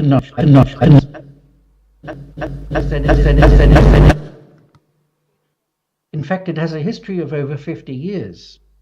It's been improving over time and now is a mature and effective field of research and practice. It's not just a technique, it's a way of thinking and managing the negative and positive social impacts caused by projects. This helps in ensuring that there is that projects deliver effective outcomes. As an established field, there is perhaps a confusing amount of literature about social impact assessment, but fortunately there are several guidelines that make it easy to about, including from the International Association for Impact Assessment, what we call the reindeer document. It's actually applicable to everywhere in the world, and also from the Inter-American Development Bank. Also, some countries like Malaysia and Australia have guidelines, which some of the next speakers will talk about. Next slide, please. There are also many guidelines and various documents from the United Nations and many other international organizations, all of which call for, or at least support, the use of social impact assessment. The use of SIA is now normal practice in projects around the world. Arguably, the use of SIA is a requirement of project financing by all banks. And while it is obvious that social impact assessment should be applied to big projects, I argue that SIA can be of benefit to small and medium-sized projects as well. SIA is about enhancing the benefits of all projects, as well as minimizing any social harms and risks they may create. Next slide, please. Social impacts are everything and anything that affect people or people's lives and livelihoods. It's about the impacts on people's way of life, how they live, work and play, what they value and what is important to them. The social impacts caused by land acquisition for projects are especially severe because people do have a level of place dependency and place attachment. The loss of sense of place is very disturbing to people. Next slide, please. A good model to use to assist in thinking about the social impacts of a project is the Social Framework for Projects, which was developed by Eddie Smith. In that paper, which is indicated on the screen, we argue that all projects should focus on improving the well-being of people. And we consider that there are 8 key topic areas that need to be considered for any project. These topic areas are people's capacities, abilities and freedoms to achieve their goals, community and social supports in the political context, culture and religion, livelihood assets and activities, infrastructure and services in a community, people's housing and business structures, the living environment in which people live, and the land and resources on which they depend. Next slide, please. Social impact assessment should be used for all projects, even projects that are intended to be in the public interest or for social development purposes can still have inadvertent negative social impacts. No matter whether a project is big or small, or whether for a public or a private purpose, social impact assessment is an effective way of better managing projects to ensure better outcomes for the project, and especially for project-affected people. Next slide, please. The guidance document of the International Association for Impact Assessment outlines 26 steps in a full SIA process. Although SIA developed out of environmental impact assessment, there are some fundamental differences between SIA and EIA. For example, social impacts happen from the moment there's a rumor about a project, and therefore must be managed right from the very beginning of project planning. Also, maximizing project benefits to local communities requires careful thinking about what local people's needs are. Providing jobs for local people and having local procurement arrangements cannot be afterthoughts. They need to be planned for from the very beginning of the project. Another important difference between environmental and social impacts is that people react. How they feel about a project affects their experience of negative impacts. People who are in favour of a project are much more likely to be tolerant of any inconvenience or disturbance they might experience because of a project. Therefore, projects need to have a good community engagement process to ensure they are acceptable to local people. and that they get a social license to operate. Essentially, the 26 steps in the SAA process fall under 4 broad phases: understanding the issues, predicting, analysing and assessing the impacts and impact pathways, developing and implementing mitigation, enhancement and management strategies, and designing and implementing monitoring and adaptive management programs. Next slide, please. Effective SAA that starts early in the project planning and continues throughout the life of a project has many benefits for all stakeholders and will result in risk reduction and greater likelihood of achieving project objectives.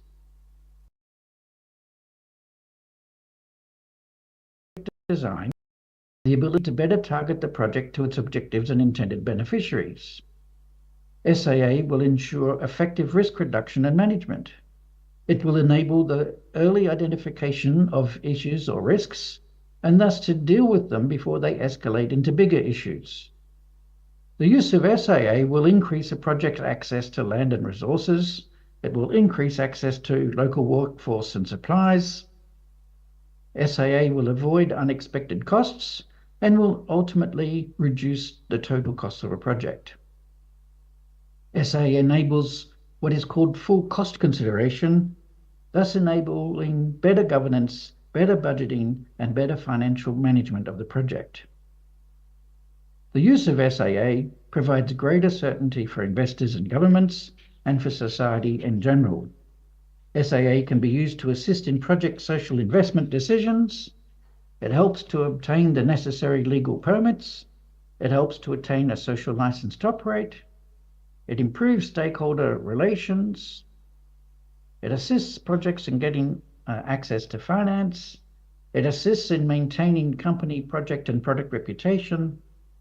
So overall, the use of SAA increases the long-term success of the projects, avoids delays or shutdowns, and the early closure of projects.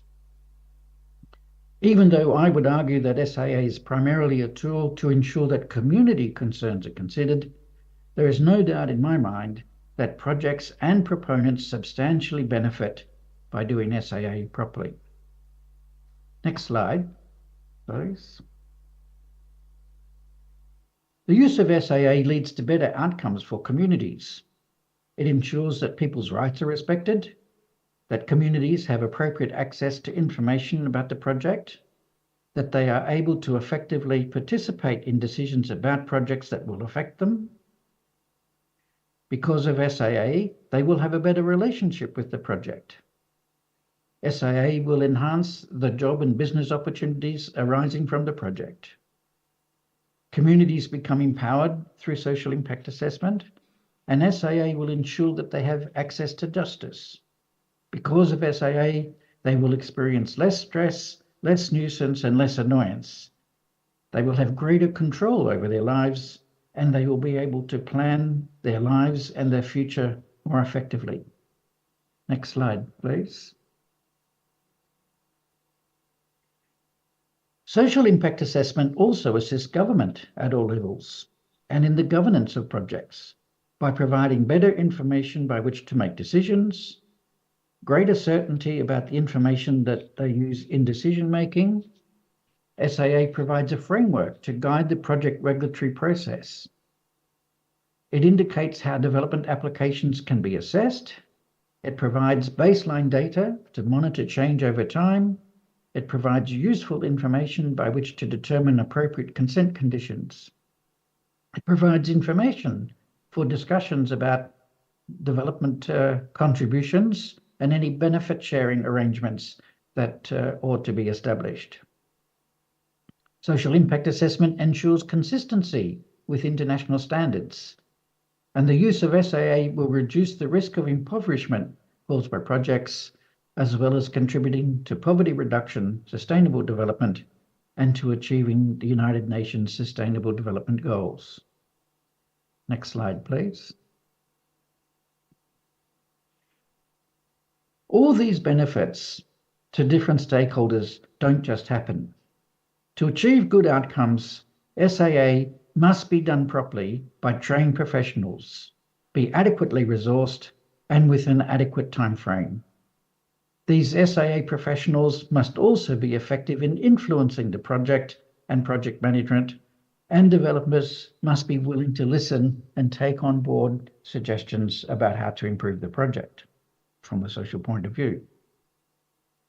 From my perspective, perhaps the key lessons for good practice SAA are that the impact assessments done as part of the regulatory requirements to get development approval for a project are usually too late in the project planning process to have any real influence over project design. To be useful, SAA needs to be able to inform the conceptual design of projects, and therefore must be done early in the project planning process. Another very important thing to be aware of is that communities are never homogeneous. People are differentially affected by projects, and by definition, vulnerable people are likely to be the most affected or unable to cope with the changes created by a project. Vulnerability is not a static concept addressed by a simplistic checklist of widows or the elderly or the disabled. Vulnerability is context-specific. Good practice SAA requires thinking about what groups of people would be most vulnerable to the changes created by a project. Genuine, meaningful engagement is important. Perhaps more important is having a process of agreement making with local communities. Best international practice involves developing impacts and benefits agreements with local communities so that there is complete transparency about what the impacts will be and what the promised benefits will be. Ideally, local communities can use the agreements to hold developers to account to ensure that they deliver on what was promised. Ongoing monitoring and adaptive management are essential because things always change over time, and not everything is in the direct control of the developer. Also, the SAA process cannot predict everything. It is, after all, a process of predicting an uncertain future. A good regulatory process will set compliance conditions. But a good regulatory process will also ensure that there is proper monitoring to ensure that these compliance conditions are upheld. Compliance checking and follow-up is essential. A good SAA process will address all human rights issues. And finally, a good SAA process should result not in a list of possible impacts, but rather in a social impact management plan and a project-based social management system to ensure that social impacts are addressed on an ongoing basis. Regulatory approval should be based on an assessment of the proponent's understanding, capacity, and willingness to assess and manage social impacts on an ongoing basis. Next slide, please. Social impact assessment cannot do everything. Some things require a social approach to the management of projects, so changes to how projects are done. The key things that project management needs to learn from SAA are that the project must be designed to avoid the physical and economic displacement of people as much as possible. Changing the physical and spatial layout of projects can significantly reduce displacement and other social impacts.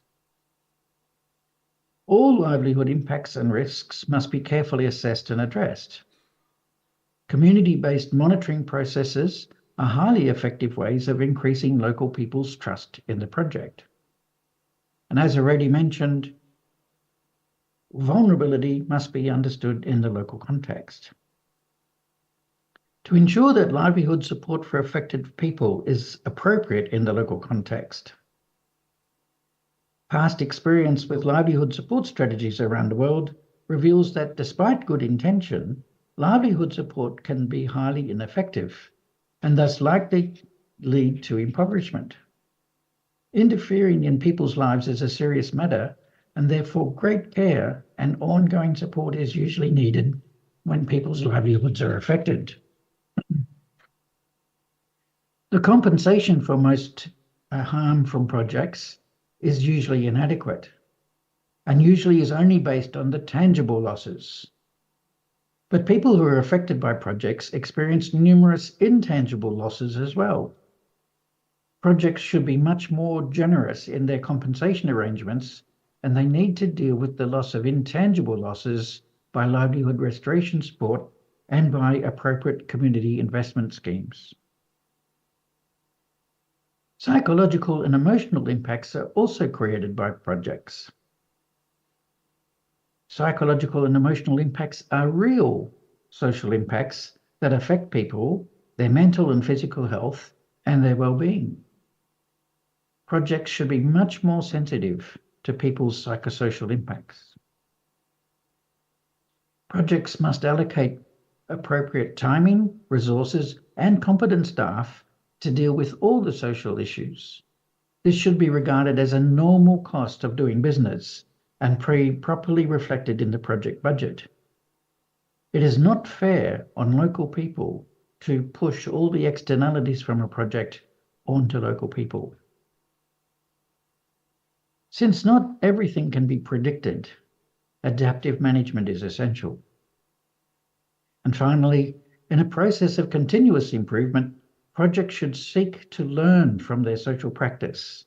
They need to monitor their results, undertake evaluations, do research on the effectiveness of their strategies, and adapt and improve as appropriate. Next slide, please. Although there are many benefits to doing social impact assessment, the field of SAA faces many challenges. There's a shortage of practitioners. There's a need for more training programs. Getting university courses on social impact assessment would be highly desirable.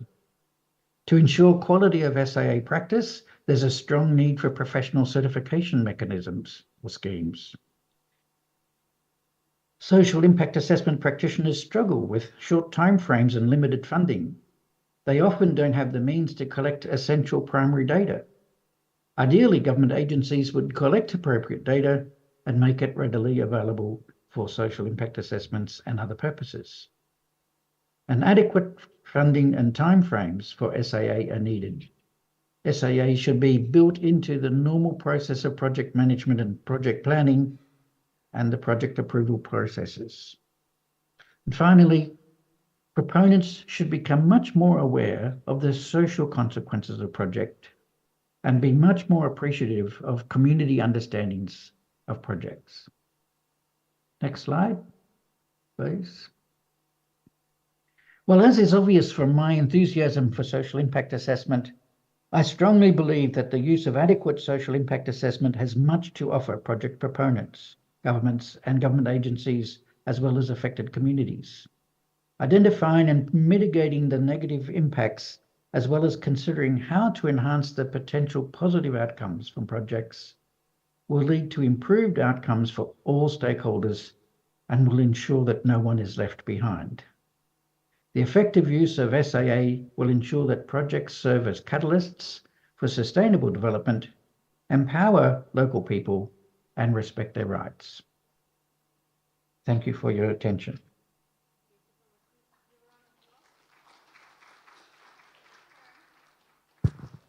My arts and crafts teacher in elementary school used to say, measure twice and then cut once.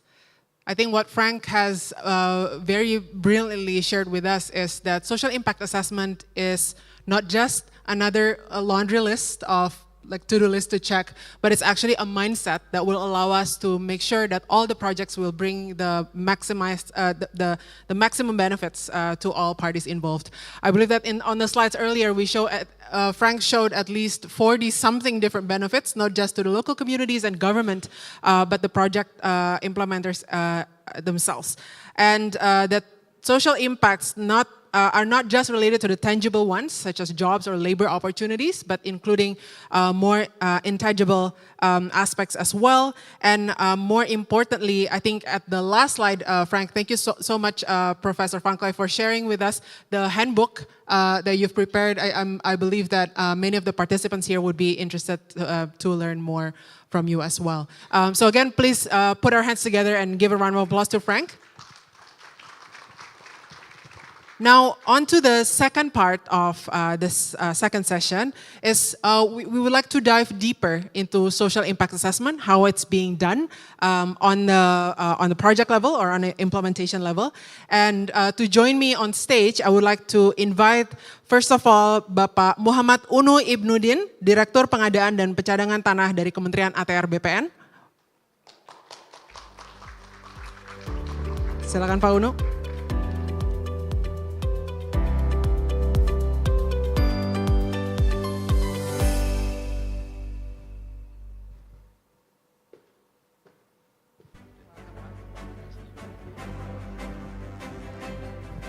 Dan yang selanjutnya, let me switch back to English. And the next one, we would like to invite also Ibu Sharifah Aman Worcester, expert of gender, land management, and governance, the former principal social safeguard specialist at Asian Development Bank.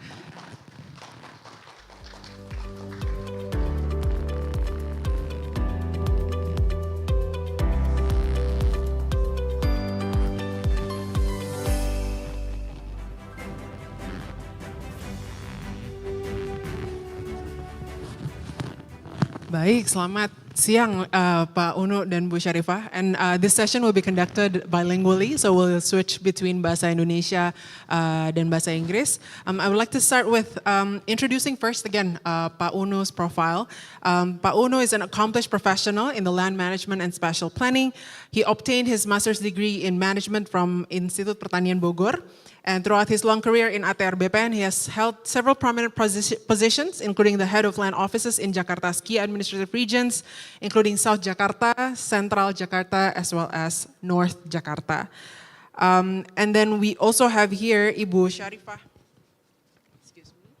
Sharifah Aman Worcester, who has worked for 15 years at ADB and was responsible for social and indigenous people safeguards and gender equality for energy, transport, and NRM sectors across ADB's Asia-Pacific portfolios, including leading assessment of the country safeguard system in Indonesia. So we're very pleased to have the two of you today where we will dive deeper into some of the topics or frameworks that Pak Frank earlier already shared with us. Saya mungkin izin mulai dengan Pak Unu terlebih dahulu. Jadi Pak Unu, saat ini Kementerian ATR BPN sedang menyiapkan panduan penilaian dampak sosial atau Social Impact Assessment Guideline ya, betul ya Pak? Dengan bantuan asistensi dari Bank Dunia dan KfW. Nah mungkin Bapak bisa menjelaskan sedikit bagaimana panduan SIA atau SIA Guideline ini dapat berkontribusi Pak untuk mencapai tidak cuma percepatan dan keberlanjutan pembangunan, tapi justru juga keadilan bagi masyarakat yang paling terdampak. Silakan Pak. Baik, terima kasih. Yang terhormat Bapak Ibu peserta konferensi internasional Social Impact Assessment. Mohon maaf saya tidak sebut satu persatu. Ya. Dan mohon maaf juga saya karena habis makan siang. Ya. Jadi kemungkinan ngantuk, jadi saya menggunakan bahasa Indonesia biar teman-teman bekerja juga untuk lebih paham bahasa Indonesia ya. Jadi ada tidak terlalu ngantuk nanti, mudah-mudahan ada dua konsentrasi gitu kan. Satu materi substansi dan satu bahasa ya. Dan selanjutnya saya akan sedikit bercerita ya terkait dengan pentingnya gitu kan Social Impact Assessment ini untuk kami pelaksana gitu kan dalam proses pengadaan tanah atau penyediaan lahan untuk pembangunan pemerintah ya. Dikarenakan saya melihat tujuan baik dari pembangunan pemerintah itu sendiri ya itu sama, itu cita-citanya sangat mulia ya. Bahwa pembangunan itu adalah untuk meningkatkan kesejahteraan masyarakat, kemakmuran dan keadilan. Ya. Begitu juga dengan pelaksanaan atau mekanisme penyelenggaraan pengadaan tanahnya pun sama, ya. Bahwa itu pun harus didasari oleh ajas dan tujuan yang sangat mulia juga, dari mulai hak asasi manusianya, keadilannya, kesejahteraannya, keterbukaannya gitu kan, dan segudang kemuliaan gitu kan tujuan. Ya, jadi di sini kami sangat sebetulnya dari segi konsep dasar itu seharusnya tidak ada permasalahan gitu kan.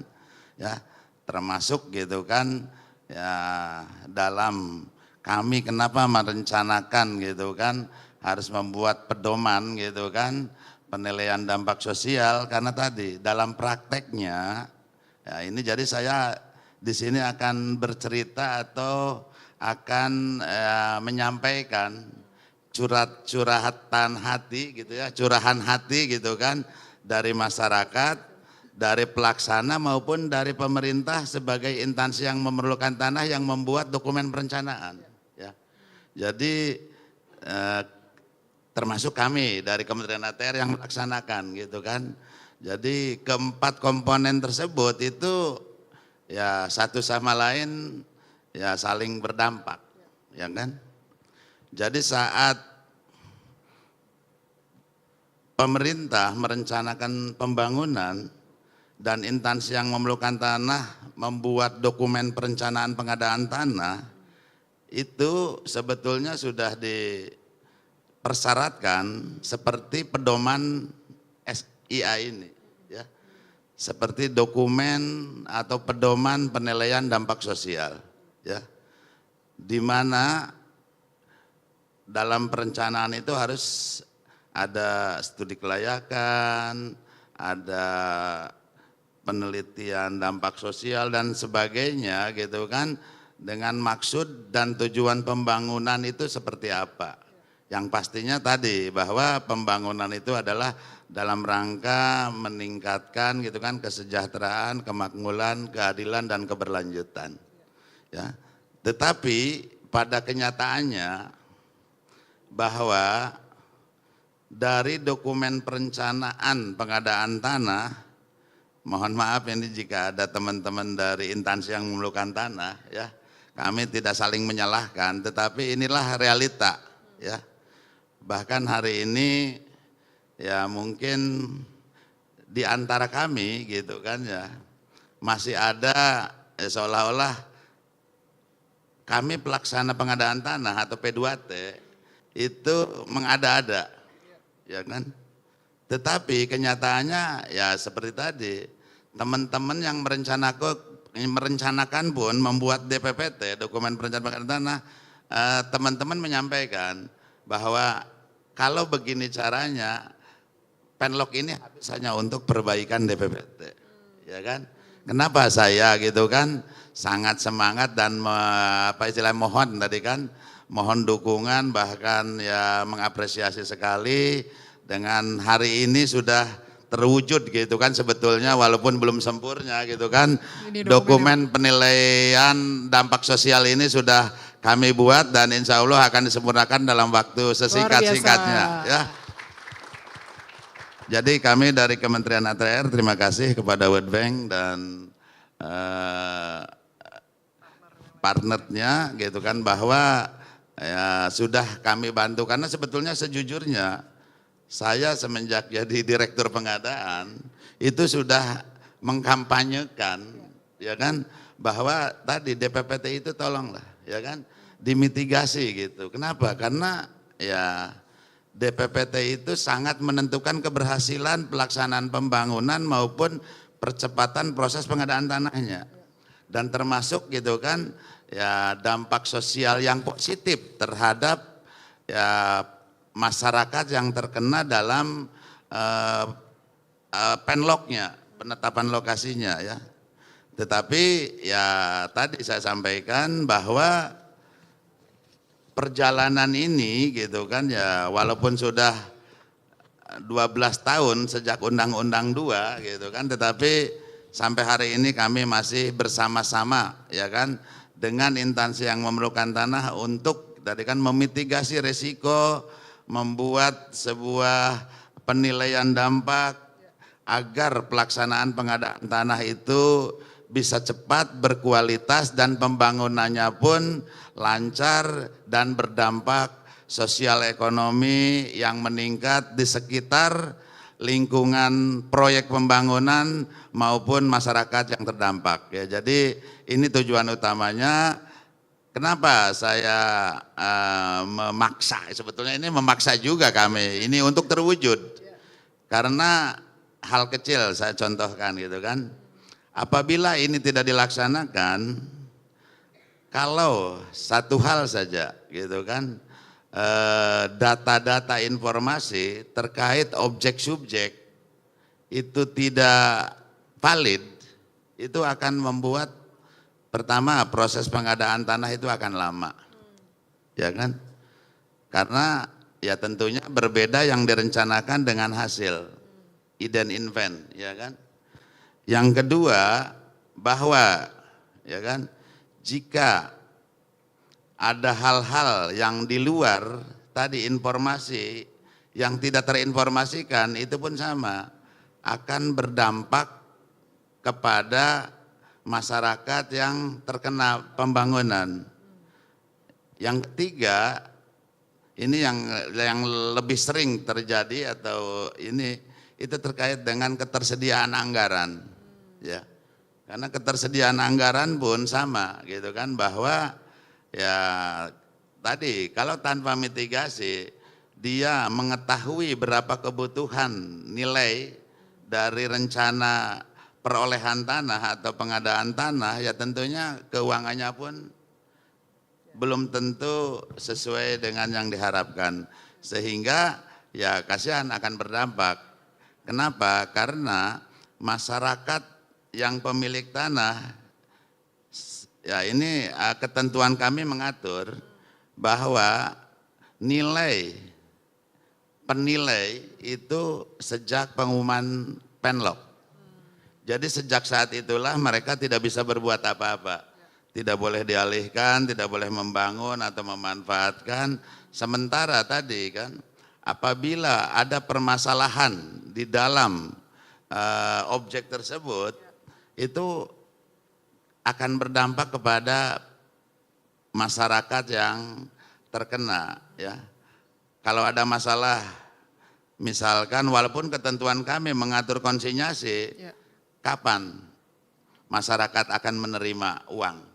Setahun, 10 tahun, ya kan? Itu sangat ketidakpastian dan ketidakadilan. Sementara ya kan pembangunan harus berjalan, masyarakat tidak memperoleh apapun. Ya kan? Kedua, misalkan tadi kan ada hal-hal yang ya ada penlok yang sampai 2, 3 kali, 4 kali ulang tahun gitu kan. Ya itu akibatnya masyarakat pun sama. Ketidakpastian gitu kan dalam rangka ya kehidupan ke depan atau boro-boro ada peningkatan gitu ya. Jangankan ada peningkatan hidup gitu kan, kepastian hidup pun tidak ada. Harapan hidup pun mungkin tidak ada gitu kan. Sebetulnya kalau mau bercerita karena waktunya tidak memungkinkan, itu banyak sekali contoh-contoh yang mengakibatkan gitu kan masyarakat itu terdampak negatif, sehingga untuk mengantisipasi itu, memitigasi risiko itu kami perlu social impact assessment. Ya, baik, luar biasa. Jadi yang ada di tangan Pak Unu ini sekarang adalah draft dari panduan social impact assessment tersebut, yang tadi outline-nya yang tadi ditampilkan di slide ya. Boleh mungkin kita lihat lagi, tadi ada beberapa chapter isinya yang mudah-mudahan setelah ini selesai nanti bisa diakses oleh para peserta juga. Pak Unu, singkat sebelum lanjut ke Ibu Sari, mungkin ada contoh praktek paling baik nggak yang sudah menjalankan mindset tadi kalau kata Pak Frank ya, mindset social impact assessment ini dengan baik dalam proses pengadaan tanah ini? Ya, terima kasih. Kalau untuk contoh, walaupun kami belum sampai tuntas mengawal, tetapi konsep itu sudah ada ya. Jadi teman-teman di Garut ya. Itu ada pengadaan Getaci ya. Gede Bage Tasik Cilacap. Itu saat kami ke sana itu teman-teman dari BTN bersama Universitas Garut dan pemerintah Garut itu sudah mensosialisasikan, sudah mengawal agar masyarakat itu uangnya tidak cepat habis. Ya kan? Kebanyakan selama ini hasil dari pengadaan tanah gitu kan, apalagi mohon maaf gitu kan, sekarang ini kan banyak sekali provokasi. Ya kan, yang mempengaruhi seolah-olah pengadaan tanah itu masih seperti zaman dahulu. Ya kan, penggusuran, nilai rendah gitu kan, bahkan ya tidak dibayar gitu kan, sehingga penolakan masyarakat diprovokasi untuk menolak. Yang akhirnya itu adalah tujuan dari provokator itu untuk dapat kuasa. Dengan dapat kuasa bagi hasil. Ya kan? Jadi hasilnya tidak maksimal, dibagi dua gitu kan. Walaupun tinggi akhirnya dibagi dua. Padahal kenyataannya sekarang kan ganti untung, ya kan. Tetapi karena tadi ya tidak ada yang mengawal, edukasi, sosialisasi kurang, sehingga terprovokasi dan akhirnya jatuhlah ke tangan orang yang memanfaatkan situasi tersebut. Sehingga ya dengan tadi kan penilaian dampak ini insya Allah gitu kan, ya seperti yang tadi di Garut, bank sendiri mengawal, jangan dihabisin duitnya gitu kan, buat rumah separoh, buat usaha separoh, dan di bank itu ada, ada istilahnya bagian pembinaan investasi, bagian pembinaan usaha, kan itu yang bisa mengawal ya seperti tujuan utama, bahwa dengan proses pengadaan tanah berdampak positif, menghasilkan ya kesejahteraan, kemakmuran dan keberlanjutan dari hidup yang lebih baik dari sebelum ada proyek pembangunan ini. Baik, jadi di Garut itu tadi contohnya, boleh tepuk tangan mungkin. Menarik karena tadi yang disampaikan Frank juga adalah bahwa ini bukan cuma tentang mendaftar potensi social impact-nya, tapi juga manajemennya ya. Jadi tadi pembinaan, semacam memberi masukan atau arahan bahwa benefit atau apa tadi ya, mungkin dana yang diperoleh jangan dihabiskan semua tadi ya, menarik. Ibu Sari, ini aku pakai bahasa Indonesia boleh? Boleh. Oh iya, mungkin ini salah satu kritik utama dari proses yang sebenarnya adalah sangat penting tadi nih ya, di level mindset social impact ini sering mendapat criticism mungkin ya, bahwa menyebabkan penundaan dan membutuhkan additional cost and work. So it usually causes delay in the project implementation. Do you agree with this view, and what can you share with us in terms of why is this still necessary? Thank you. Selamat siang. Assalamualaikum warahmatullahi wabarakatuh. Mudah-mudahan masih bersemangat ya setelah makan siang. Jadi saya akan menjawab pertanyaannya. Jadi apakah kritik-kritik bahwa kalau kita ada social impact assessment itu proyeknya akan delay, duitnya akan lebih banyak keluar dan macam-macam dan nggak berguna. Nah sekarang kita balik misalnya, kalau itu nggak dilakukan akan lebih banyak nggak keluar duit misalnya ya. Jadi memang sangat penting dilakukan social impact assessment itu seperti tadi yang ada di guidelines ini juga ya, stakeholder mappingnya. Jadi semua stakeholder itu dilihat siapa saja yang primary, yang secondary, yang langsung terdampak atau yang tidak terdampak, terus yang vulnerable, yang gender issue juga perlu diperhatikan. Nah kalau itu tidak ada, kemudian risk impact-nya nggak dilihat, kemudian juga tidak ada tempat untuk orang mengadu, ya GRM, Grievance Redress Mechanism, karena itu sangat penting. Kalau itu nggak ada, jadi itu GRM itu bukan hanya complaint mechanism saja, tapi juga sebetulnya tempat orang memberikan ide, ya. Jadi kalau kita punya expert yang membantu menyiapkan DPPT atau larap dan semua informasi yang ada yang bisa didapatkan sebetulnya ada, kalau mau ada. Jadi keinginan kita untuk melakukan itu. Nah yang paling penting juga adalah bahwa kadang-kadang orang lupa ya, tadi udah banyak dari pembicara sebelumnya, terutama Profesor Maria, juga Satoshi, Pak Frank sendiri. Jadi kita bukan hanya menyiapkan hanya kompensasi, tapi lebih dari itu ya. Jadi kalau perlu livelihood restoration dan untuk juga relocation. Jadi dengan menyiapkan semua itu akan lebih baik dan jumlah duit yang dikeluarkan itu nggak akan lebih banyak kalau ada komplain, kalau ada reputational risk, kalau proyek dibatalkan, apalagi kalau ngutang. Kalau ngutang itu kayak argo, begitu mulai udah harus bayar. Jadi kalau terlambat tetap aja bayar gitu, atau kalau utang dibatalkan. Kemudian juga komplain dari masyarakat, tadi Pak Frank juga udah sebutkan. Jadi harga untuk tidak melakukan itu jauh lebih besar daripada investment kita untuk menyiapkan itu. Tapi tentunya investment ini juga perlu dipersiapkan dengan baik. Jadi perlu expert dan yang lain-lain tadi yang udah disebutkan. Makasih. Baik, jadi sebenarnya mungkin serupa dengan berbagai area keputusan lain ya, jangankan dalam konteks proyek, tapi di mana planning lebih baik itu kemungkinan besar justru mengurangi banyak biaya yang otherwise kita tidak terpikir atau kita tidak antisipasi gitu ya. Jadi justru ini adalah mungkin keluar di awal tapi sebenarnya bisa memudahkan dalam proses selanjutnya. Nah tapi meskipun seperti itu Ibu Sari, seperti apa biasanya tantangan yang paling sering dihadapi ya dalam konteks apakah itu, jadi melakukan social impact assessment ini juga mungkin tidak selalu mulus ya. Biasanya tantangannya seperti apa yang terjadi dan how to overcome the challenges. Maybe I just add when we talk about all the ingredients of SIA, but besides talking about meaningful consultation, but it's also you need to have stakeholder engagement continuous and also feedback. If there are any changes, you need to say it, you need to mention it, and also you have to manage the expectation. So engagement planning, communication is equally important. So I add that. And then yes, the challenge I think I don't want to repeat very much, but as Professor Maria and others said, that we really need to put people in the center and the focus of development, or particularly infrastructure development. So their interests, the needs, the priority, and their voices, and the worries, and also their potentials needs to be looked at.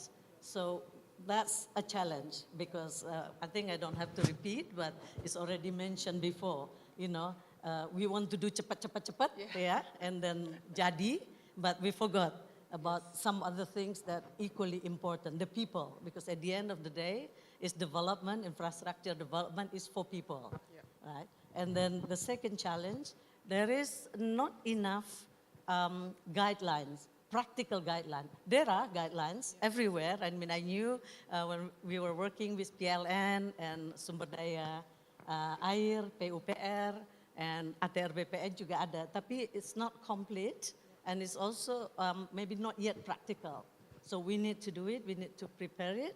And again, sumber daya manusia, expertise is important. And timing, that's a challenge. People want to do everything is quick. But when you talk about livelihood restorations, later on maybe we will talk a little bit more about livelihood restoration because it's equally important.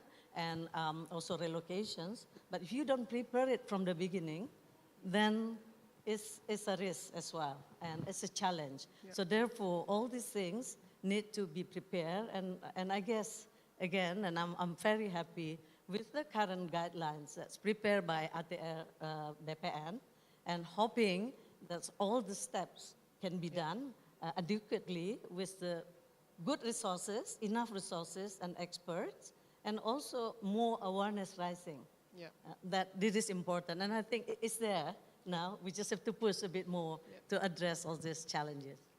Excellent. So one final question to both Ibu Sari and Pak Uno is the role of leadership and champions and momentum. So kita punya mungkin 1 menit terakhir, jadi 30 detik mungkin.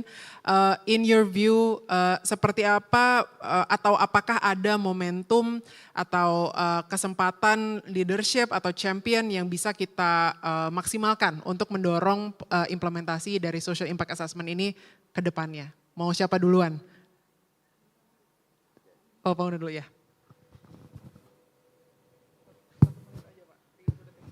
Baik, terima kasih. Jadi ke depan agar penilaian dampak sosial ini bisa terwujud dan khususnya pedoman ini bisa diimplementasikan bahkan bisa dipedomani, kami merekomendasikan ya kan bahwa di dalam peraturan Menteri Agraria di dalam penyusunan DPPT menjadi sebuah syarat, ya kan? Walaupun udah ada sekarang, cuman tidak mengacu pada social impact assessment ini, ya kan?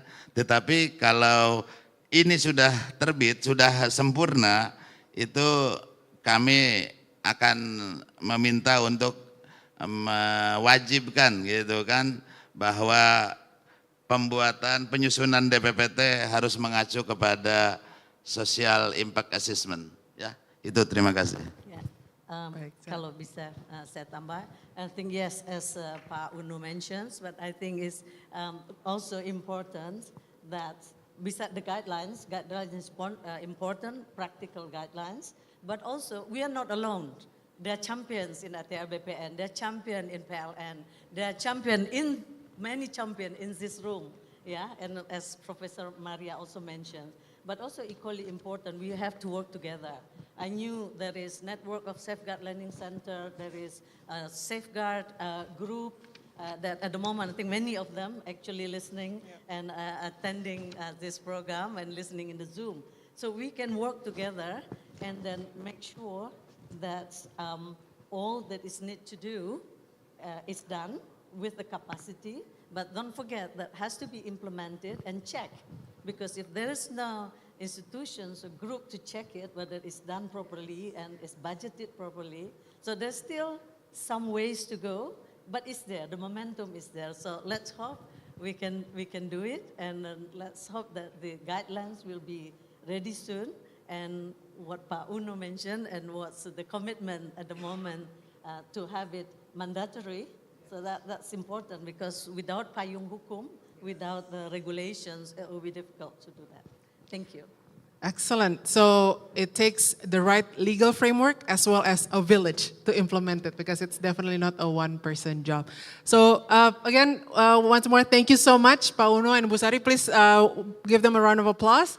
Thank you so much for joining the discussion this afternoon, and please return to your seat. Maybe after we will invite you back for the thank you session. Thank you so much.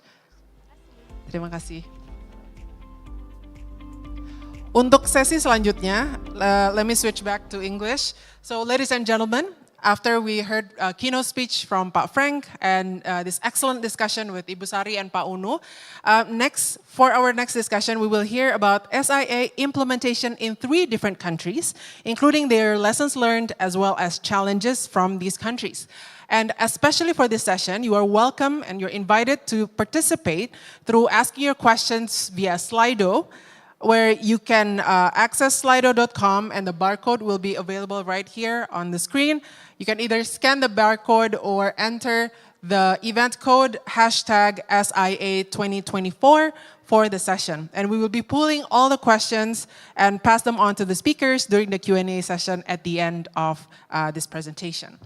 So let me now invite the 3 presenters that will share their respective stories from their respective countries. The first one is the town planner Herlina Abaziz, the executive director of Peers Consult Malaysia. Welcome, Ibu Herlina.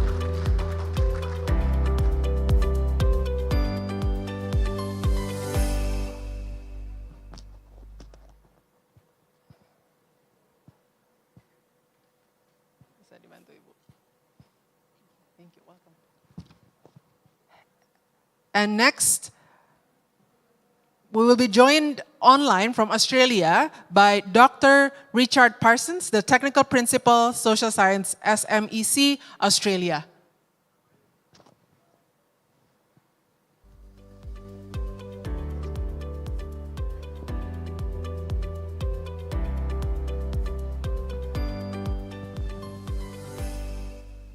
And last but definitely not least, we also will have, let me greet first Dr. Richard. How are you? Okay, he's gone.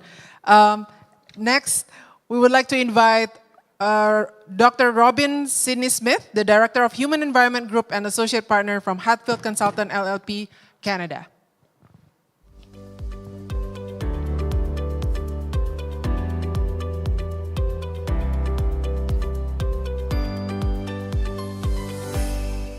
Excellent.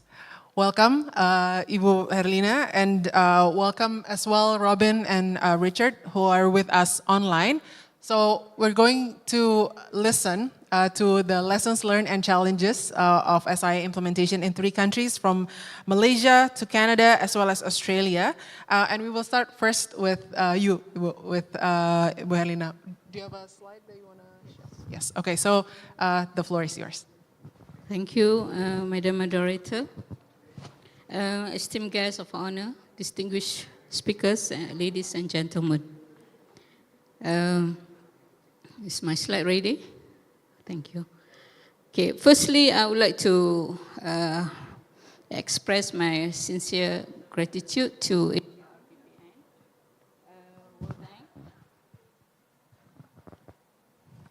World Bank, the European Union, KfW Bank, and the partners for the honor of speaking at this prestigious conference.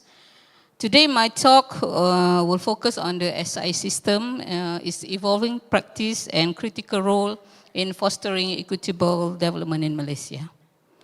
Let me go a little bit on the background of how I get involved in this guideline. I was invited by Mr. Satoshi to be part of the World Bank team members to work on the guideline. I guess it's because that Malaysia have our guideline already at that point of time. But when I first came to ATR BPN and meet all the officials, I found that the experience and the background is very much different than what we have in our country.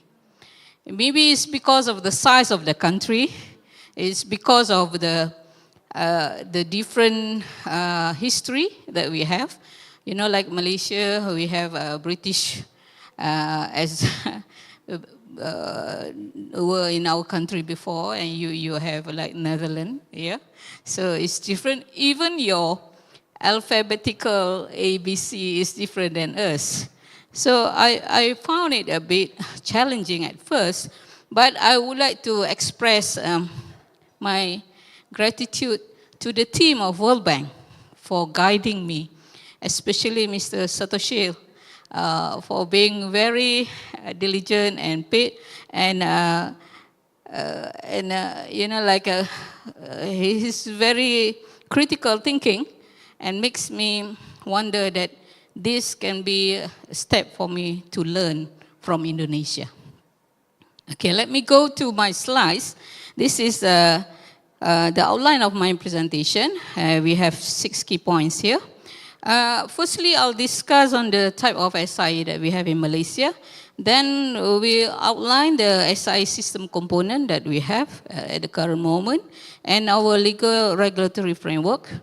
Then I'll explain a bit on our institutional setup and coordination, followed by methodologies, processes, and finally I'll go to capacity building and accreditation. Let's look at what we have, types of SI in Malaysia. Next slide. Okay. We are at this type of SI in Malaysia. As you can see, there are various types of SI that caters for different project needs, ranging from mandatory requirements for development projects, mandatory for environmental impact assessments, and also we have voluntary applications, like for sustainable certifications, and even for financial donor requirement. And there are also voluntary for sustainability and ESG. So it is something that many people have started talking about SIA now. A few years back, the community only stresses the word EIA. Have you done EIA? Is SIA approved or not? But now you can hear more people asking, is your SIA ready? Is your SIA approved? And the university start looking for experts and offering courses for SIA. And that's good news in our country. Okay, so from here, you can see that, maybe we can go to the next slide. Okay, these are the challenges of implementation that we have. Okay, firstly, we look at, to be successfully implement SIA, we have to have a comprehensive system. I guess Satoshi did show in his slides earlier. These are the components, yeah? The legal regulatory framework, institutional setup, these are very important. We have to have a methodology and processes, capacity building, and also accreditation. Next one. So I guess this has been highlighted by Haji Hassan in the morning, that we have clear SIA legislation, and this is vital as it mandates SIA for private investment project development process. Okay, and the Town and Country Planning Act since 2017 has made SIA as a mandatory requirement, standalone report to be prepared for national and state interest projects. And we have category A and category B, and Plan Malaysia HQ, and state officers as the designated authorities. So the SIA exercise falls under the Town and Country Planning Department. Okay, I'll let you know why I stress on this, because you see that land acquisition in Malaysia falls under a different department. So that's the challenge here. Okay, this next slide, you can see that this is a flow chart that's showing the process that we have. SIA is currently mandated during master planning, detailed layout planning permission approval by Plan Malaysia, and it acts as final safeguards before development starts. You see, before the machineries go into the site, then you have SIA approved. Which is, for me, that will be too late already. Yeah? Because conducting SIA at this late stage often means that social impact have already occurred. Either it's being viral or not, you see. But many people affected may not be able to highlight the problems that they face. But there are already social impacts occurred for sure at this point of time, where it will pose risk to stakeholders and investments. Okay? So as for me, I believe that it is crucial for SIA to take place as early as possible, and ideally during site selection process. Okay? So here goes like what we have in the country. As I mentioned just now, unfortunately, land development matters fall under the different department, which is under Director General of Land and Mines. While SIA is under Plan Malaysia or Town and Country Planning Department. This is cause a gap in social safeguard recognition. To close this gap, I advocate for extending the mandatory SIA requirement to the earlier stages of project planning, especially for urban redevelopment and land acquisition. As SIA integration is not just beneficial, but also essential to effectively mitigate social impacts. And at the current moment that Plan Malaysia is already working on having SIA mandatory for Urban Redevelopment Act, which is, I believe, for urban renewal projects. And we hope that similar requirement will soon be applied for land acquisition process. Okay. Next, I show you a bit of what we have. This is what we call PPSIA or SIA guidelines. This document have a very specific requirement. It has a step-by-step process that ensures social factors are addressed consistently.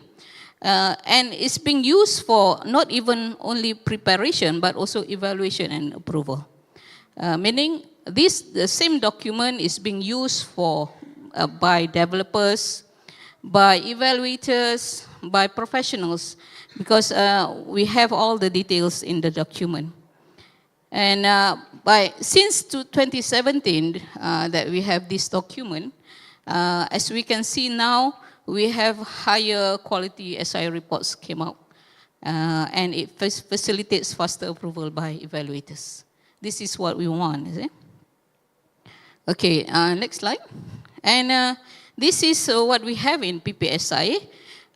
We are saying that SIA is needed for informed decision making in the project development.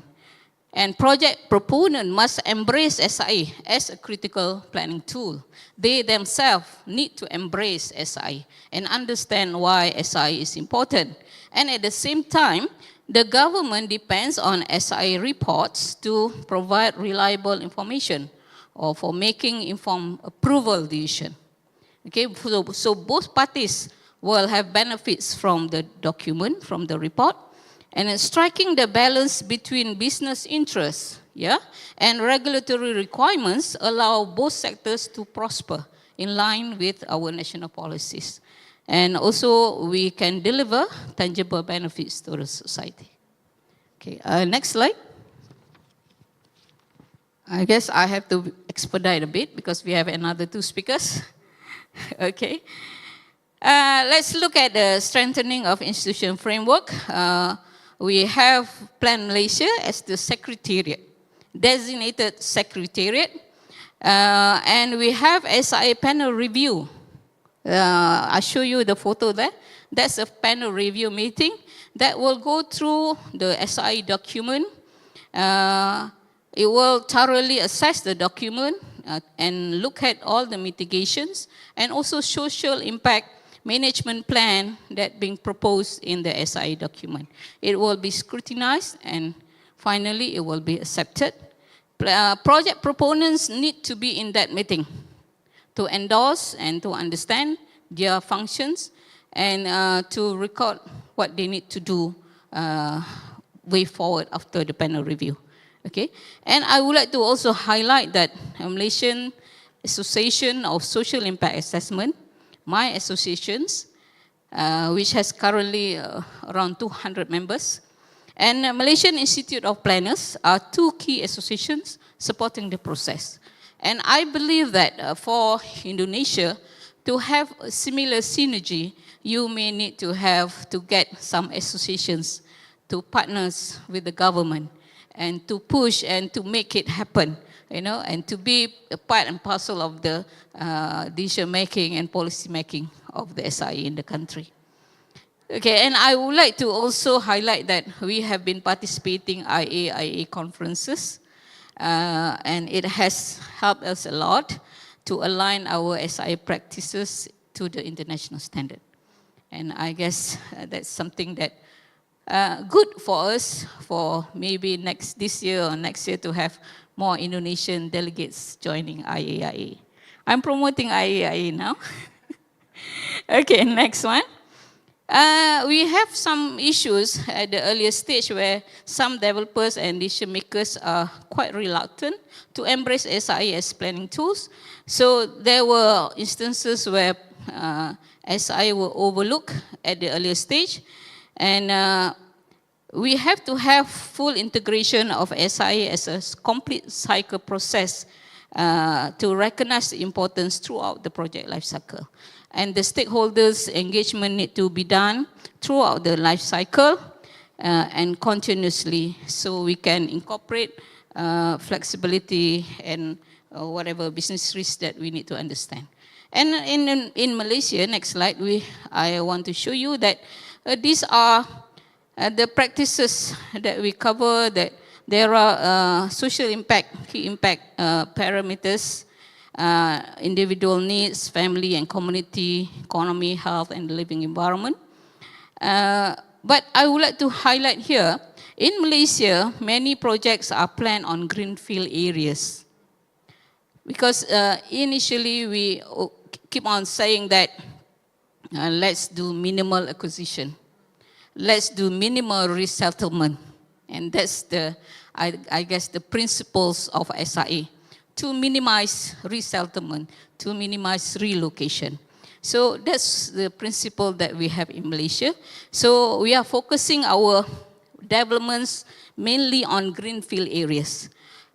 Therefore, we typically experience fewer social risks related to land tenure, legal rights, and cultural tensions. But having SIA guidelines and being part of the team, I can understand now that Indonesians' background and scenarios are a bit more different. Then actually I'm learning from Indonesia on this aspect. And doing SIA guidelines, now I learn more about livelihood restoration, indigenous people's plan, and so forth. And I'm glad I'm part of the process. Okay, next one.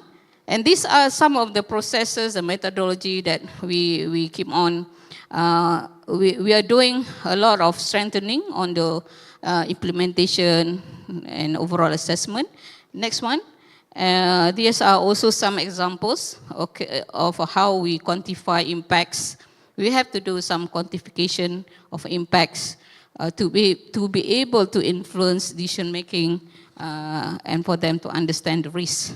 Okay, and these are, next one. These are the components of social impact management plan, and it's very important. And since we have practiced SI for almost 7 years now, we have been continuously strengthened the SIMP methodology or SIM methodology. And now I understand that we have to look more at livelihood restoration, land acquisition, and resettlement plan in Malaysia.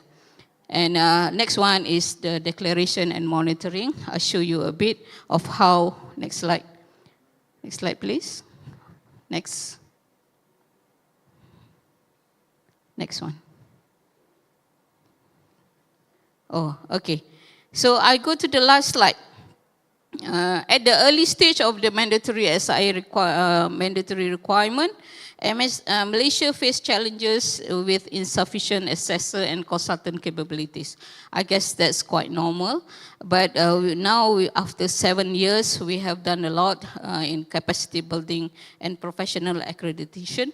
And MSI, our professional association, is working hard on offering hands-on workshops at 3 levels of competency: beginner, intermediate, and advanced. And as Haji Hassan mentioned this morning, to date Malaysia has around 100 accredited SI professionals. And we hope that this will help in ensuring smooth implementation of SI in Malaysia. I guess I'm already at the end of my slides. And I would like to again extend my gratitude to ATR BPN, World Bank, and the partners for allowing me to share Malaysia experience here. I hope it will help strengthen SI practices both in both countries, Indonesia and Malaysia. And I welcome inquiries. Yeah, thank you very much.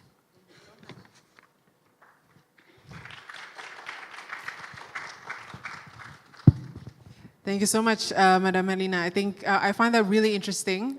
So one keyword that I think was there up on your slide was that SIA is a process, and it's almost like a cycle and a never-ending one. So it's not exactly right to think about it as just part of the planning process, but it's definitely throughout the cycle of implementation. And not only to help securing approval. Licenses. Yeah, that's important. Definitely.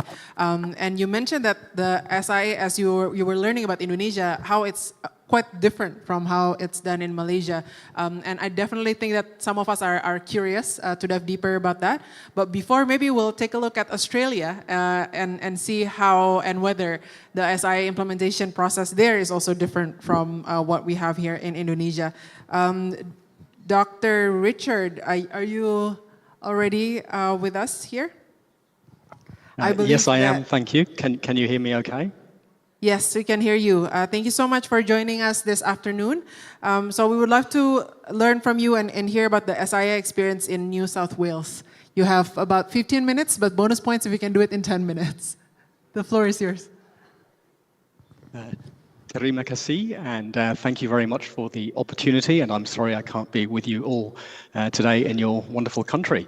Thank you also to Satoshi Ishihara for the invitation to participate in the conference, which I'm very pleased to see is happening. So I will take you through the case of New South Wales. Thank you. I will speak about how we have tried to balance speed and fairness in social impact assessment in New South Wales. Next slide, please.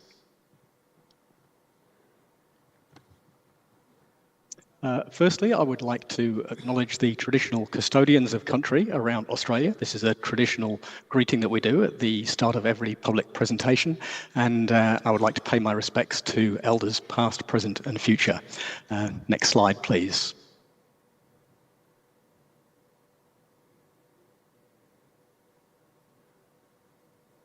Thank you. So I now work with SMEC Australia, which is an engineering consultancy, but from 2016 to 2022, I was working with the New South Wales Department of Planning and Environment, which was responsible for developing and implementing the social impact assessment guideline, which is still in place. So I'll take you through the journey that we embarked upon over those years, and I'll also talk a little bit about some of the drivers for that desire to improve SIA practice, and then some of the challenges that we encountered in developing policy and then in implementing policy, before talking a little bit about how the guideline and its implementation try to balance speed and fairness, and then conclude with some emerging trends. You'll see here on the map that I'm talking about New South Wales, which is just in the bottom right corner, just above Victoria, the yellow and mauve colours there. So we're not talking about the whole of Australia here. We have a federal system and different rules for social impact assessment, different regulations apply. But New South Wales is seen as the leading state, and other states and territories currently are looking to New South Wales and often apply the same guideline because it's seen as leading practice. Next slide, please. So just very briefly, the journey that we've been on in the last few years, before 2017, there was really a policy vacuum. There was no social impact assessment guideline, but what we did have was we had legislation in the form of the Environmental Planning and Assessment Act, which actually did require social impacts to be considered. So that there was an expectation, a requirement that social impacts should be considered, but there was no guidance on how to do so.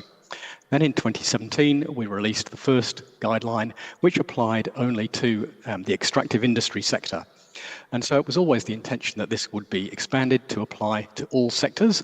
And since 2021, we have had a guideline that does now apply to all major developments and all development sectors in New South Wales, above a certain threshold.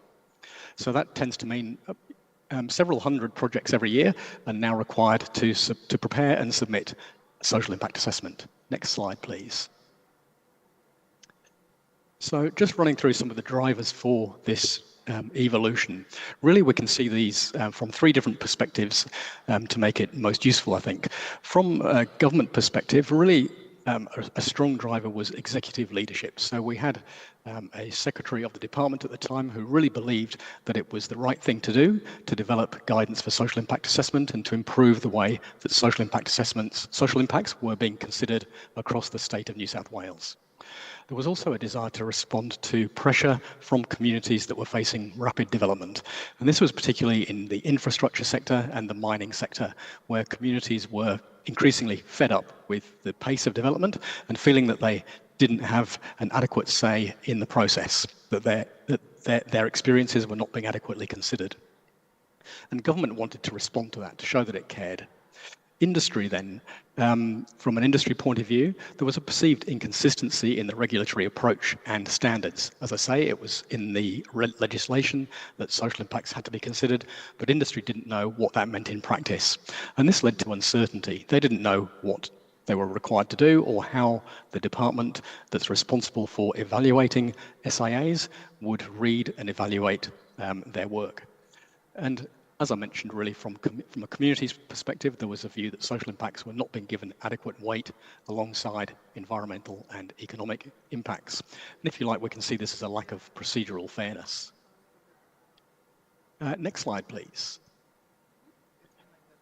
So once once we have these drivers in place, there's a shared desire to develop this guideline, and indeed we did. But there were, of course, many challenges along the way. And we can divide these really into process challenges and content challenges. Process challenges about actually the process of developing the guideline in terms of government processes, but also content. What should be in this guideline? What should the provisions look like? So the process challenges were really as you may not be surprised to hear, some skepticism and resistance from some proponent groups, from industry particularly, that it would be more red tape as they saw it, that it would be more regulation, that it would slow down their development projects and cost both time and money. But there was also a process challenge in terms of navigating competing interests. So that might be an industry view in some cases, and also government agency view. For those government agencies responsible for developing infrastructure, but also it was a challenge to develop what we wanted to do, which was a fair process, and navigate those competing interests. But another challenge, and the reason perhaps why it took from 2017 to 2021, 4 years to move from one guideline to the next guideline, was the inevitable process of restructuring in government departments, and the challenges that that brings in terms of having to rebuild relationships. So that in itself presented challenges which perhaps delayed the process of rolling out the guideline. In terms of content then, we had to develop for the 2021 guideline, the one that's now in place, a real big challenge. How to make one guideline speak to many different development types. So as I mentioned, this guideline applies to hundreds of projects every year, from mining projects to infrastructure, wind farms, solar farms, industry projects. And of course, we know that the social impacts of these projects can be very different, and indeed different in different communities, whether it's rural or urban, metropolitan, or regional.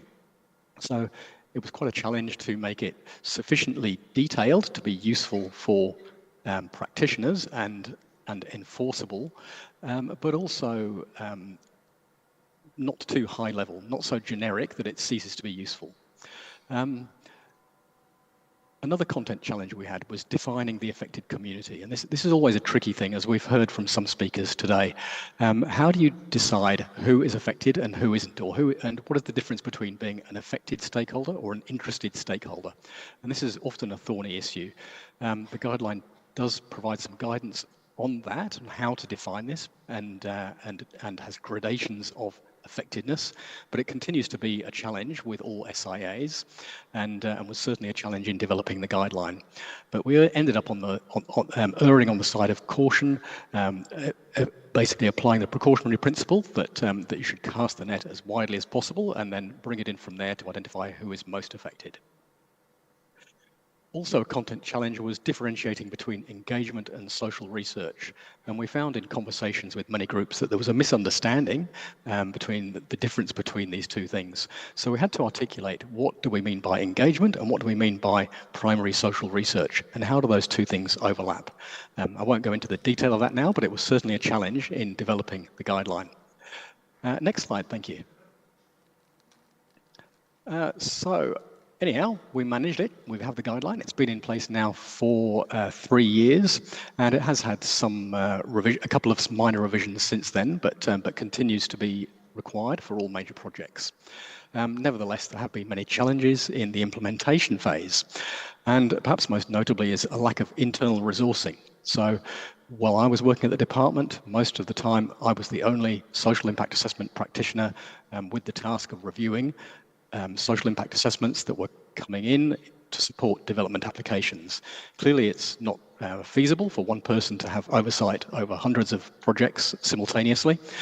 So what that meant in practice is that not all projects had the same level of scrutiny as each other.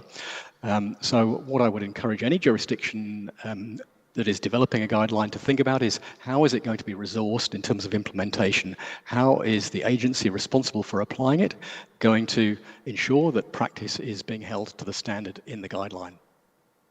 Related to this, we had in some cases poor departmental understanding of social impacts and SIA as a process.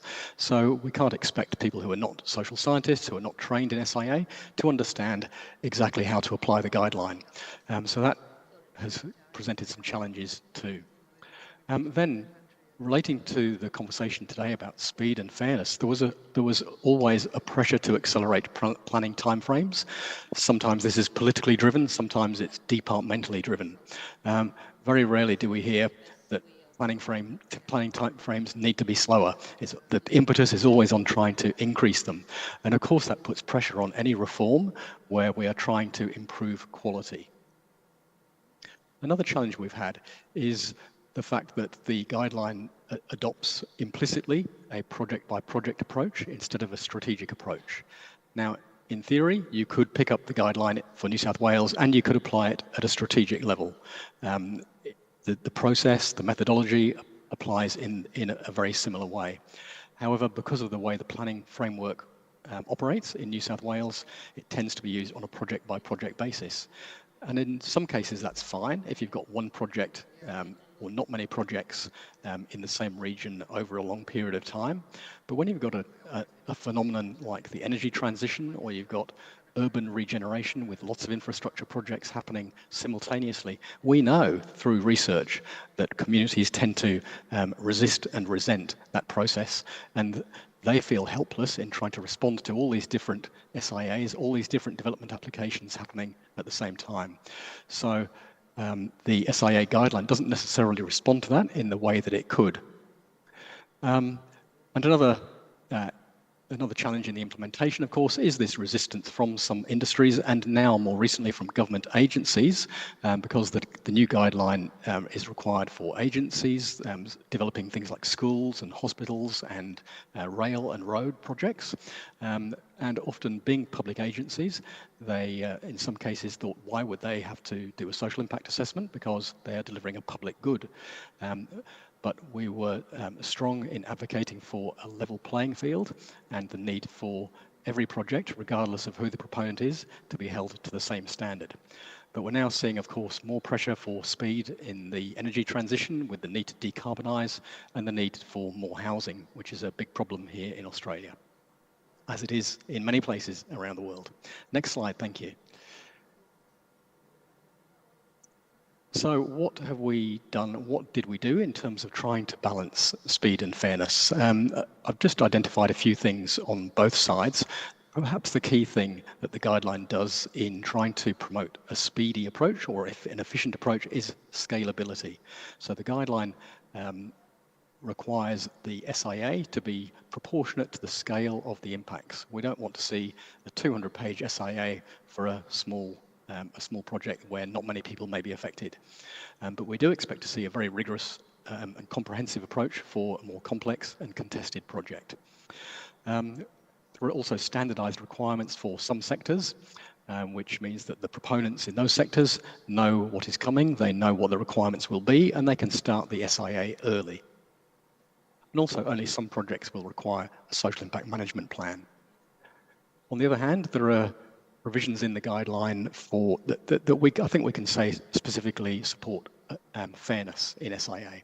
It requires social science evidence. We're quite clear in the guideline that a social science approach is needed. There are a list of principles consistent with the international principles, but in particular impartiality and transparency. There is a requirement to prioritise vulnerable and marginalised people, and we consider that this is part of fairness. And related to that, we have a dedicated practice note on engaging with First Nations communities who have historically been, of course, the most vulnerable and marginalised group in Australia.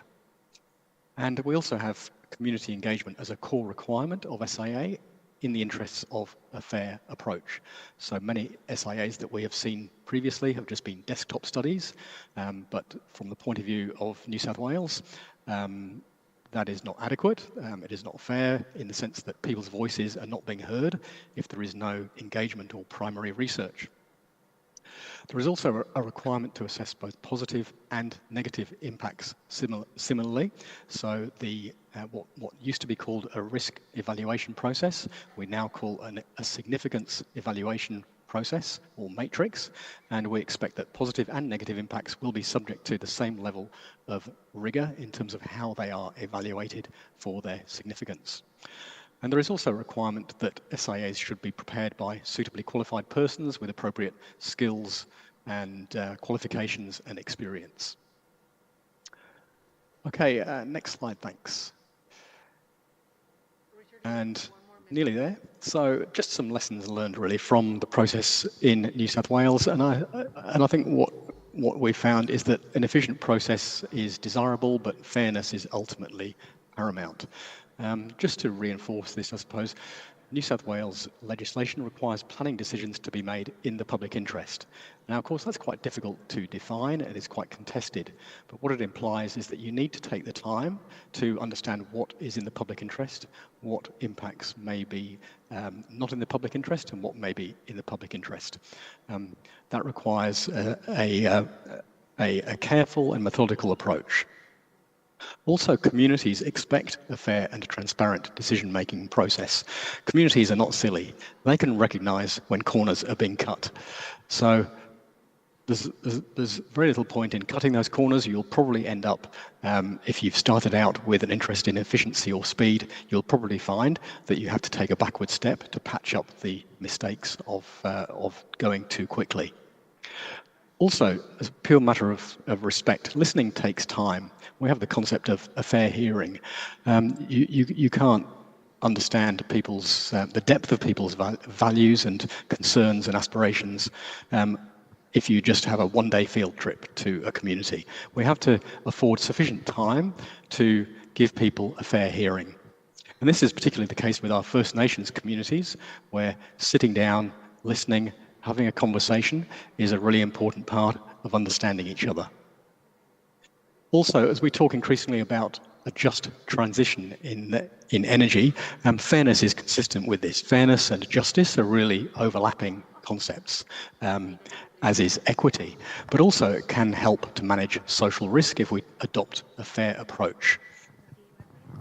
Also, in New South Wales, we need to consider, one of the principles of the guideline is to consider distributive equity of the impacts and benefits, for example, between different regions, for example, whether the benefits may flow to a regional town where there is a greater population, where the jobs may flow, but the negative impacts may be felt by a rural community where a mine or a rail project or a wind farm may be actually located. So I think what we found is that speed may imply omitting something.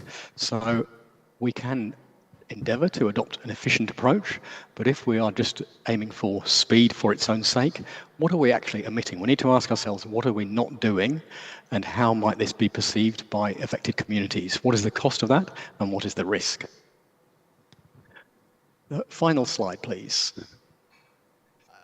Your time is up, so if you can wrap it up on this final slide, thank you so much. Just some emerging trends that I think we are observing here, both in New South Wales, Australia, and around the world. I think we're seeing, as Frank alluded to earlier, an increasing focus on well-being as a desired outcome, or perhaps even the centre of the way that we conceptualise social impacts.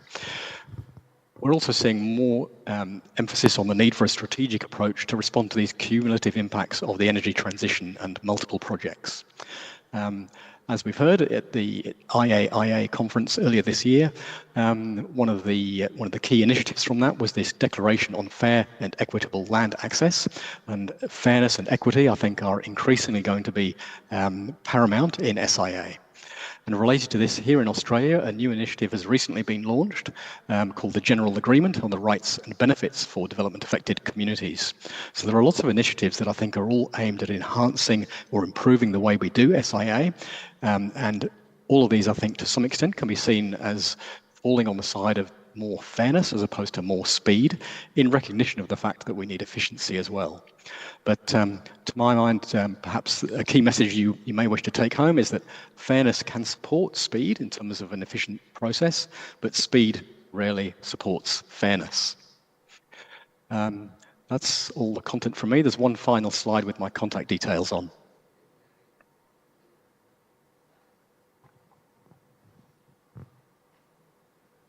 If we could move to that final slide, that would be kind.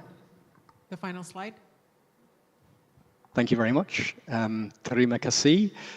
Here are my contact details, and if anyone wishes to contact me, then I would be glad to have a conversation. Thank you. Thank you so much. Please give Richard a round of applause.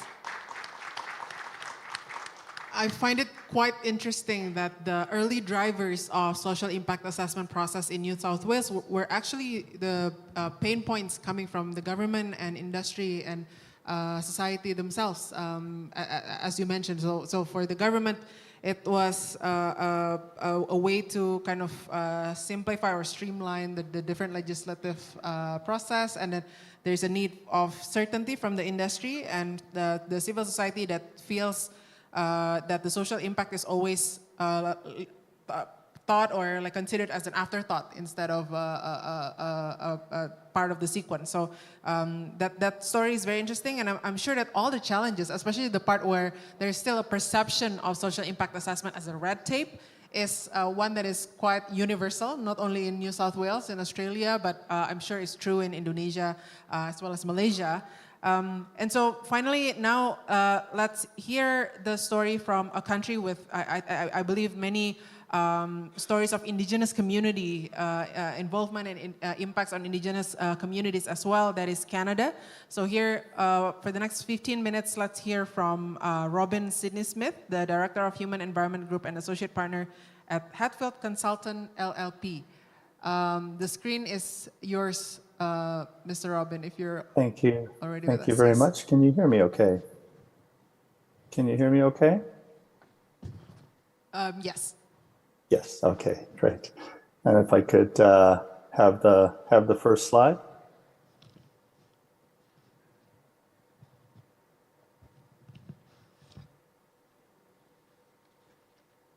Excellent, thank you so much. So on behalf of Hatfield and my colleague Jim Webb, Managing Director of our Hatfield operation in Bogor, and Lyle Thompson, our Senior Manager Environmental Impact Assessment at our office in North Vancouver, I'd like to express my gratitude for the opportunity to join your conference today and present a brief overview of highlights and emerging trends in impact assessment in Canada, with a focus on social impact assessment, of course, in my home province of British Columbia.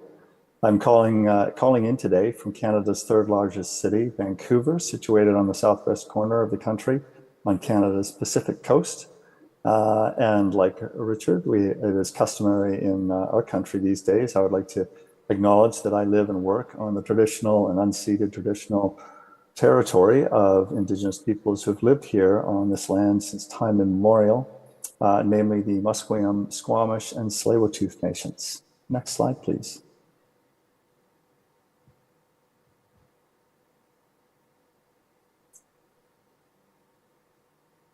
Oh, thank you. To begin with, I'd like to give you a little bit of background on environmental and social impact assessment as I see it generally being practiced in Canada and British Columbia. I will then run you quickly through the current assessment process and share a few comments on some of the key features of land tenure in Canada to hopefully better connect this presentation with the overarching theme of this conference. Next slide, please. So first, a little bit of background. In response to rising environmental concerns of the time, environmental assessment in Canada emerged in the 1970s as primarily an administrative process. The first comprehensive federal assessment legislation was passed in 1992 and rewritten in 2012 as a much more narrowly focused piece of legislation. It was then broadened again in 2019. That's our most recent act. And in British Columbia, passed its first EA Act in 1994, replacing a convoluted system of disconnected rules and procedures. This act was later updated in 2002 and again in 2018. Key features of these updated processes, so over time, the federal and provincial rules for impact assessment have evolved and I just want to share a couple of key trends with you. There's been a gradual increase in the formal inclusion of social, economic, health, and cultural issues, for example. In BC, there was no explicit requirement for consideration of social impacts in 1994, nor in the 2002 amendments to the BC legislation. While there was a broad framework for the assessment of projects' effects, which could include social impacts, the explicit inclusion of such effects was not formalized until significant amendments made to the process and the regulations in 2018. So of particular note was the front loading of engagement by both levels of government, and more on that in a moment, with the formal opportunities for public input, involvement, and early engagement with communities. Project proponents are encouraged to get out there and talk to people and to talk to them early and often. At the same time, Indigenous engagement and the recognition of Indigenous rights has become ever more central and influential in the process, with emphasis on early Indigenous engagement and working towards consent as an overarching goal. And we'll be more on consent as we go along. More than ever, engagement plays an increasingly important role in defining the parameters of an assessment. So it's used to establish early understanding of the key social, environmental, and economic issues that matter to people, matter to communities, and nations and regulators. Next slide, please. This is rather a dense graphic, so I'll just take you through a couple of the high-level key features, and it represents generally the EA process in British Columbia as it is now. I'll draw your attention to a few highlights. As noted, the new process places ever more emphasis on engagement, especially early engagement and especially engagement with Indigenous nations. Extensive dialogue between the regulators, Indigenous communities, and the proponent has been front-loaded in this process. The objective of this front-loading is to come up with a project plan and a design that is broadly acceptable to the nations and local communities and other stakeholders. So in seeking consent of key Indigenous nations, the objective is to identify any fatal flaws that may hinder approval of the project before allowing a project to proceed into the formal assessment process. So it's important that this consent is not technically or legally a veto, but it is a kind of gateway, and regulators will not allow a proponent to proceed to the formal assessment process until they are satisfied that consent, however that is being defined, has been achieved and the project has a high probability of successfully achieving to an approval. You can see in the graphic that this gateway as in the process just falls below the readiness decision. So there's a good deal of engagement occurring there before they're even allowed to enter into the blue part of the graph, which represents the formal assessment process. Next slide, please. So to help align with the key topic of the discussion today as regards to land acquisition, I thought it might be useful to provide a little bit of context about land tenure in Canada. Most of the land base in Canada is owned and controlled by senior levels of government for the benefit of all Canadians, as we say. This is officially known as Crown land, a reference to our previous status as a British colony. Companies and individuals obtain rights to use land and develop resources or run commercial recreation operations through a variety of tenure arrangements that give proponents specific rights, for example, to explore for minerals in certain areas or to harvest a certain volume of timber from a prescribed area. So most, if not all, Crown land is also traditional, and in BC especially, unceded traditional territory of one or more Indigenous nations. So in fact, the term Crown land is something that's to be avoided when communicating with Indigenous communities because it's viewed as an affront to their claims and assertions of Indigenous rights and title, and a reminder of the many adverse effects of the colonial era on Indigenous lives and culture. So for us in Canada then, the challenges around access to land is not so much about land acquisition, except perhaps in our more crowded urban environments. It's more about obtaining appropriate licenses and permits through our various tenure systems, and most importantly, obtaining appropriate consent and support of Indigenous nations whose traditional territories, rights, and interests might be impacted by a project. And of course, adhering to appropriate regulatory processes. Next slide, please. So from my description of our process here, it should be apparent that engagement and consultation is a very prominent feature of our IA system. So I will speak briefly about Indigenous and stakeholder public engagement separately. Next slide, please. First, stakeholder and public engagement. This slide summarizes the key groups of stakeholders that we seek to engage in an assessment process. For social impact assessment, early engagement with these groups is crucial. It's an important source of baseline information and understanding that helps regulators and practitioners identify key area issues and concerns related to the project. So this relates to comments that others have made about scalability and making an assessment appropriate to the size of the project. So social impact assessment practitioners need to access these groups to help them determine a number of different things, such as where they should have focused their efforts, the sorts of data and indicators that they should be seeking, and for early input and ideas about appropriate mitigation and management measures. Next slide, please. For Indigenous engagement, as I've indicated, is a parallel but quite distinct and generally much more involved process. To begin with, Indigenous nations have very specific rights that are entrenched in Canada's Constitution. The existence of Indigenous rights stems from Indigenous people's existence and continued occupation and use of land for millennia prior to, during, and after the arrival of Europeans in North America.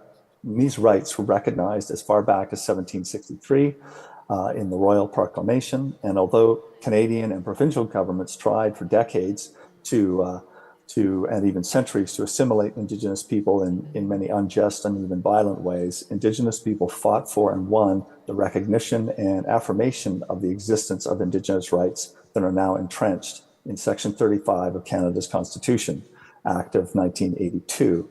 And among other things, Section 35 defines who are included as Indigenous peoples of Canada, but it does not define the rights themselves.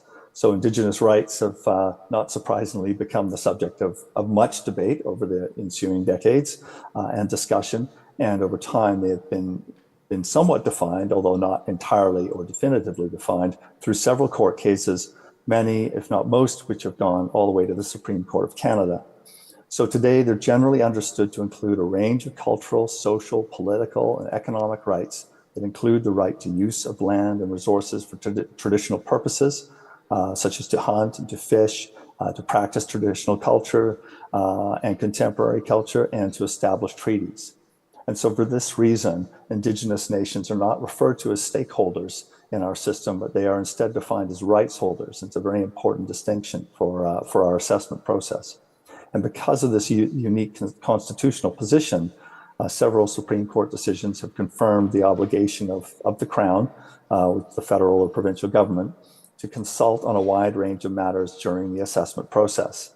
And in Canada, we refer to this as the legal and moral duty to consult. And so in practical terms, this duty is often passed on to proponents to manage and take a prominent role in communications, issues tracking, and other procedural matters of the social and environmental impact assessment process. So beyond supporting the Crown's duty to consult, proponents are encouraged to build their own relationships with those nations whose traditional territories they overlap.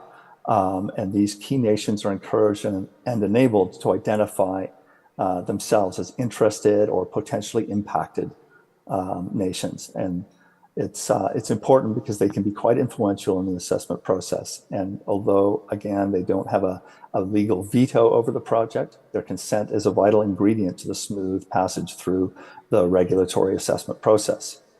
So a key emphasis on early engagement with Indigenous nations is to better understand their concerns and build relationships and trust and seek opportunities to design a project that fosters support from those nations. Benefit agreements are increasingly important, although usually confidential. They typically include a combination of monetary commitments to the nation in question to help fund their capacity to participate, and in some cases even a royalty or an equity stake in the project itself, as well as business and employment opportunities. Finally, on another level, where possible, it's increasingly expected that local Indigenous knowledge will be recognized and used to inform the assessment itself. Next slide, please. You have 2 final minutes. Thank you. So I'll quickly go through some human effects then, and how we approach human effects. Because in Canada, we distinguish between environmental effects and human effects as sort of two very distinct sections of the assessment process, for good or ill. The BC Assessment Office recognizes 4 broad categories there on the slide. If we jump to the next slide, please.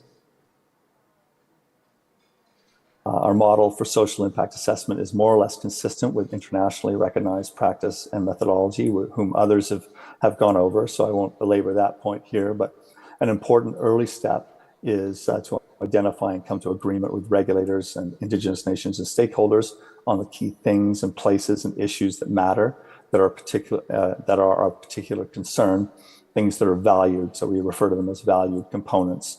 And this helps sort of frame the right scale of the assessment to be undertaken. Measuring such things is, of course, complex. Data is often scarce and outdated. Often we find it easier to identify appropriate indicators if we break up these value components into subcomponents. I'll spend a couple of minutes looking at two examples on the next 2 slides. So if you would give me the next slide, please. Under recent changes to our IA legislation, regulators in Canada are eager to see consideration of community health and well-being as central to social impact assessment, and to have it discussed in more concrete terms. Several added features have been added to help SIA practitioners grapple with the challenges of defining and measuring well-being. There's an emphasis on distinction-based approaches, where the goal is to understand differential effects on different groups. Social impact assessment is no longer a one-size-fits-all approach in Canada, and this is becoming very central to the assessment process.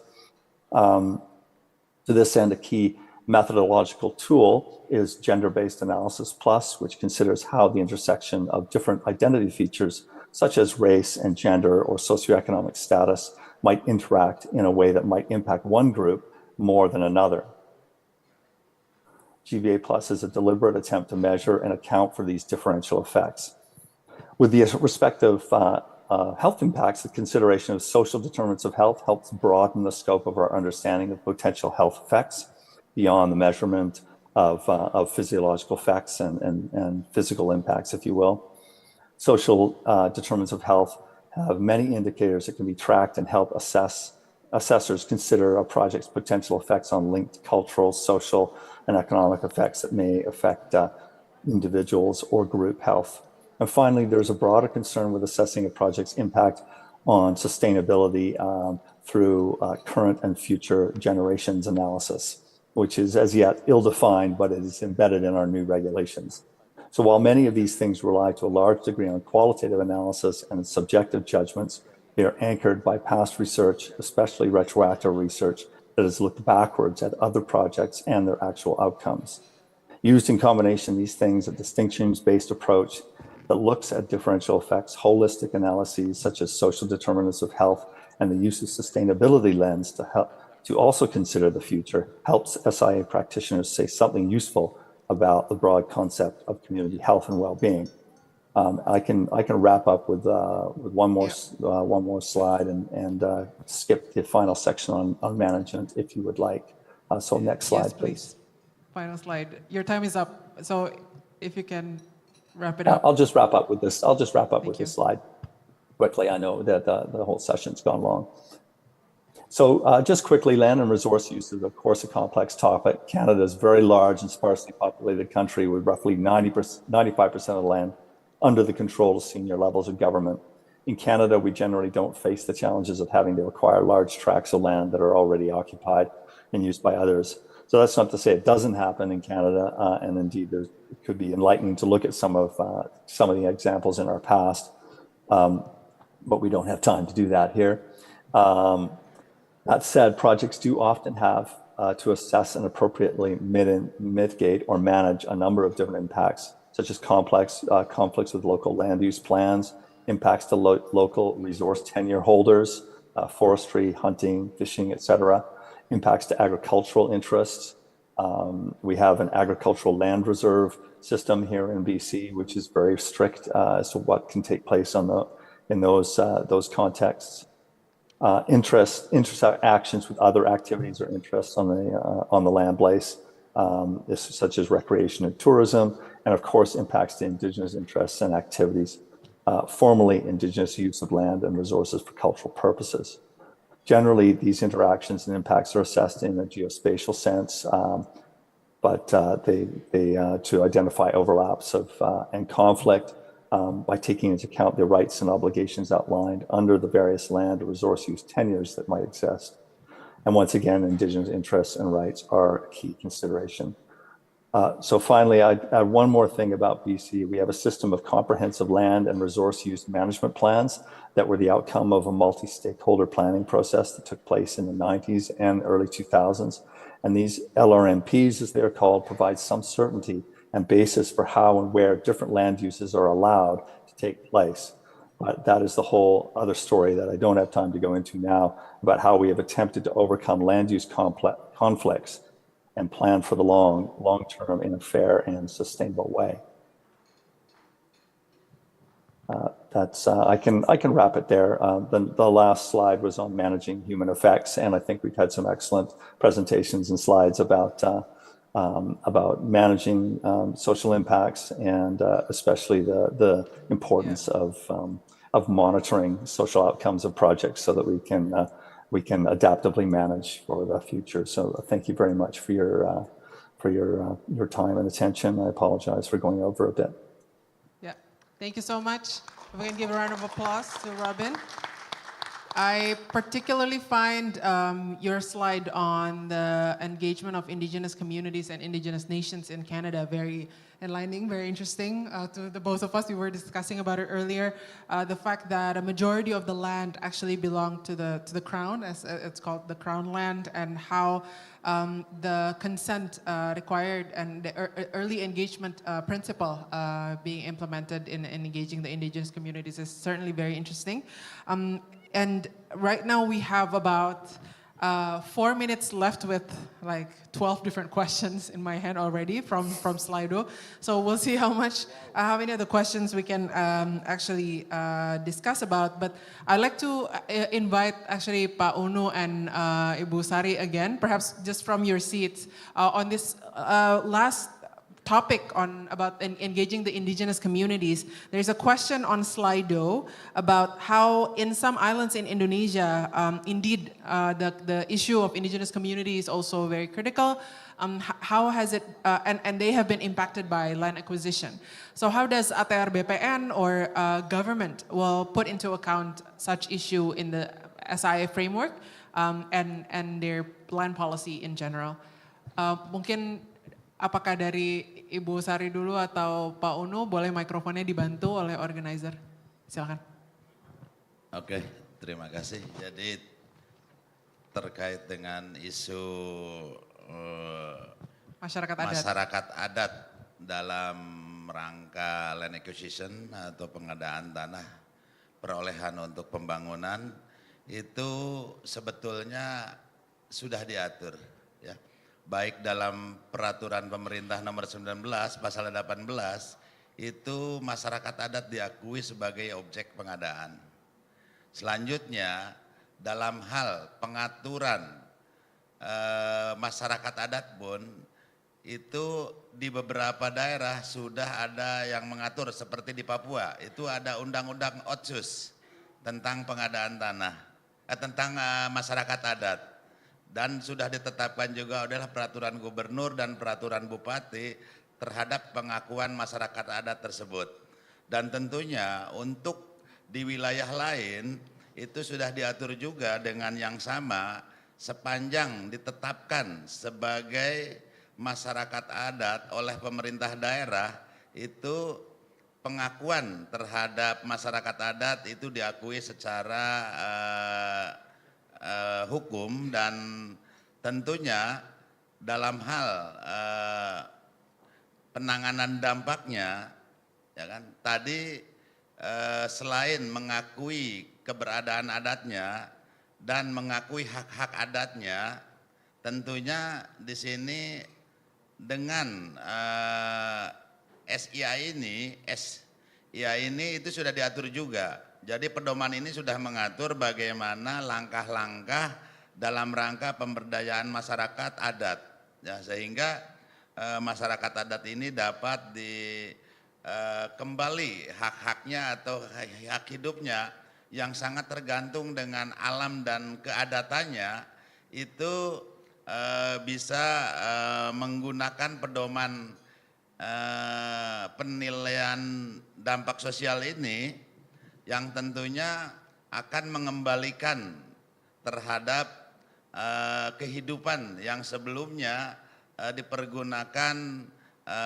tanahnya oleh pembangunan, sehingga bisa tadi melalui relokasi atau pengembalian tanah tersebut dengan melalui relokasi kembali yang fungsinya akan sama dengan adat semula nantinya kalau menggunakan pedoman SIA ini. Baik, Ibu Sari ada yang mau ditambahkan? Sedikit aja, jadi tadi sudah disampaikan bahwa untuk masyarakat adat ada yang free prior informed consent, kemudian untuk mitigationsnya dan juga melihat screeningnya juga ada perbedaan dengan masyarakat biasa, karena dengan seperti Kanada dan beberapa tempat kita masyarakat adatnya banyak sekali, jadi itu perlu diperhatikan dan juga mitigation measure-nya itu juga perlu memikirkan mengenai health, mengenai education. Dan juga mengenai biasanya masyarakat adat itu land base ya, atau yang mungkin ada yang masih di kepulauan yang laut base, tapi kebanyakan land base. Jadi juga itu perlu dipertimbangkan dan di SIA guidelines yang sedang dipersiapkan ini itu sudah dimasukkan dan ini evolving. Karena kita juga belajar dari negara-negara lain dan dari AMAN dan dari beberapa organisasi di Indonesia. Makasih. Excellent. Terima kasih banyak. So I hope that answers and show the connection or the bridge as well in terms of acknowledgement of indigenous communities in land acquisition process, which is acknowledged in the legal framework as Pak Unu mentioned, and involving or engaging the different stakeholders, including AMAN, as Bu Sari added. Now I want to move to Madam Herlina and ask this question of what is good enough? Because when it comes to, I think, engagement stakeholders in SIA process, many would say, I think we discussed this question earlier with Bu Sari as well, it's usually time consuming, probably very costly. So at what point is it cost effective enough for us to say that, okay, this is sufficient? Thank you for the questions. As I mentioned, SIA is a process, and the first stage of SIA is a screening stage. During screening, we have to clearly identify who are the stakeholders. There are too many people involved, too many groups that we have to consider, right? But looking at their importance of their concerns differs from one group to another. So we have grouped them into vulnerables, we have grouped them into directly impacted, indirectly impacted, and interested parties. Some interested parties may speak louder than the directly impacted. So we have to have a very good screening exercise. Then we have to do also a very good scoping exercise to know what are the issues. Only after we do that, a good screening and scoping, then we know who are the people that we have to give priority to, and which group that we need to spend more time, and which group we need to do a direct several FGDs, or maybe there's another group just once or twice. So by doing that, we would be able to plan our engagement well, and we would be able to be more effective in our assessment. Yeah, excellent. I think the keyword here is differentiation since the very beginning and planning for the different degrees of engagement or depth of engagement across different stakeholders. Robin, similar question in terms of what is good enough. So how do we, we mentioned a lot, I think, throughout today's session about how we define what is good and how the monitoring and evaluation process is really critical in ensuring the social impacts. So how do we determine the success indicators in an SIA process? How do we exactly measure them? And who decides which ones are the criteria and what methodology do we use to measure? Because if it is a subjective process, defining social benefits, for example, how do we reach that consensus in defining the success criteria?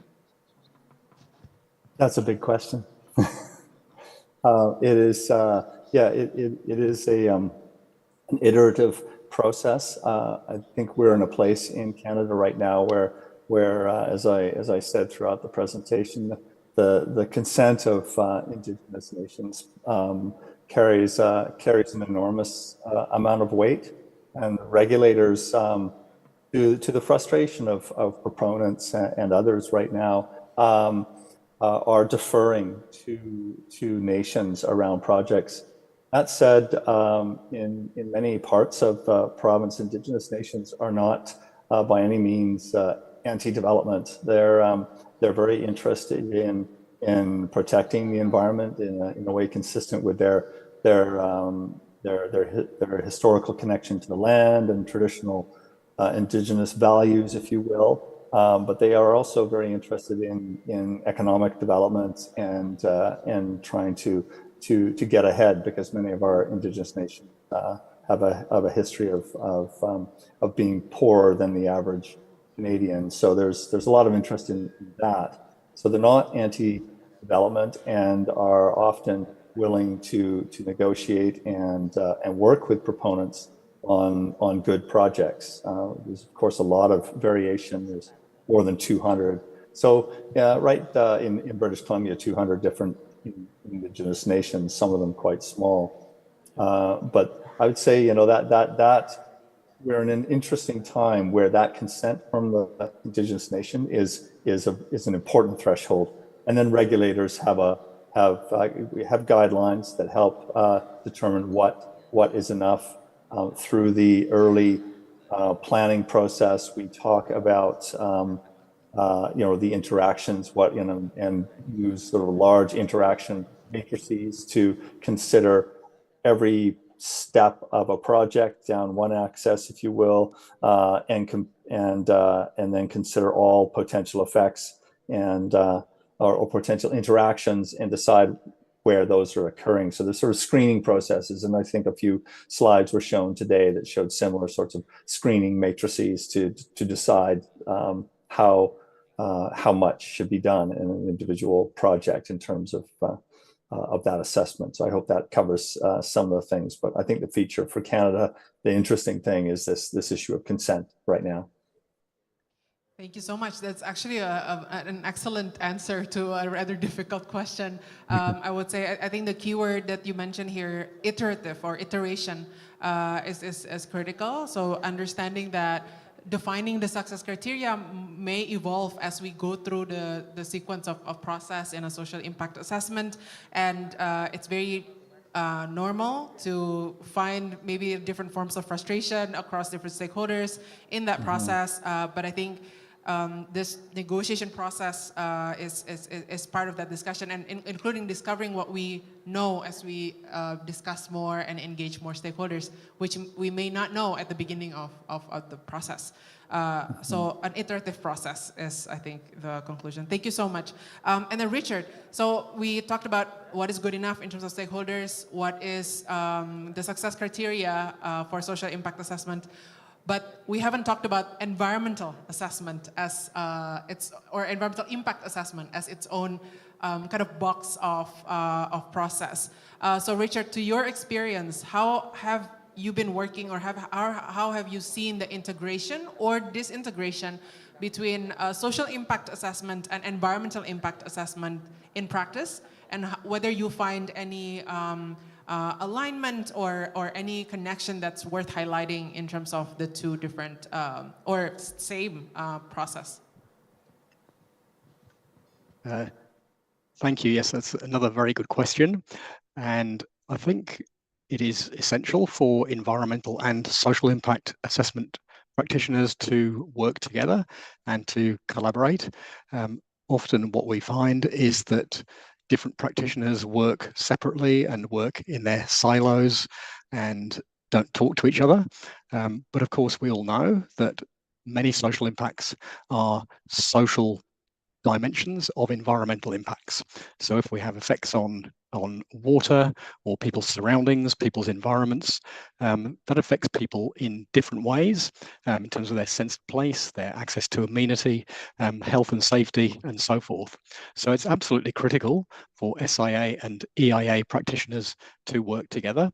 I think we're seeing some improvement in this area, but it's really important for project managers who are responsible for project delivery to ensure that there is adequate time for SIA practitioners to read and understand the environmental impact assessment reports, to understand what could be the social dimensions, and to be able to take those reports to the community and have a conversation with community members to help them to understand how they might experience those impacts. So it is absolutely essential that these things are integrated, and I think we're seeing some progress.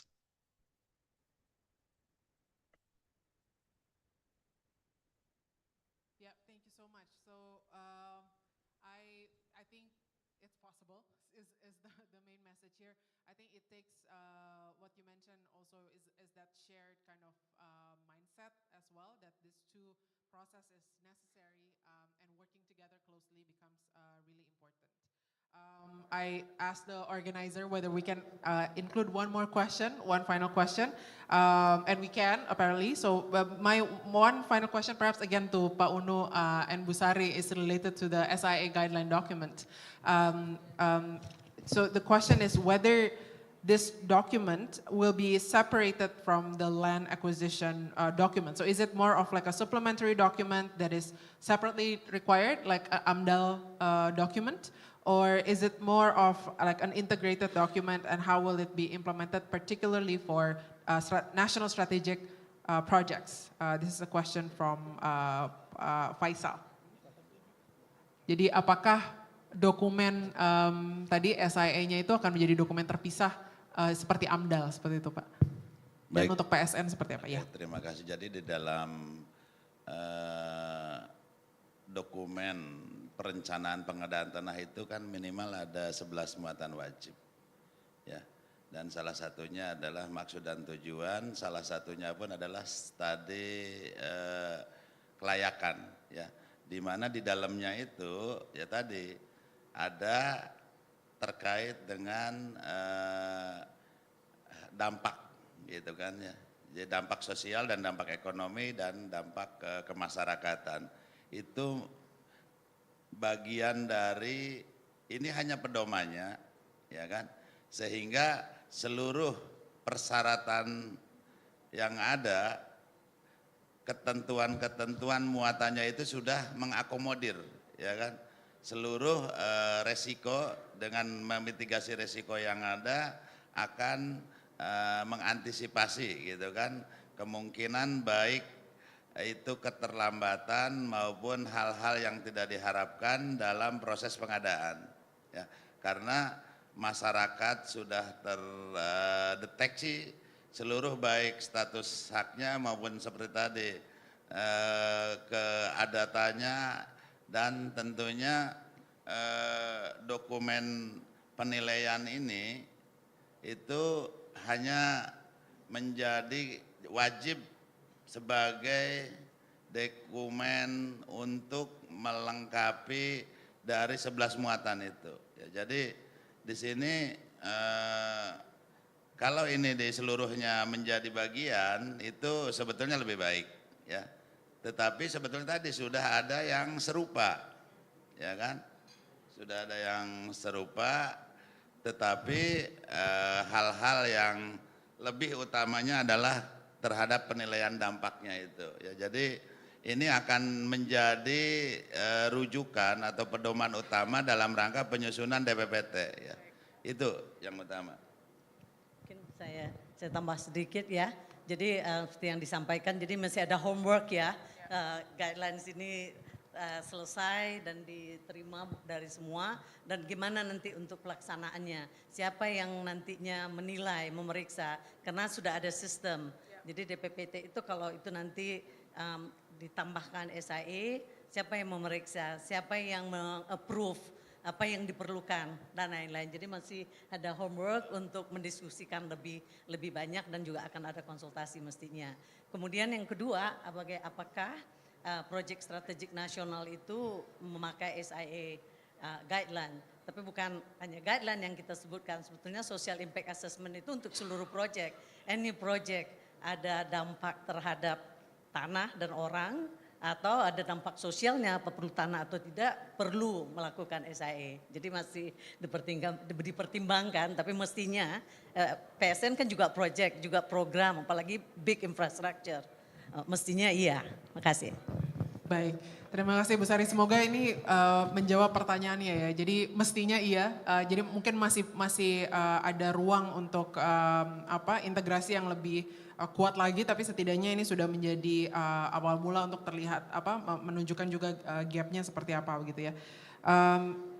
Kita masih ada 2 menit, jadi maybe this is, we have 30 seconds to each of the 3 country representatives for a closing statement, but I would like for you to answer this particular question of, so where do we put the communities in terms of whether their decision will impact the outcome? On the one hand, they don't really have a veto power. I think we discussed that it's not that the community members have a veto power to stop a particular activity or project. But what will happen if the majority of community members don't actually support the project? Is there any particular story about how that comes about? I would like to start with Richard first, and then Robin, and then Madam Herlina, and then we'll wrap it up. Very briefly, if you can, Richard, please start. Thank you. I think I would just very briefly say that we need to depend on a process that provides real, meaningful agency to communities in the decision-making process. Thank you. Very well. Excellent. Thank you. Robin?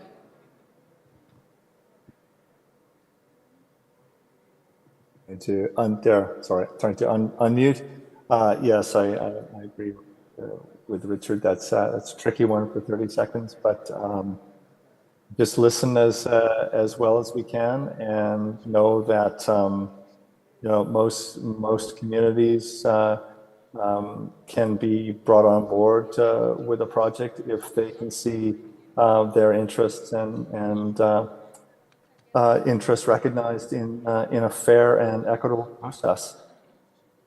I'll leave it at that. Yeah, thank you. I think both of our speakers highlighted the process part more than just the final outcome. So making sure that it's the right, correct process. Madam Herlina, please close the session. Thank you. Saya minta izin bercakap dalam bahasa Malaysia. Mungkin faham ya Pak semua bahasa Malaysia. Kejayaan sesebuah negara adalah apabila rakyatnya sejahtera. Tidak guna kejayaan yang datang daripada wang ringgit, ekonomi yang menggunung, infrastruktur yang canggih dan hebat, tetapi rakyatnya sengsara. Pada saya, SIA akan mewakili suara rakyat. Bagaimana kita melaksanakan SIA tergantung kepada kebijakan kita. Tetapi mendahulukan suara rakyat, memastikan rakyat mendapat manfaat yang terbaik daripada sesuatu projek, itu adalah apa yang kita inginkan melalui SIA. Thank you. That was very powerful. Thank you so much, Madam Herlina. I believe that, like myself, perhaps many of us 2 hours ago didn't learn or didn't know many things that we've come to learn from our 6 actually excellent speakers today, starting from Pak Frank at the beginning, and then Pak Uno, Ibu Sari, Madam Herlina here, Robin, as well as Richard. So I'm very grateful. Thank you so much for all the speakers for sharing your insights and deep expertise. I would like to close as a final takeaway, a new acronym for SIA, Pak Satoshi. This is a new acronym for SIA. S is stakeholders, so putting stakeholder engagement at the center of what we're trying to do, karena tadi suara rakyat should prevail. And the second one is the necessary investment. So invest in the time because it's a necessary one in order to avoid future risks and future issues. And then finally, alignment, that it is not just a list of tasks again, but it's an alignment of mindset as well as the necessary process that is iterative and needs to continue as the project's being implemented. My name is Afo Utami. Thank you so much for following this session. I would like to give the floor back to the MC. Thank you so much. Kita berikan sambutan yang meriah untuk moderator kita dan juga untuk para panelis.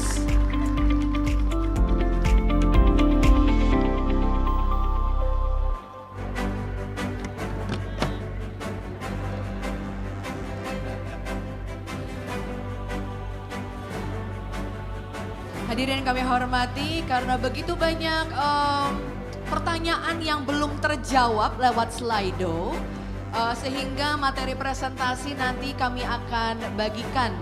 Nanti akan ada link yang bisa diakses di akhir acara.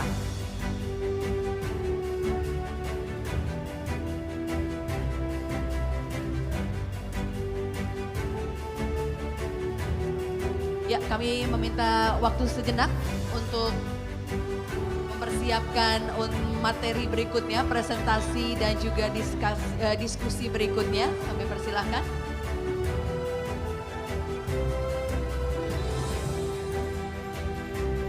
Sekali lagi untuk pertanyaan-pertanyaan yang belum terjawab, terutama juga buat para peserta yang mengikuti secara online, ya. Jangan khawatir karena nanti materi-materi yang ada pada hari ini akan dibagikan melalui tautan yang nanti akan kami umumkan di akhir acara.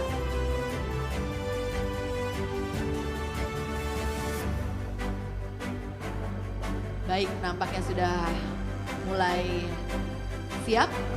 Dan saya harap kita semua juga masih bersemangat untuk sesi diskusi panel terakhir hari ini.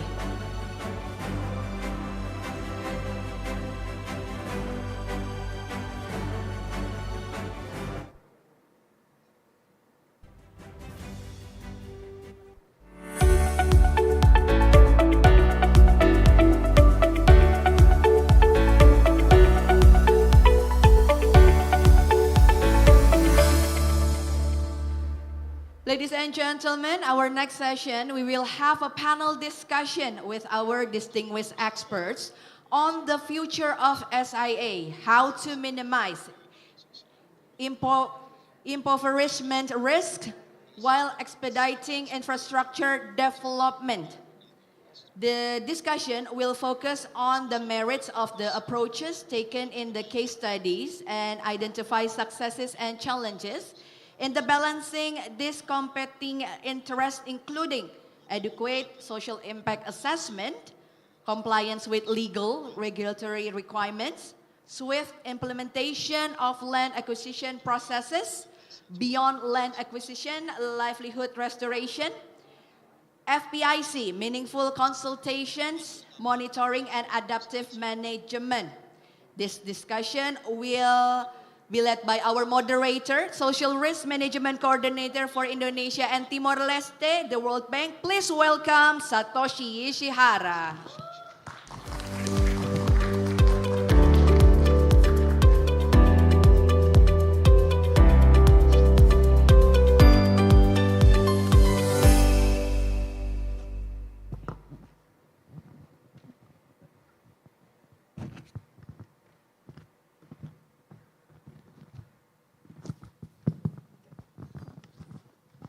Nice to meet you again. Now, it's 4 o'clock. Everybody's a bit tired now. Either you need coffee or kind of stretch. Whoever wants to stand up and stretch, please do now. Yes? Up to you.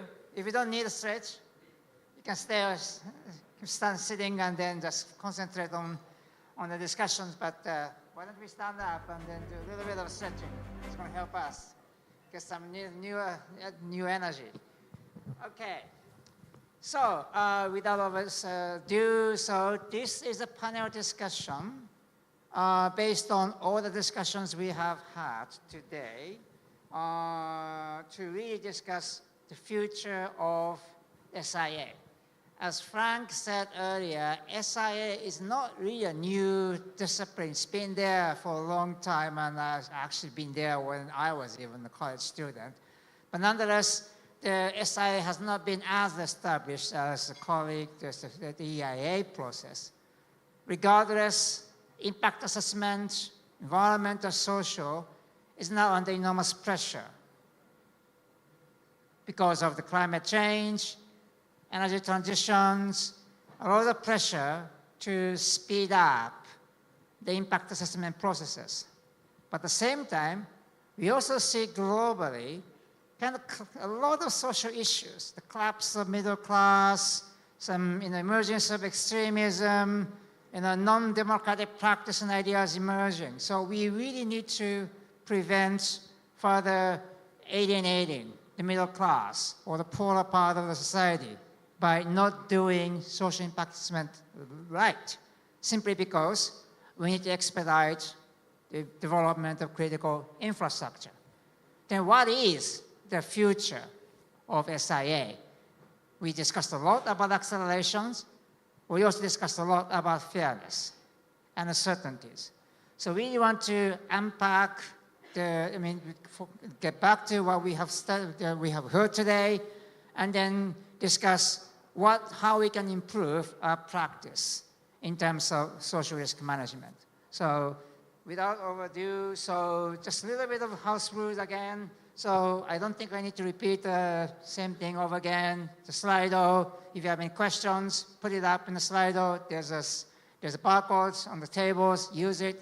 Yeah. So without overdue, let's start the session. Let me introduce the panelists. First, Pak Rahman Sulaiman.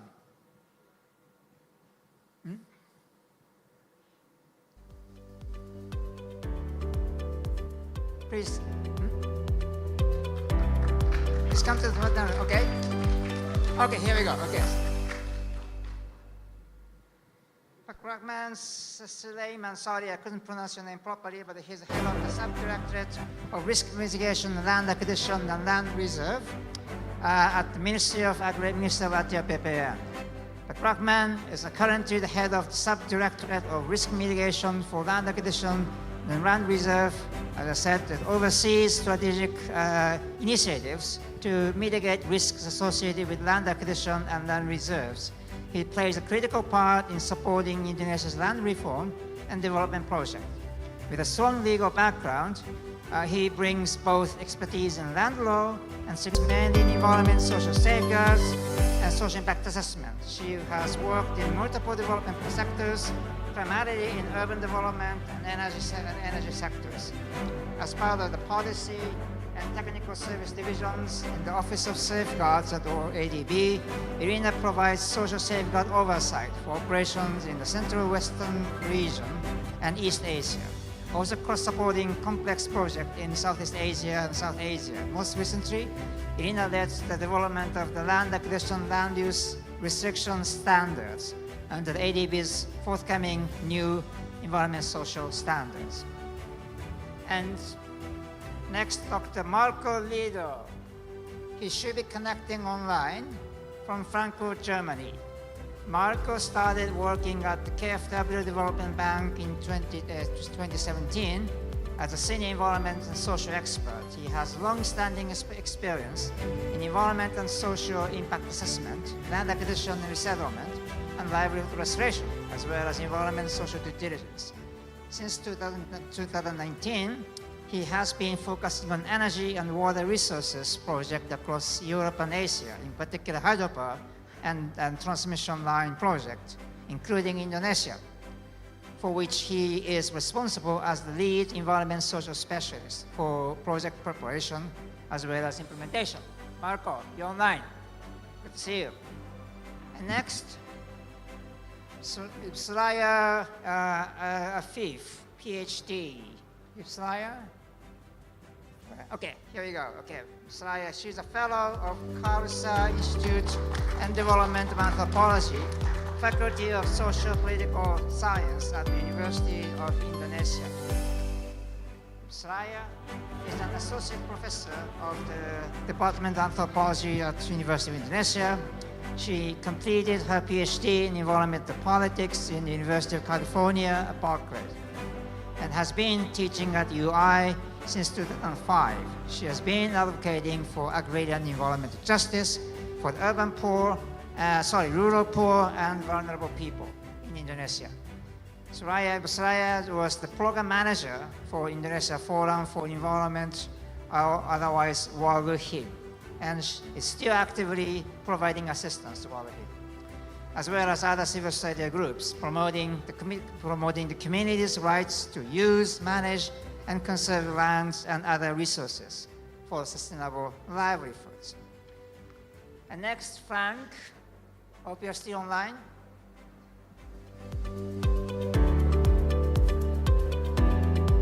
Frank, okay. Frank, already been introduced. He's a professor of social science at the University of Groningen, Netherlands, expert in social impact assessment and the management of social issues related to large projects. He obtained PhD from Groningen University, is recognized internationally for his work. He received the individual award from the International Association for Impact Assessment in 2014.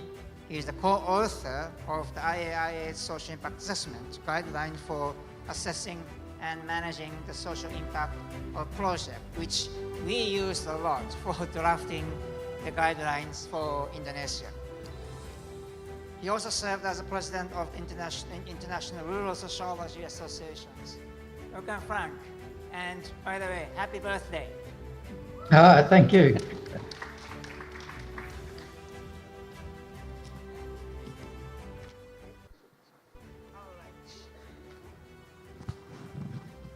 Okay, so let's start this.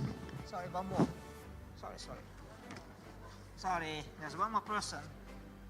Mr. Oh, Carlos, I'm sorry, my friend.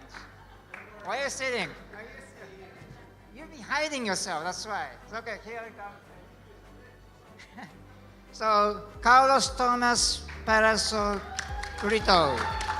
He's a senior social development specialist at the World Bank. He's my good friend. He's a regional coordinator for the Forest Carbon Partnership Faculty Facility.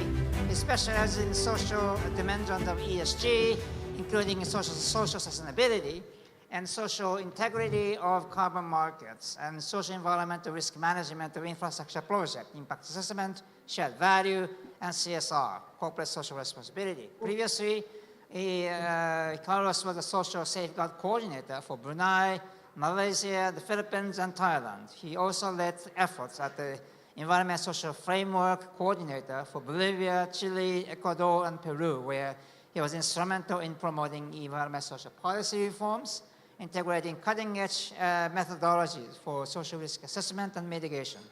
Carlos has authored numerous publications at the World Bank addressing critical issues such as indigenous peoples, social impact assessment, risk management, in multiple sectors, including transportation and energy. Welcome, Carlos. I was so concerned about the time, so I was a bit rushing. So, let's start the discussion. We have a round of questions that we're going to ask, and then I will ask each of the panelists to start responding, but please raise your hand if you have any particular comments or interest that you want to respond. So first question, adequate social impact assessment. What is an adequate social impact assessment, SIA? What are the benefits of doing an adequate SIA? What are the issues that SIA should pay attention to most? What may make SIA more useful and effective in mitigating social risks and impact? What about implementation and monitoring? Maybe I can start with Irina, based on the experience at ADB or elsewhere. Terima kasih. Thank you. So it's a very interesting question and very important question. And I would probably break it by saying that adequacy will probably depend on the purpose.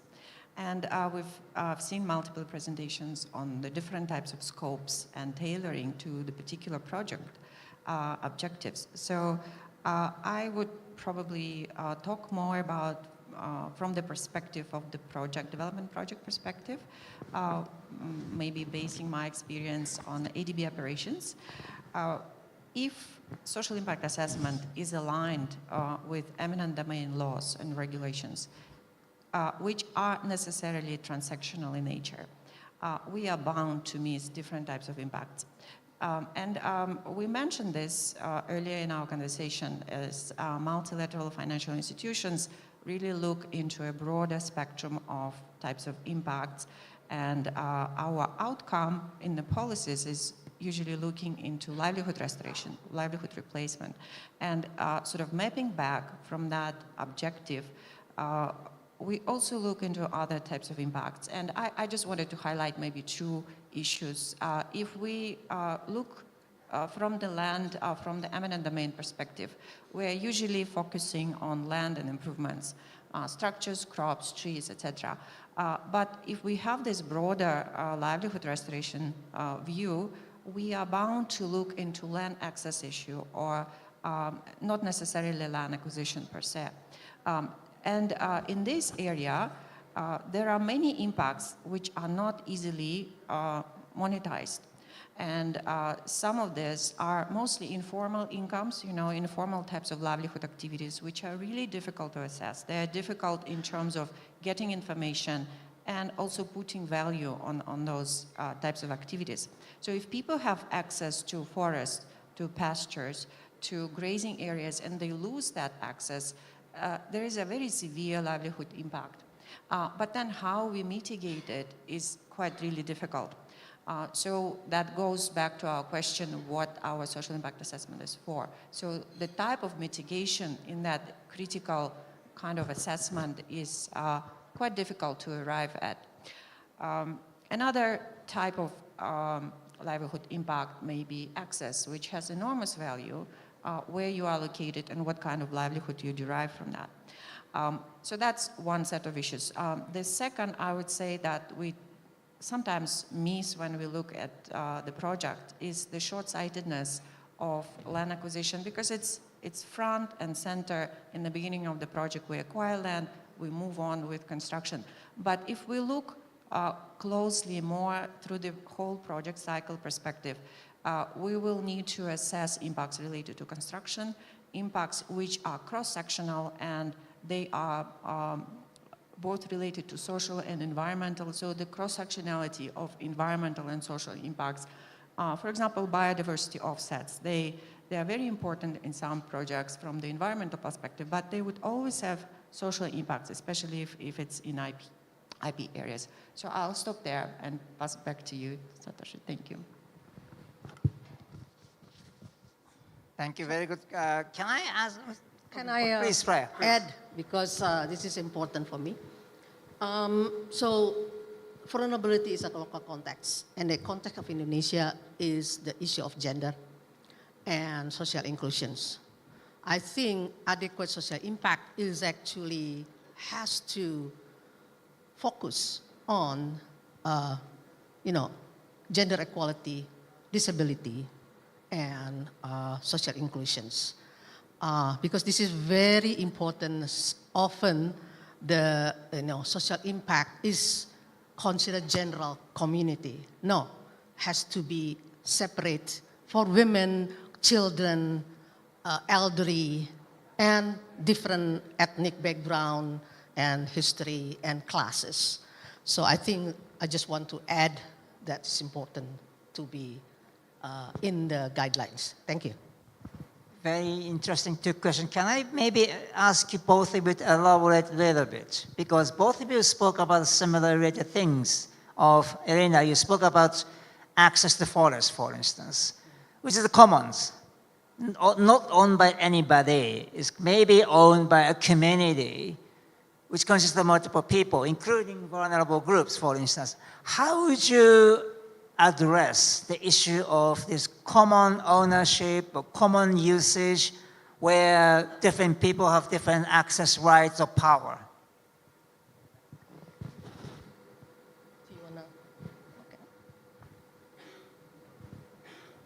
Satoshi, thank you. It's a very tricky question.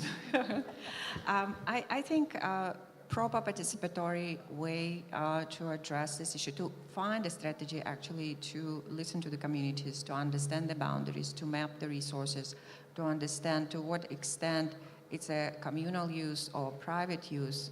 Because even in a communal setting, you might have families or households which are more affected than the others. So the concentration of cost versus the benefit would be quite important.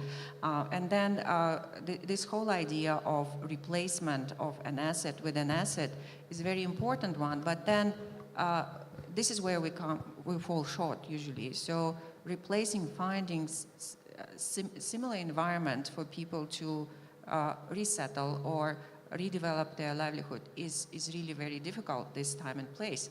So we end up looking into alternative livelihood restoration strategies, which are also extremely difficult. So building on these sort of different pillars of what will go into alternative livelihood restoration is quite important. And it's, I would say, looking for best practices, looking for good examples would be maybe the strategy and the national kind of environment as well.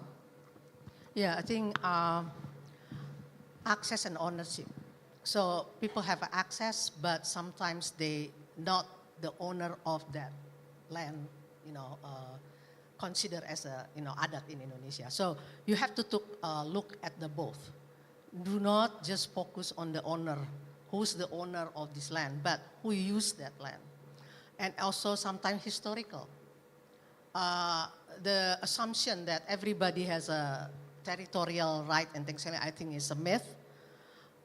Some of the indigenous community actually do not claim territorial, but they move from place to place, and that is something that group that mostly vulnerable. For example, in the case of Orang Rimba has places that they move from place to place for resources, right?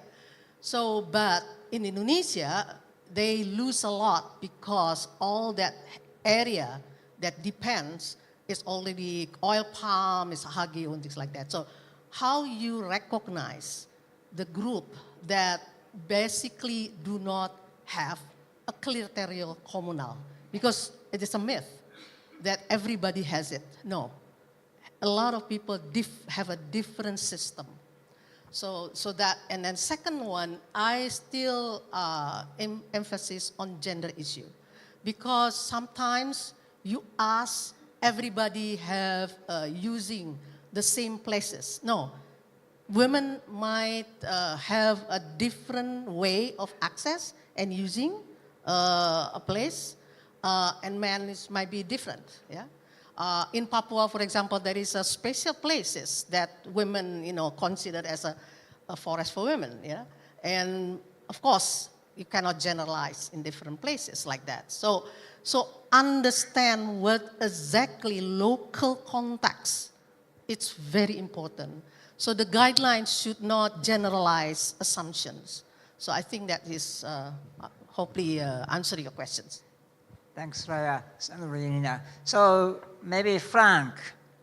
Okay, so we hear very good inputs from Irina and Raya. So the diversity and challenges of determining boundary.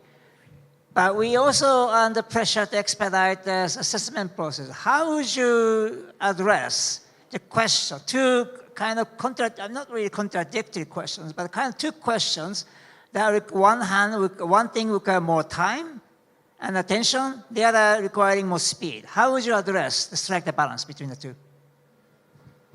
Well, I think the comments that Richard Parsons made earlier were very appropriate to this. But basically, we need to implement SIA into the planning process from the beginning. It's only the perception that SIA delays projects only happens because they leave it too late to start. If it's built into the planning process from the beginning, then it doesn't lead to any delays. The one thing I would also like to add to the excellent comments said already is, from my point of view, an adequate SIA is one that makes practical recommendations for improvement. Practical recommendations.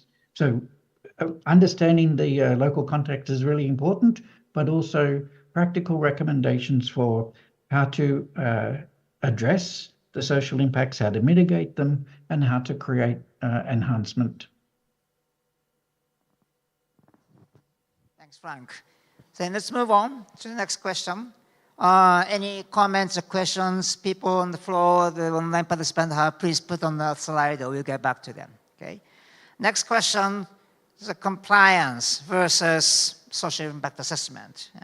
Compliance with legal and regulatory requirements, we are often under pressure to accelerate land acquisition impact assessment processes when more time is needed to adequately assess impact because the impact is significant, and also to meet all the legal regulatory requirements, including those of the financiers.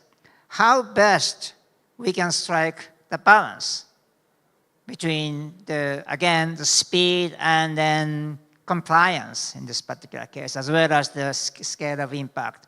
Maybe we can start with Marco, please. No.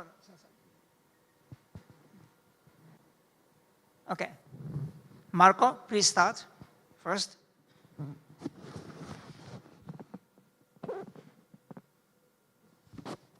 We can't hear you. Okay, yeah, I was still on mute, so sorry for that. Yeah, first of all, apologies for not being in Jakarta today. I would have loved to be there. So concerning your question, I think I would underline what Frank has already mentioned in his last point. I don't think that we really need to worry so much about delays if we start early in the project with the social impact assessment. That's what we see in our projects worldwide, that the delays come later in the implementation of the projects when we are not having focused on social impact assessments early in the project. So just to giving you an example, also from Indonesia, we are currently having a project, a transmission line project, which is called Sulawesi Green Energy Corridor Sulawesi with our partner PT-PLN. And there we have started very early in the project development with a social scoping. And the activities in the scoping and the results were taken into account then in the technical planning. And eventually, we could avoid all indigenous areas and accordingly also avoid the impacts on indigenous people. So I think this already shows that the process can be speeded up, accelerated at the very beginning. And that's why I think we should rather discuss how we can include the social impact assessment process into the technical planning documents and processes than discussing about whether there is some more time needed or not.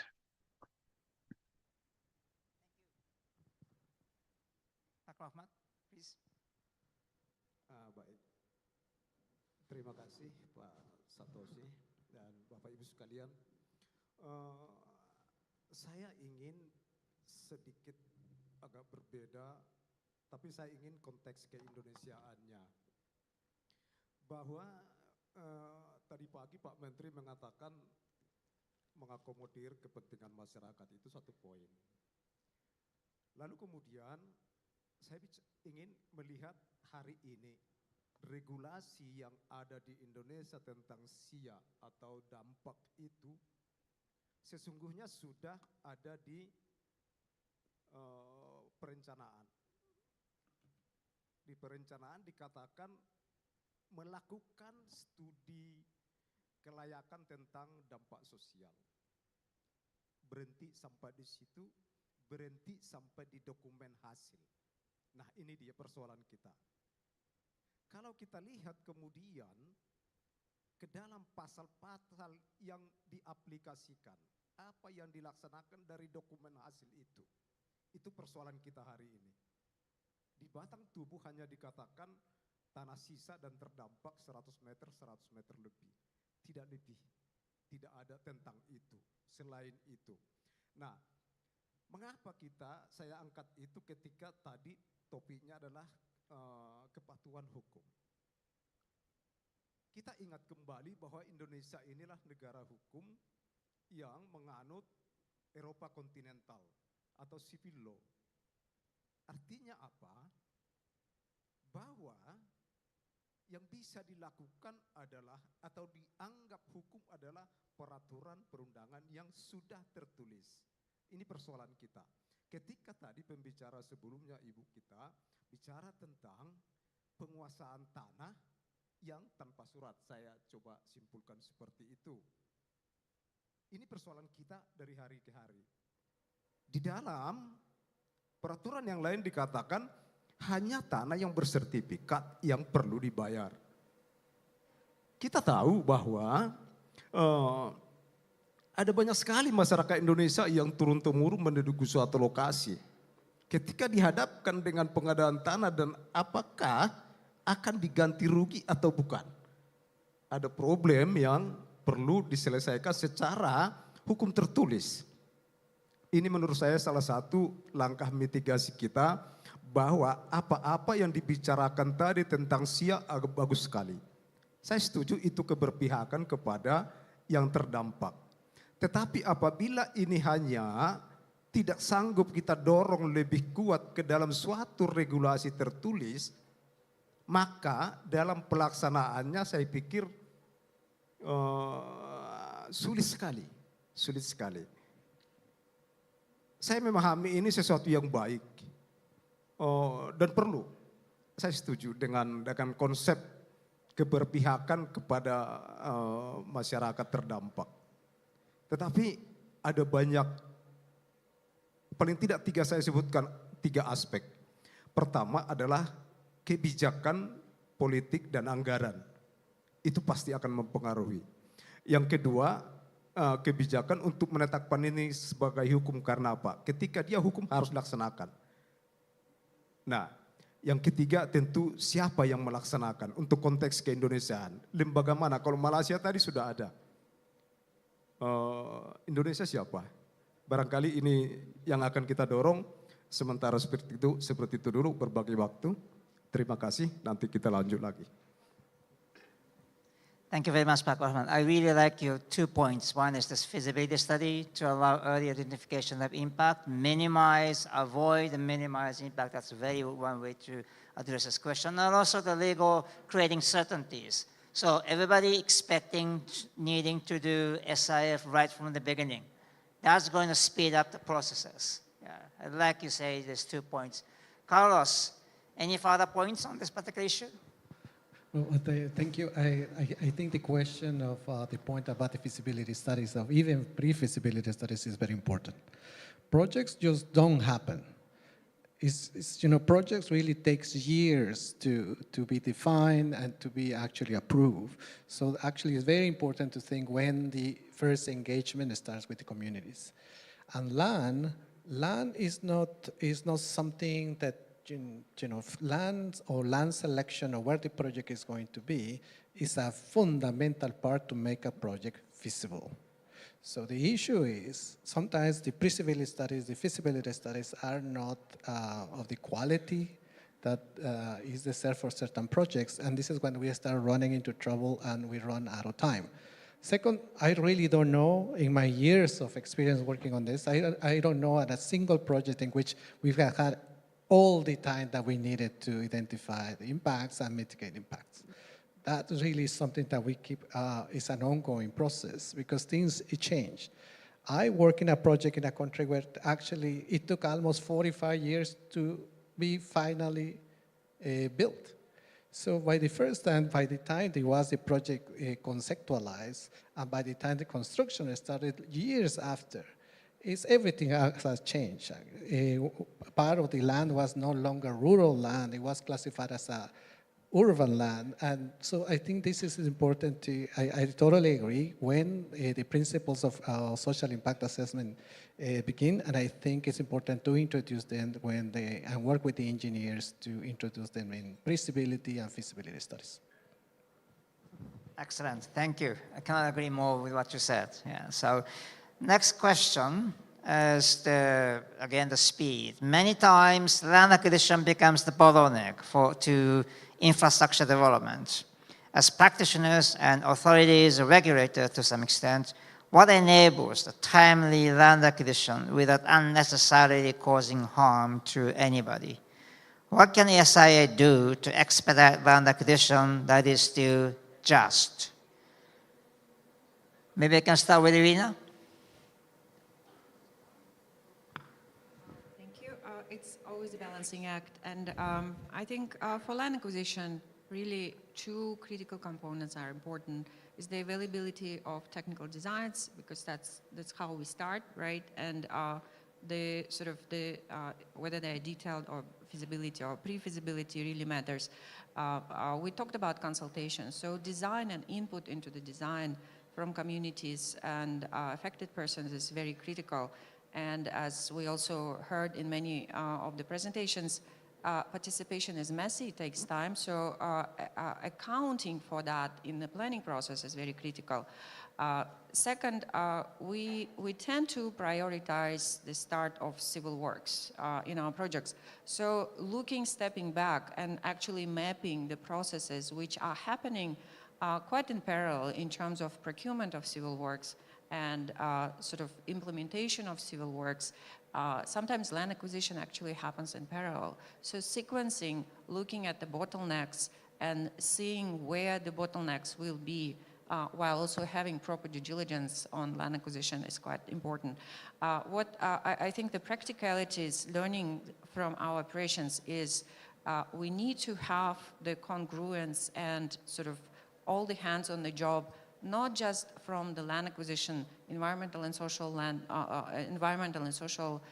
safeguards practitioners, from the implementing agencies, but from the contractors themselves and project supervision consultants. So it's really having capacity, like a 360 capacity, that will help to move project further with proper grievance management on time, understanding complaints and the source of complaints. Yeah, thank you very much. I fully agree. All stakeholders, everybody involved in project implementation should be aware of the social risks and then contribute to the speed. That's very important. Frank, can you say a few words on this topic?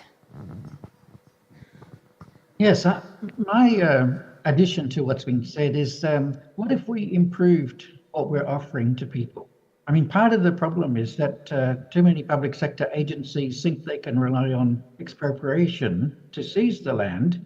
And of course, people resist. That's why there's delays. If we had a better system where we offered more, so people would actively choose for a resettlement package, then we'd find that there would be much more acceptance and it would be a quicker process. So changing the way land acquisition happens, not relying on expropriation, but establishing an agreement-making process where we offer a much better package which people would actively choose. That's my suggestion. Thanks, Frank. I mean, the choice that you mentioned is very important. The more agency we can provide to the affected people, the actually quicker the solution may be, a negotiation process. That's a very good point. Thank you. I'm aware of the time, so let's move on. So then, well, beyond land acquisition, we're talking quite a lot about livelihood issues. Livelihood restoration, etc. We all know that we all know that livelihood is not just about physical assets. Non-physical assets, including social networks, local knowledge about where to go in the forest, the sea, to collect what the forest products can be found, to catch fish, are important sources of livelihood. If you physically resettle people, you will lose, if you physically resettle, you lose many of them on top of the land and other physical assets. Compensation for loss of physical assets, even at a fair replacement value, cannot restore them. how can SIA contribute to mitigating and restoring livelihood loss comprehensively, above and beyond the compensation for loss of assets? Maybe Pak Rahman, based on your experience, can you say a few words on this? Baik, terima kasih. Benar bahwa berpindah itu istilahnya itu tercerabut dari budaya, itu satu. Tidak akan bisa sebenarnya menjadi sama di tempat yang baru. Nah, kembali saya pada koridor hukum yang ada di Indonesia. Sebenarnya secara konseptual, regulasi atau peraturan perundangan di Indonesia sudah menjelaskan itu bahwa dikatakan di sana paling tidak ada 3 yang berpihak kepada itu. Yang pertama, memperhatikan keseimbangan antara kepentingan pembangunan dan kepentingan rakyat. Ini satu. Yang kedua, ganti kerugian itu harus layak dan adil. Ketiga, menjamin kepentingan hukum. Nah, ini satu. Kemudian nanti kalau dikonversi berapa nilai yang akan diterima atau apa yang harus diterima. Kalau di Indonesia ada pilihan bentuk ganti kerugian itu seperti apa, ada pilihan. Nah, ini lagi-lagi secara konseptual. Dalam praktek memang kita itu pengalaman hampir 99% lebih itu selalu memilih uang. Belum kita temukan yang secara sukarela saya mau minta saham saja atau minta relokasi saja. Persentase yang sangat kecil kalaupun ada. Mengapa? Mungkin perlu penelitian apakah budaya yang seperti itu konsumtif katanya. Kalau ada uang satu langsung bisa dipakai. Tidak memikir masa depan. Yang kedua, barangkali ini pribadi saya berpendapat, apakah ada kecurigaan kalau misalnya uang itu tidak ditransfer menjadi seperti apa. Padahal itu bisa sebenarnya dihitung-hitung. Nah, ini sesuatu yang menarik apabila di kemudian hari ini memang perlu didorong agar bisa memilih opsi selain uang. Kalaupun uang bisa diberdayakan lagi supaya menjadi uang itu menghasilkan kepada dia sesuatu kehidupan baru atau nilai tambah yang baru. Itu saya pikir. Terima kasih. Very interesting. Yeah, I would like to emphasize this. First of all, in the process, actually, the process is not differentiate between urban and rural. Of course, in the urban, that people focus more on capital, and especially if the compensation is highly in markets, yeah? Because then they could buy land or in another places or move to other places. But in the rural, actually, the problem is that they are not very easy to choose what is the best for their interests. And a lot of process is not differentiated quite well, in my opinion.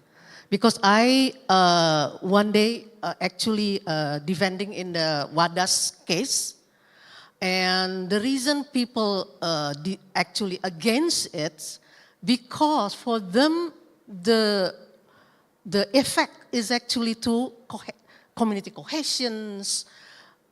Even they could get the money, they could not move easily or replace it in the other places and things like that. So, but the process not very, give a lot of opportunity on options. And the other thing is trust. How can you trust, for example, want to have, for example, share. How can you trust this company will give you an honest compensations? There is a lot of cases they are not fulfill the promise, including, I have to say, the government as well. So that is the problem actually. How you can beyond, actually compensation, and why? I mean, what is this option for not the money as a compensation, right? And after you get the money, you also difficult to choose what I should do with this money. Thank you. Thanks, Soraya. Irina, based on your experience at ADB, is there anything you want to say about the swift implementation of land acquisition? No, I think it's a very difficult question actually, and issues like cultural heritage, tangible and intangible cultural heritage. This is always kind of, it's a tricky question. Community networks, and it really depends, as you mentioned, it depends on the options available. And again, options may be there, they may come up as part of consultations process. The relocation of the spirits, the community may decide how you might actually arrive at that process. It may be feasible. In some other instances, not feasible, sacred sites. So it's always almost like case-by-case basis what options you have and what community generates as part of the consultation. Thank you. Very interesting discussions. Let's move on to the next topic because time is already up. FPIC and meaningful consultation is a very important thing that we've been discussing quite a lot today. Why is meaningful consultations or FPIC important? When consultations are meaningful and when is an agreement with affected people an FPIC? When consultations are good enough, and does FPIC mean the same thing to all projects that require FPIC? Whether or not the impact is very severe or not. What are the key challenges and good practices in promoting meaningful consultations or FPIC? How can the SIS support the process? Marco, I know you have been struggling this question in Indonesia. You don't need to mention the name of the project, but based on your experience, tell us a little bit about the issues of stakeholder engagement and FPIC. Yeah, thank you, Satoshi. Well, I think FPIC is in most of the countries something which we are struggling with, but what we are trying to do is that we really have an early engagement of stakeholders and learning, of course, from the mistakes of the past. I think that we have now in several projects started with an FPIC process from the very beginning of the project and trying to streamline this with the national requirements, and this appears to be a good way forward. In addition, I must say that obviously a profound social impact assessment will, of course, support a good FPIC process. I think that's something which we should always take into account. So the features of a good social impact assessment, like commitment of the partner, is also very important for the FPIC process. So maybe that's my initial statement. Thanks, Marco. Carlos, you are the guru of FPIC. Well, interesting question. Look, free, prior, and informed consent. First of all, is the process to obtain consent from the communities for anything that it wants to happen in their land and their territories. But people tend to forget, or maybe they don't know, that the FPIC process is a principle that is grounded on the right of self-determination of indigenous peoples, and is specific for indigenous peoples. So when they have been for years fighting for this right to make their own decisions. So when it comes to this actually FPIC process is grounded also in international conventions. One of the last international conventions that includes this is the international convention, the ILO 169, which is the Indigenous and Tribals People Conventions of 1989. By the way, Indonesia has not ratified that convention, which is a very important indicator of the status of these negotiations in this country. The other thing that people tend to forget is that the FPIC process is not necessarily a process to start when you will actually, the goal is to obtain a yes at the end of the process. It's really a process that the communities see themselves as a process to probably also say no. or yes with certain conditions. It's actually a negotiation tool, and it has to be understood like that. In my experience, most of my experience doing FPIC has been from doing FPIC processes with indigenous communities in the Latin American region, especially with communities in the Amazon basin. And there, the context of this is quite different than any other aspects that I have seen. There, actually, the process is quite complex. It takes time and it takes resources, but one fundamental aspects of the process is like you have to have commitment. If there is no commitment from the different stakeholders, the process is going to fail. And commitment, especially from the government, and commitment from the companies, because commitment is shown as a way to at least respect the others and see the others as equals in a negotiation tables. But if you don't see the other of indigenous communities as somebody that actually can negotiate and make their own decisions of what is going to happen in the territories, the process is going to fail. And I have seen this in many companies and in some governments that this commitment is just not there. The other thing that I wanted to say, because I think it's important, especially in this type of panels, is that FPIC is not an upgraded version of consultation. People tend to say that, oh, FPIC is like a longer process of consultation, so this is what I'm going to do. It's a very different thing. FPIC, and I want to really, if something you can remember from this panel, FPIC is not an extended and upgraded process, consultation process. It's a very different thing. FPIC is specific for indigenous peoples, and it's a negotiation tool to make decisions where they can negotiate decisions that will happen in their territories and land. Thanks, Carlos. I mean, I really like you said that FPIC is not really consultation, because there's a good faith negotiations. It's a negotiation process rather than informing somebody and asking for questions. It's really to ask for consent, even though it's not the veto power. It's very different things. It's very important to go deeper into these differences. Soraya, you want to say something about this too? Yeah, I put two issues. One, again, the involvement of gender. Because a lot of, if that, consultation with the indigenous people, usually the elders is men. And you can't justify that because the men and women might have a different concerns. So meaningful consultation actually meaningful, you ask people, you explain what will happen to their life. And it's a process. Because sometimes the projects say, well, there is no impact on this. But on the process of the project, it changes. Oh, that's impact this, impact that. So you have to a longer process on the meaningful consultations, right? So the second one is representations. This is also a key issue. Representation is not the government choose, oh, you represent this community. In Indonesia, this is a problem, that always assumption that the village leader is the representation of the community. It's not. So, and the representation has to be chosen by the people who are represent your interests, and could be a different from administrative representations. And the consultation, meaningful consultation, means you go to the village.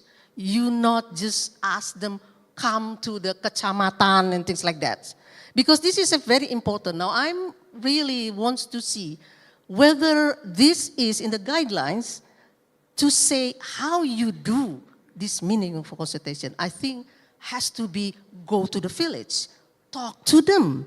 And if there is something that they ask, give a contact. Who's the contact that they may be asked? Something happened, different things like that. So for me, that is according to my experience. Thank you.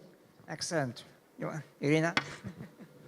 Thank you. Just a very quick extension of this. I think the distribution of project benefits, it's the extension of this, and how this happens and who captures the benefits, part of the consultation, but an extremely important pathway to explore.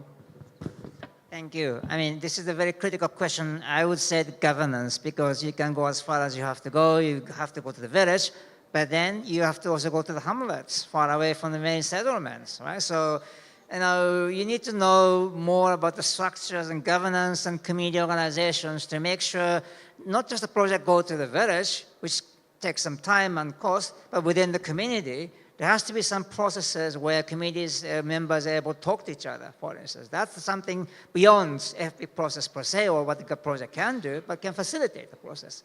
Very interesting. Last question, I'm aware of the time. Monitoring and adaptive management. Very important, key to quickly detecting and proactively addressing unforeseen emerging risks and impacts. But exactly what does adaptive management mean, and what does it need to be, what does it require? How to link it with monitoring and evaluation mechanisms? Could somebody provide some examples of successful monitoring and evaluation mechanisms and how they supported adaptive management that is known? What is the key? Why is this adaptive management key to the success of the project? Do they require significant additional resources? I want to start with Frank. Please. So, in my opinion, adaptive management means that on the basis of monitoring and whatever other information is available, making ongoing adjustments to project operations and to the mitigation measures and livelihood options and so on to ensure that effective outcomes arise from the project. There's lots of reasons why adaptive management is needed. Actually, Carlos already mentioned the funny pathway that projects often take. There's no way that social impact assessment can identify all the likely consequences that will happen over time, and projects change over time, communities change their views about things over time. The contractors and workers may not quite do what they were supposed to do. So it's a bit like a grievance redress mechanism. You need this ongoing feedback and change to ensure that you're always on track. It's a bit like the analogy of an aeroplane flying across the world. It has to adjust its direction all the time to take account of the prevailing winds. And the winds do change, right? It's exactly the same with a project. So adaptive management is essential, and it's the only way that things will happen. You know, weather events, for example, and particularly now with climate change, there'll be more weather events. So there can be earth movements, there could be strong winds, there could be landslides. And this might mean that pipelines get ruptured, that there's pollution spills. You know, one of the problems is that quite often projects don't effectively monitor. I've been to lots of project sites where pipes are rusty and there's great holes and so on. If it wasn't for proper monitoring processes, a lot of issues might get left behind. Key point about monitoring is it needs to be a community process. We've really heard about the importance of trust, and communities don't trust projects and often don't trust governments for good reason. So, and without a community base to monitoring, why would the community trust that an annual report said that there were no exceedances of the allowable limits? It's really important to have community-based monitoring with regular information on a transparent basis and lots of accountability.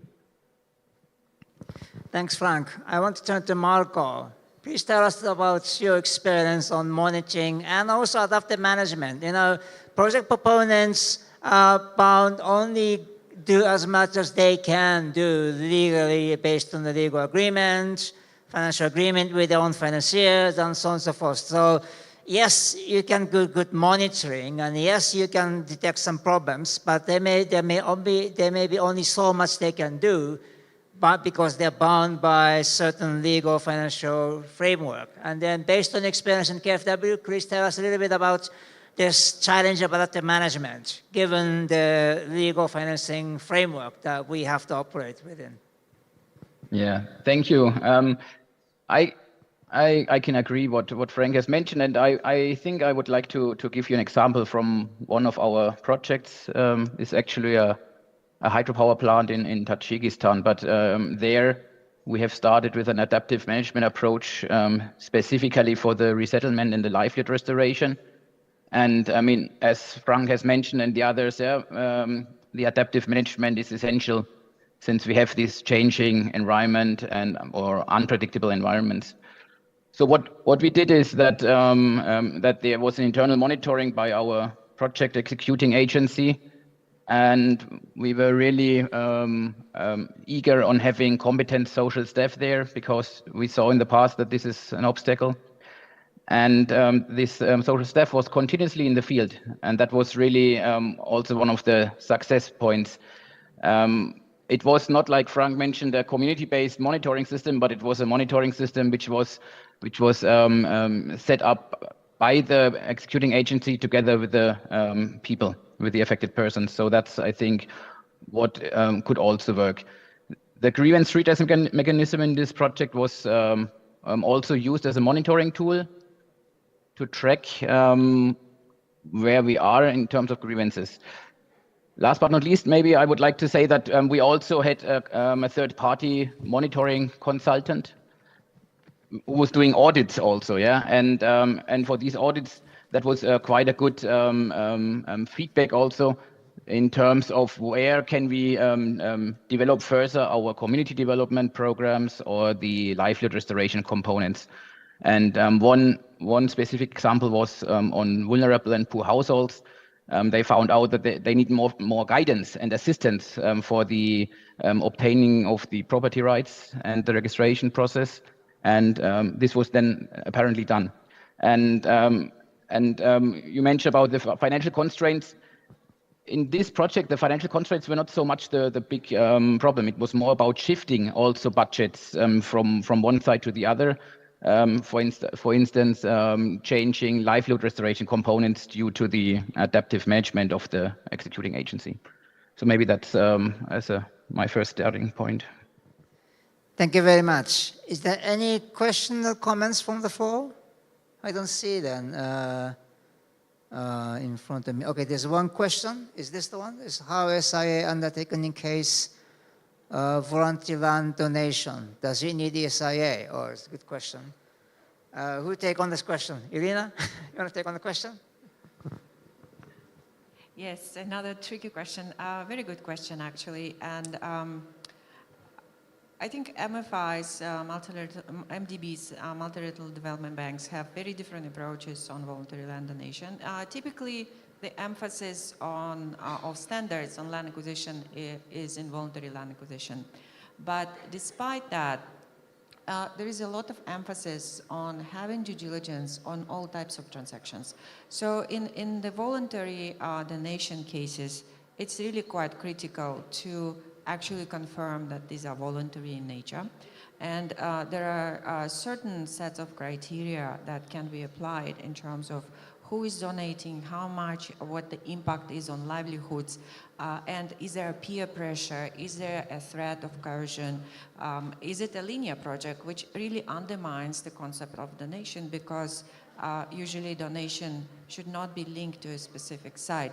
So there are all these issues which kind of then ask the question, how do we do the assessment? And it sort of, we arrive at the answer that we do need to assess and provide proper due diligence. Thanks, Irina. I don't see any other question. Is there any other question or comments? No, okay. Let's wrap up, it's already 5 o'clock. What I heard today, very interesting points. We put this future of SIA, such an ambitious topic for this discussion, panel discussion. But what I heard today, my view, is that it is not necessarily about SIA per se, it is how to apply it. You know, to apply SIA at early stage in the feasibility study to minimize or avoid and minimize impact, create some legal certainties to make sure everybody expect that SIA need to be done. and give some choice, which is really a project management issues, project design issues, how we can provide choice to the affected people about the measures to restore their livelihood and so on and so forth, which can be done through some design changes, adaptations and things, not so much about SIA per se. And then there's a question of this inclusiveness. Some people have voice, not voice. That's where probably the SIA can go deeper, including to identify who are really vulnerable and why they are vulnerable to what. This is an issue that we should probably go deeper in order to make sure that key social risks are properly identified early on, for instance, through the feasibility studies, design choice, and make sure these social impact assessments and then minimization of impact, particularly for the vulnerable people, become legal mandates. Everybody knows what needs to be done to create legal certainties. I think this is very critical, and the SIA guideline that TLBPN is developing can really contribute to doing everything that we're discussing today. This early social assessment, certainty, vulnerable people, vulnerability assessment, and so on and so forth are all part of that. So thank you very much for the good discussions, the panelists, including Frank, Marco, connecting from Europe. Thank you very much for your time. And thank you very much for the panelists, and thank you very much for the participants.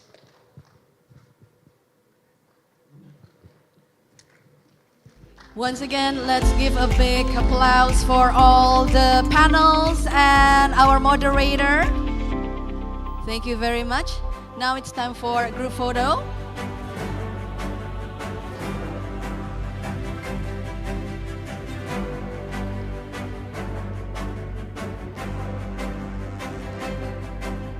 Okay. Oh, could you please go in front of the tables? Yeah, okay. Thank you.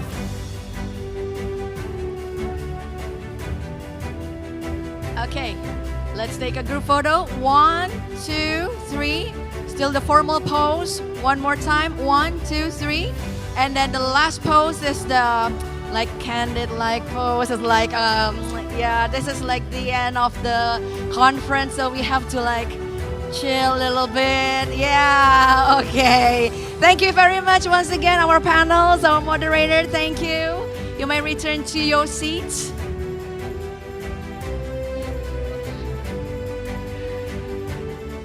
Kami persilahkan untuk kembali ke tempatnya masing-masing. Thank you very much.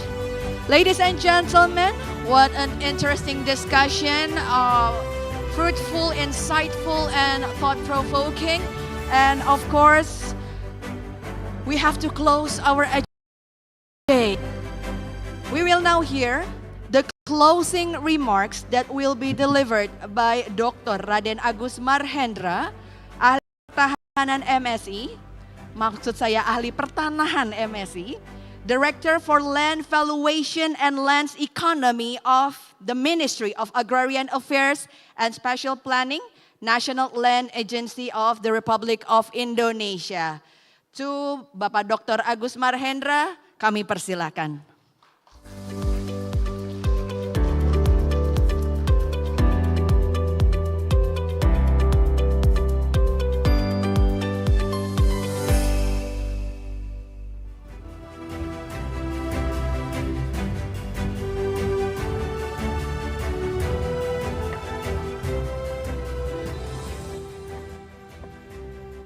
Bismillahirrahmanirrahim.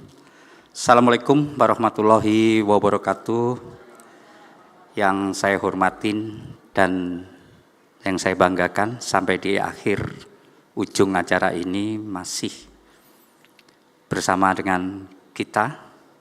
Tentunya para pejabat tinggi media yang masih hadir, pejabat tinggi Pratama, administrator, dan Profesor Budi, Profesor Indriatmo, kemudian Master Satoshi, kemudian Frank Van Klee, Master Unu. Nah, ini para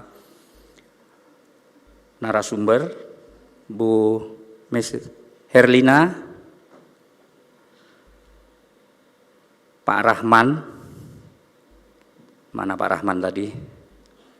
Kemudian Bu Miss Irina.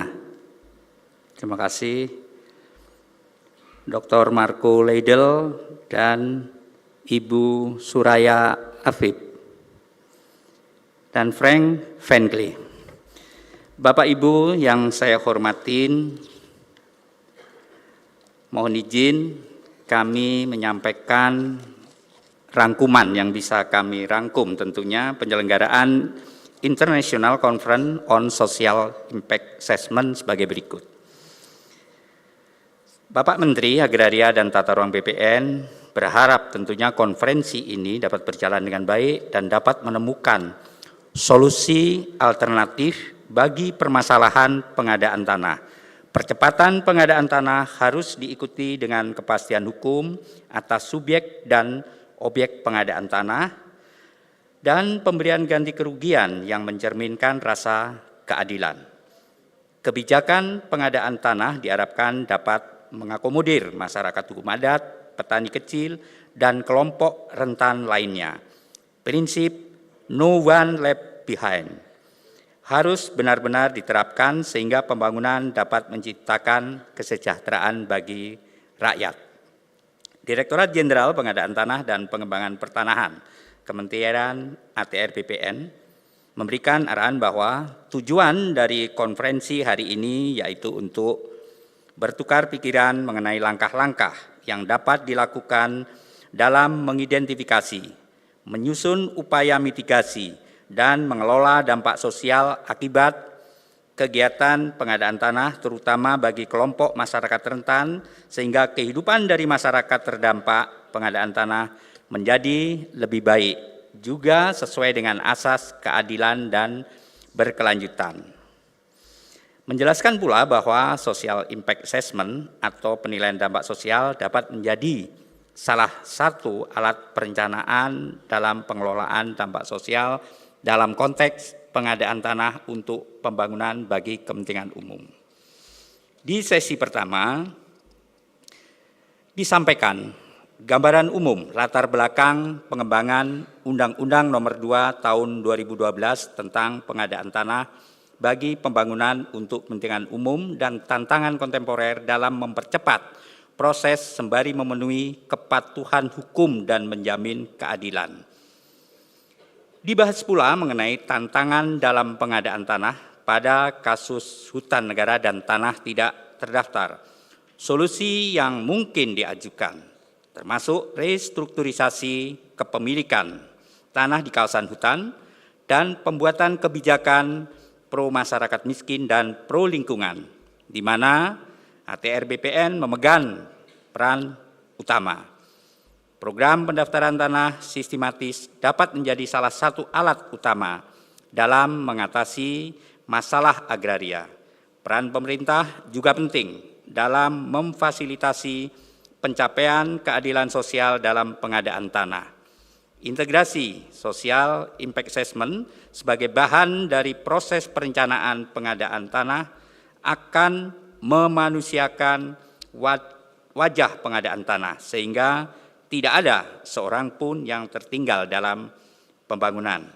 Sesi berikutnya ditekankan bahwa dampak sosial berbeda dengan dampak lingkungan sehingga memerlukan pendekatan dan berbeda mengelola dampak sosial. Oleh karena itu, metodologi penyusunan SIAE harus disesuaikan dengan konteks sosial, ekonomi, politik, dan budaya masing-masing negara. Sangat diharapkan pedoman SIAE yang sedang disusun saat ini oleh Kementerian ATR BPN dengan bantuan dari World Bank dan KFW dapat segera diselesaikan dan dapat diimplementasikan dalam kegiatan pengadaan tanah di Indonesia. Karena tanpa adanya regulasi, payung hukum yang jelas akan sulit untuk mewujudkan keseimbangan antara kecepatan, kepastian hukum, dan keadilan dalam pembangunan infrastruktur di Indonesia. Juga disampaikan studi kasus dari penerapan SIA di beberapa negara yaitu Malaysia, pembelajaran bersama dalam penyusunan pedoman SIA di Indonesia. Dan sesi terakhir dilakukan memberikan gambaran dan pandangan bagaimana adopsi dan pelaksanaan dari social impact peluang untuk pendanaan yang luas, seperti bagaimana Asian Development Bank and World Bank juga concern terhadap livelihood restoration sebagai bagian dari dampak akibat pengadaan tanah. Dibahas juga bagaimana landasan hukum akan menjadi penting untuk memastikan adanya kepastian bagi pelaksana proyek untuk melaksanakan social impact assessment. Disepakati oleh panelis bahwa tidak ada satu bentuk social impact assessment sehingga Indonesia dan setiap negara harus mencari bentuknya sendiri yang sesuai dengan konteks sosial budaya, ekonomi, politik, dan tata kelola lokal, termasuk apa yang akan menjadi dimensi dampak prioritas di SIA di Indonesia. Peningkatan kapasitas menjadi agenda penting lainnya agar SIA dapat diadopsi. Pada akhirnya, koordinasi dan kolaborasi antara kementerian dan lembaga, badan dan stakeholder SIA dalam pengadaan tanah untuk pembangunan bagi kepentingan umum. Bapak Ibu yang saya hormati, selanjutnya kami mengucapkan terima kasih kepada Bapak Ibu, narasumber, panelis, moderator, peserta, dan rekan-rekan dari Bank Dunia dan Kementerian ATR BPN yang telah acara ini. Semoga konferensi hari ini dapat memberikan pembelajaran yang dapat meningkatkan pemahaman kita semua dalam upaya untuk mewujudkan pengadaan kepentingan umum yang lebih adil bagi semua pihak. Tentunya akan kita tindak lanjuti. Akhirnya dengan mengucapkan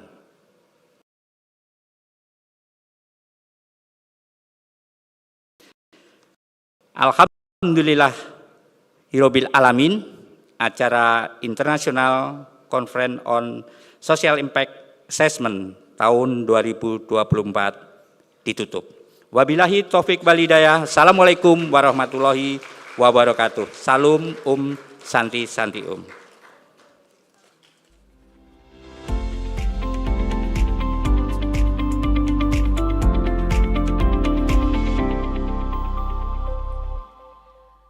Kami ucapkan terima kasih kepada Dr. Agus untuk closing remarks. Dan tentunya Ibu dan Bapak hadirin kami hormati, dengan berakhirnya closing remarks yang telah sama-sama kita dengarkan, berakhir pula acara kita pada hari ini. On behalf of the organizers and partners of this event, we would like to express our gratitude to all of our speakers and moderators. Also, we appreciate your contribution and times for sharing the knowledge and experiences with us during the session. Finally, thank you to all of our distinguished guests and participants, offline and online, as well as those who joining us via live streaming or via Zoom. Thank you so much. Once again, karena begitu banyaknya pertanyaan yang belum sempat dijawab, maka semua materi presentasi akan dibagikan melalui link berikut ini yang nanti akan ditampilkan di layar berikut. Thank you once again for your participation. Mohon maaf apabila ada salah-salah yang kurang berkenan. Sampai jumpa lagi di acara berikutnya. Wassalamualaikum warahmatullahi wabarakatuh. Sampai jumpa di acara berikutnya. Terima kasih, selamat sore.